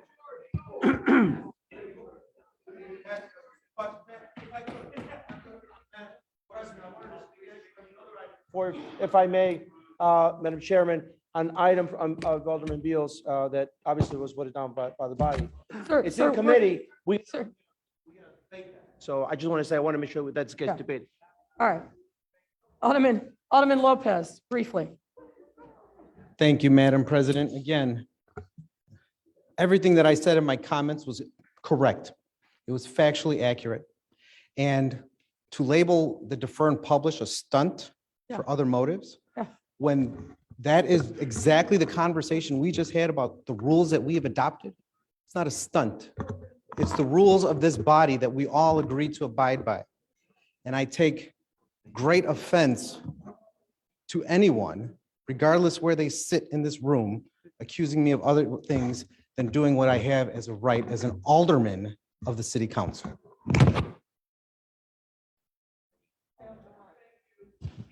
Alderman Dow. Yes, thank you. I move passage of this.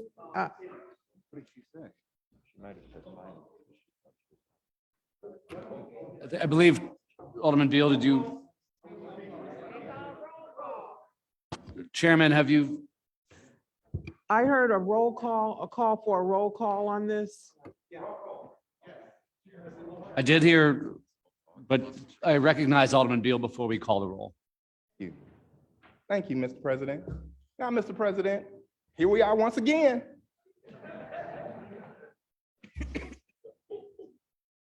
An executive order was issued to circumvent us.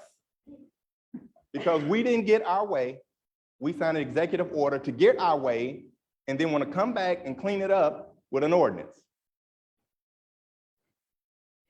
It was DNP. An executive order was issued to circumvent us, to get their way, to move forward, to spend over $1 million without us having input. But y'all want to argue over legal counsel. Ladies and gentlemen, our priorities are in the wrong place. They're in the wrong place. So I just want to bring to you all's attention that this thing is running amok. And either we get a hold of this ship or it's going to be a shipwreck. Alderman Dow. I just want to put on the record that the reason that we had this emergency procurement in the first place was because of the need to make sure we had the chemicals necessary to clean our water so that our constituents would not have to be subjected to poor quality water. So that should be put on the record. It was not to circumvent this council. So with that, I ask, continue with the roll call. Okay, thank you, Alderman Dow. Clerk, please proceed with the roll call.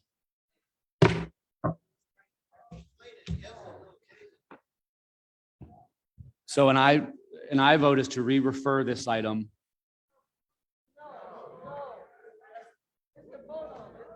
Oh, excuse me. Okay, excuse me. I stand corrected. So this roll call is to either approve or reject the code amendment. So, Mr. Clerk, please call the roll.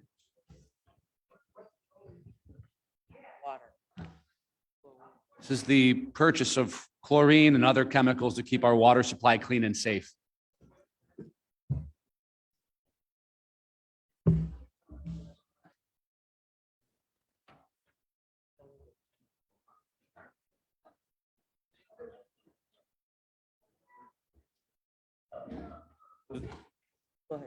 So this amends the code to allow for an emergency authorization for the purchase.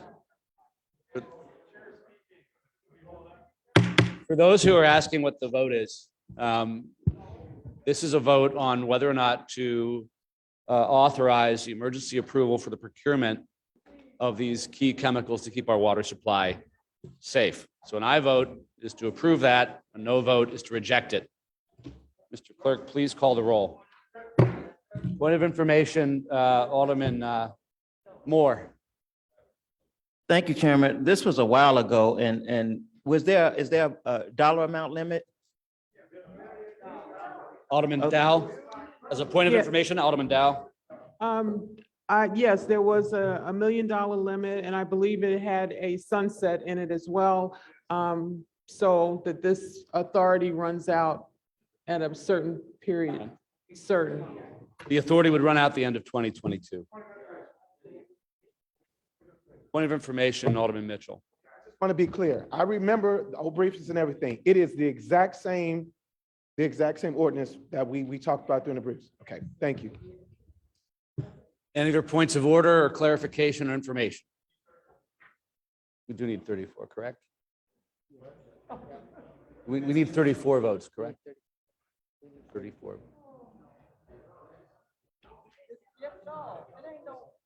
Simple majority. So this is a simple majority vote required because it's not a discharge from committee. Roll call. Alderman Laspada. Alderman Laspada votes aye. Alderman Hopkins. Alderman Hopkins votes aye. Alderman Dowell. Alderman Dowell votes aye. Alderman King. Alderman King.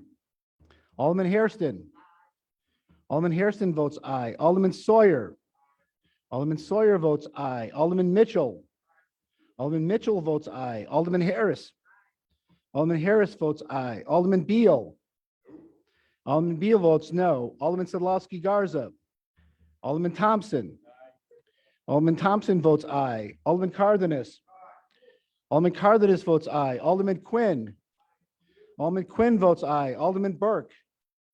Alderman Burke votes no. Alderman Lopez. Alderman Lopez votes no. Alderman Coleman. Alderman Coleman votes aye. Alderman Moore. Alderman Moore votes aye. Alderman Curtis. Alderman Curtis votes aye. Alderman O'Shea. Alderman O'Shea votes aye. Alderman Taylor. Alderman Taylor votes no. Alderman Brookins. Alderman Brookins votes aye. Alderman Rodriguez. Alderman Rodriguez votes aye. Alderman Tabarez. Alderman Tabarez votes aye. Alderman Scott. Alderman Scott votes aye. Alderman Cicho Lopez. Alderman Cicho Lopez. Alderman Cicho Lopez votes no. Alderman Maldonado. Alderman Maldonado votes aye. Alderman Burnett. Alderman Irvin. Alderman Irvin votes aye. Alderman Telefiero. Alderman Telefiero votes aye. Alderman Raboyes. Alderman Raboyes votes aye. Alderman Cardona. Alderman Cardona votes aye. Alderman Wagaspack. Alderman Wagaspack votes aye. Alderman Rodriguez Sanchez. Alderman Austin. Alderman Austin votes aye. Alderman Ramirez Rosa. Alderman Ramirez Rosa votes aye. Alderman Villegas. Alderman Mitz. Alderman Mitz votes aye. Alderman Spizzato. Alderman Spizzato votes aye. Alderman Nugent. Alderman Nugent votes aye. Alderman Vasquez. Alderman Vasquez votes aye. Alderman Napolitano. Alderman Napolitano votes aye. Alderman Riley. Alderman Riley votes aye. Alderman Smith. Alderman Smith votes aye. Alderman Tunney. Alderman Tunney votes aye. Alderman Gardner. Alderman Gardner votes no. Alderman Kappelman. Alderman Kappelman votes aye. Alderman Martin. Alderman Martin votes aye. Alderman Osterman. Alderman Osterman votes aye. Alderman Haddon. Alderman Haddon votes aye. Alderman Silverstein. Alderman Silverstein votes aye.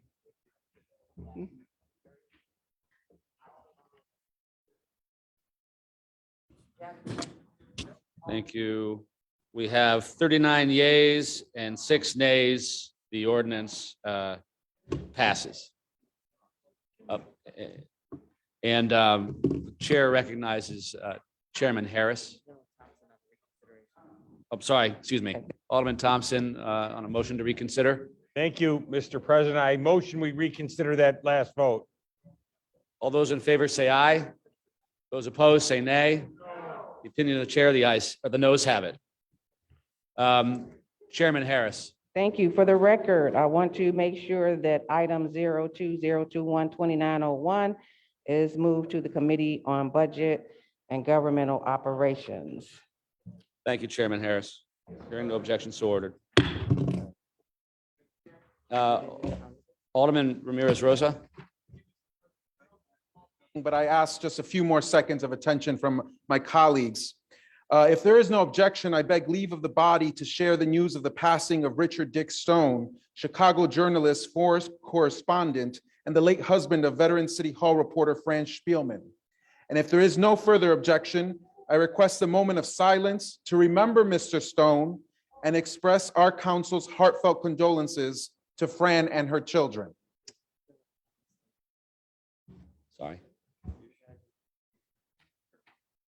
You know, Alderman Ramirez Rosa, I compliment you for bringing that forward, and I would like for us to give that the proper consideration. Can we please get through miscellaneous business to give that the attention it deserves? Sure, absolutely. I thought her business was over. Thank you. Thank you, Alderman. So we have most miscellaneous business. Alderman Mitchell.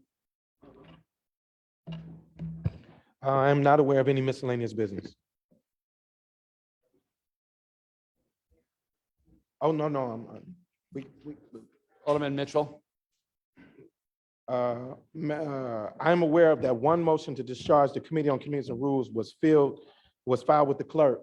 However, the items that were contained in that motion were re-referred under unfinished business. Accordingly, I am aware of no miscellaneous business. Thank you, Alderman. Date and time of the next meeting.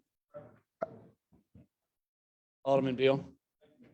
Mr. President, according to our rules of order, I want to correct for the record that you do not need 34 votes to discharge the committee.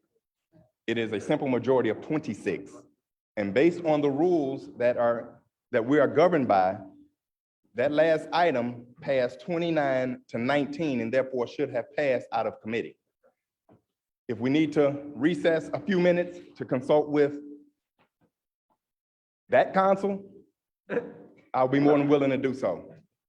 And that's the council we have today, Alderman. If you could give me one moment, please. Stand at ease.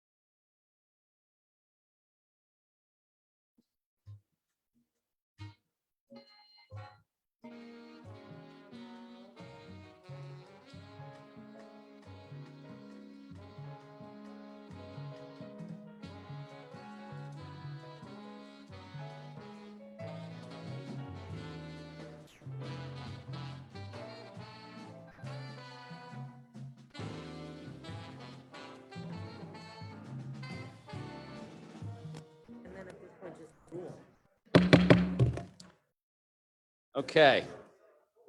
So let me try and sort through this for everyone. Basically, Alderman Beal and Alderman Harris had two different Rule 41s doing two different things. Alderman Beal's motion was to discharge from rules, which was deemed out of order because the items were no longer in Rules Committee. They had actually been deferred and published.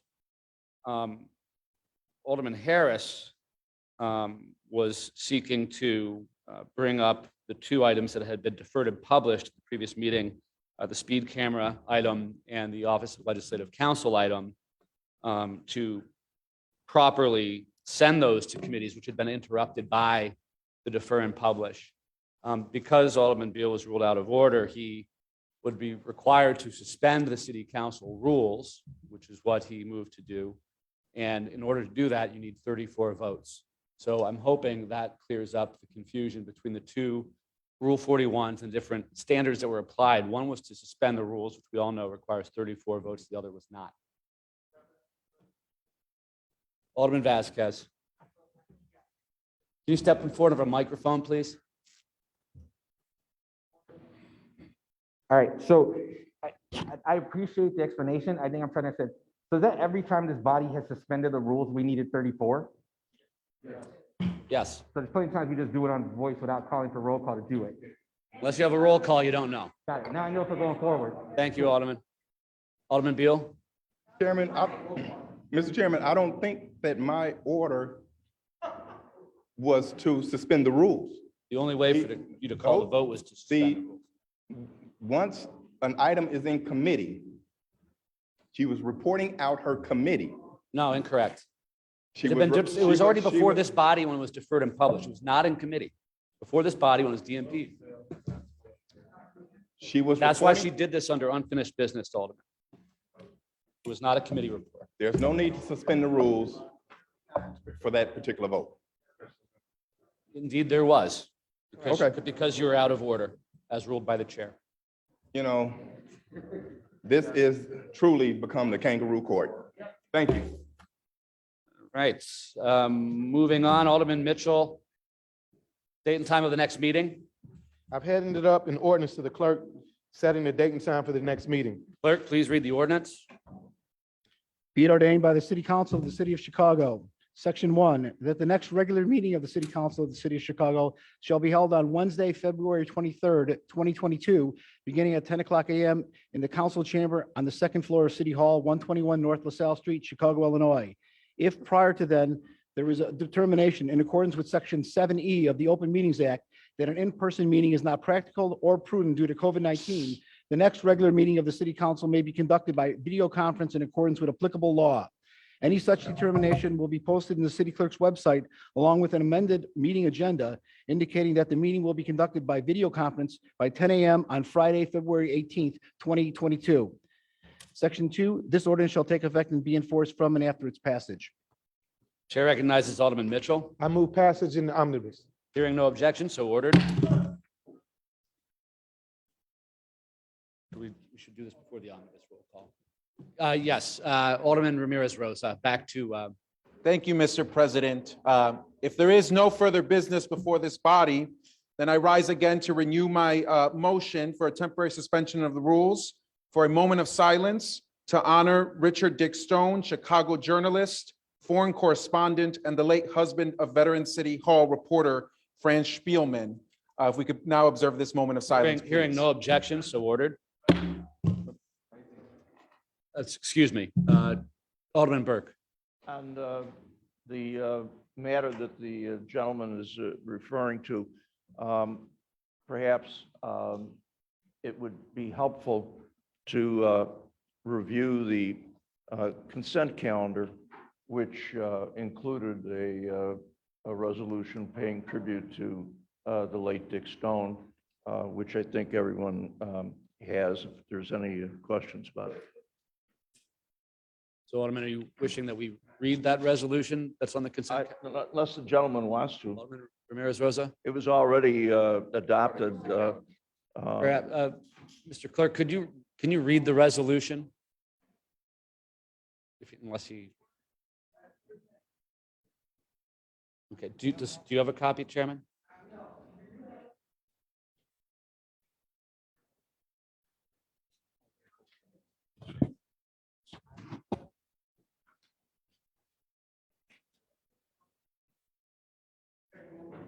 Okay, we don't have the text available at this moment, but certainly it will be a public document. So I would ask members of the council to please stand and offer a moment of silence for Mr. Stone.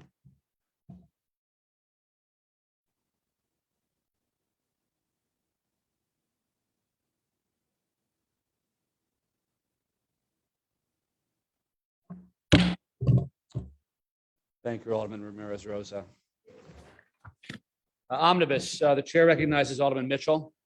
Mr. President, I move that matters in the omnibus be passed by the first most favorable roll call vote by the Committee on Finance and the associated unsuccessful motion to reconsider. Hearing no objection, so ordered. Alderman Mitchell on the motion to adjourn. There being no further business before this body, I move that we adjourn. All those in favor of the motion to adjourn signify by saying aye. Opposed, no. The motion is carried. The council is adjourned.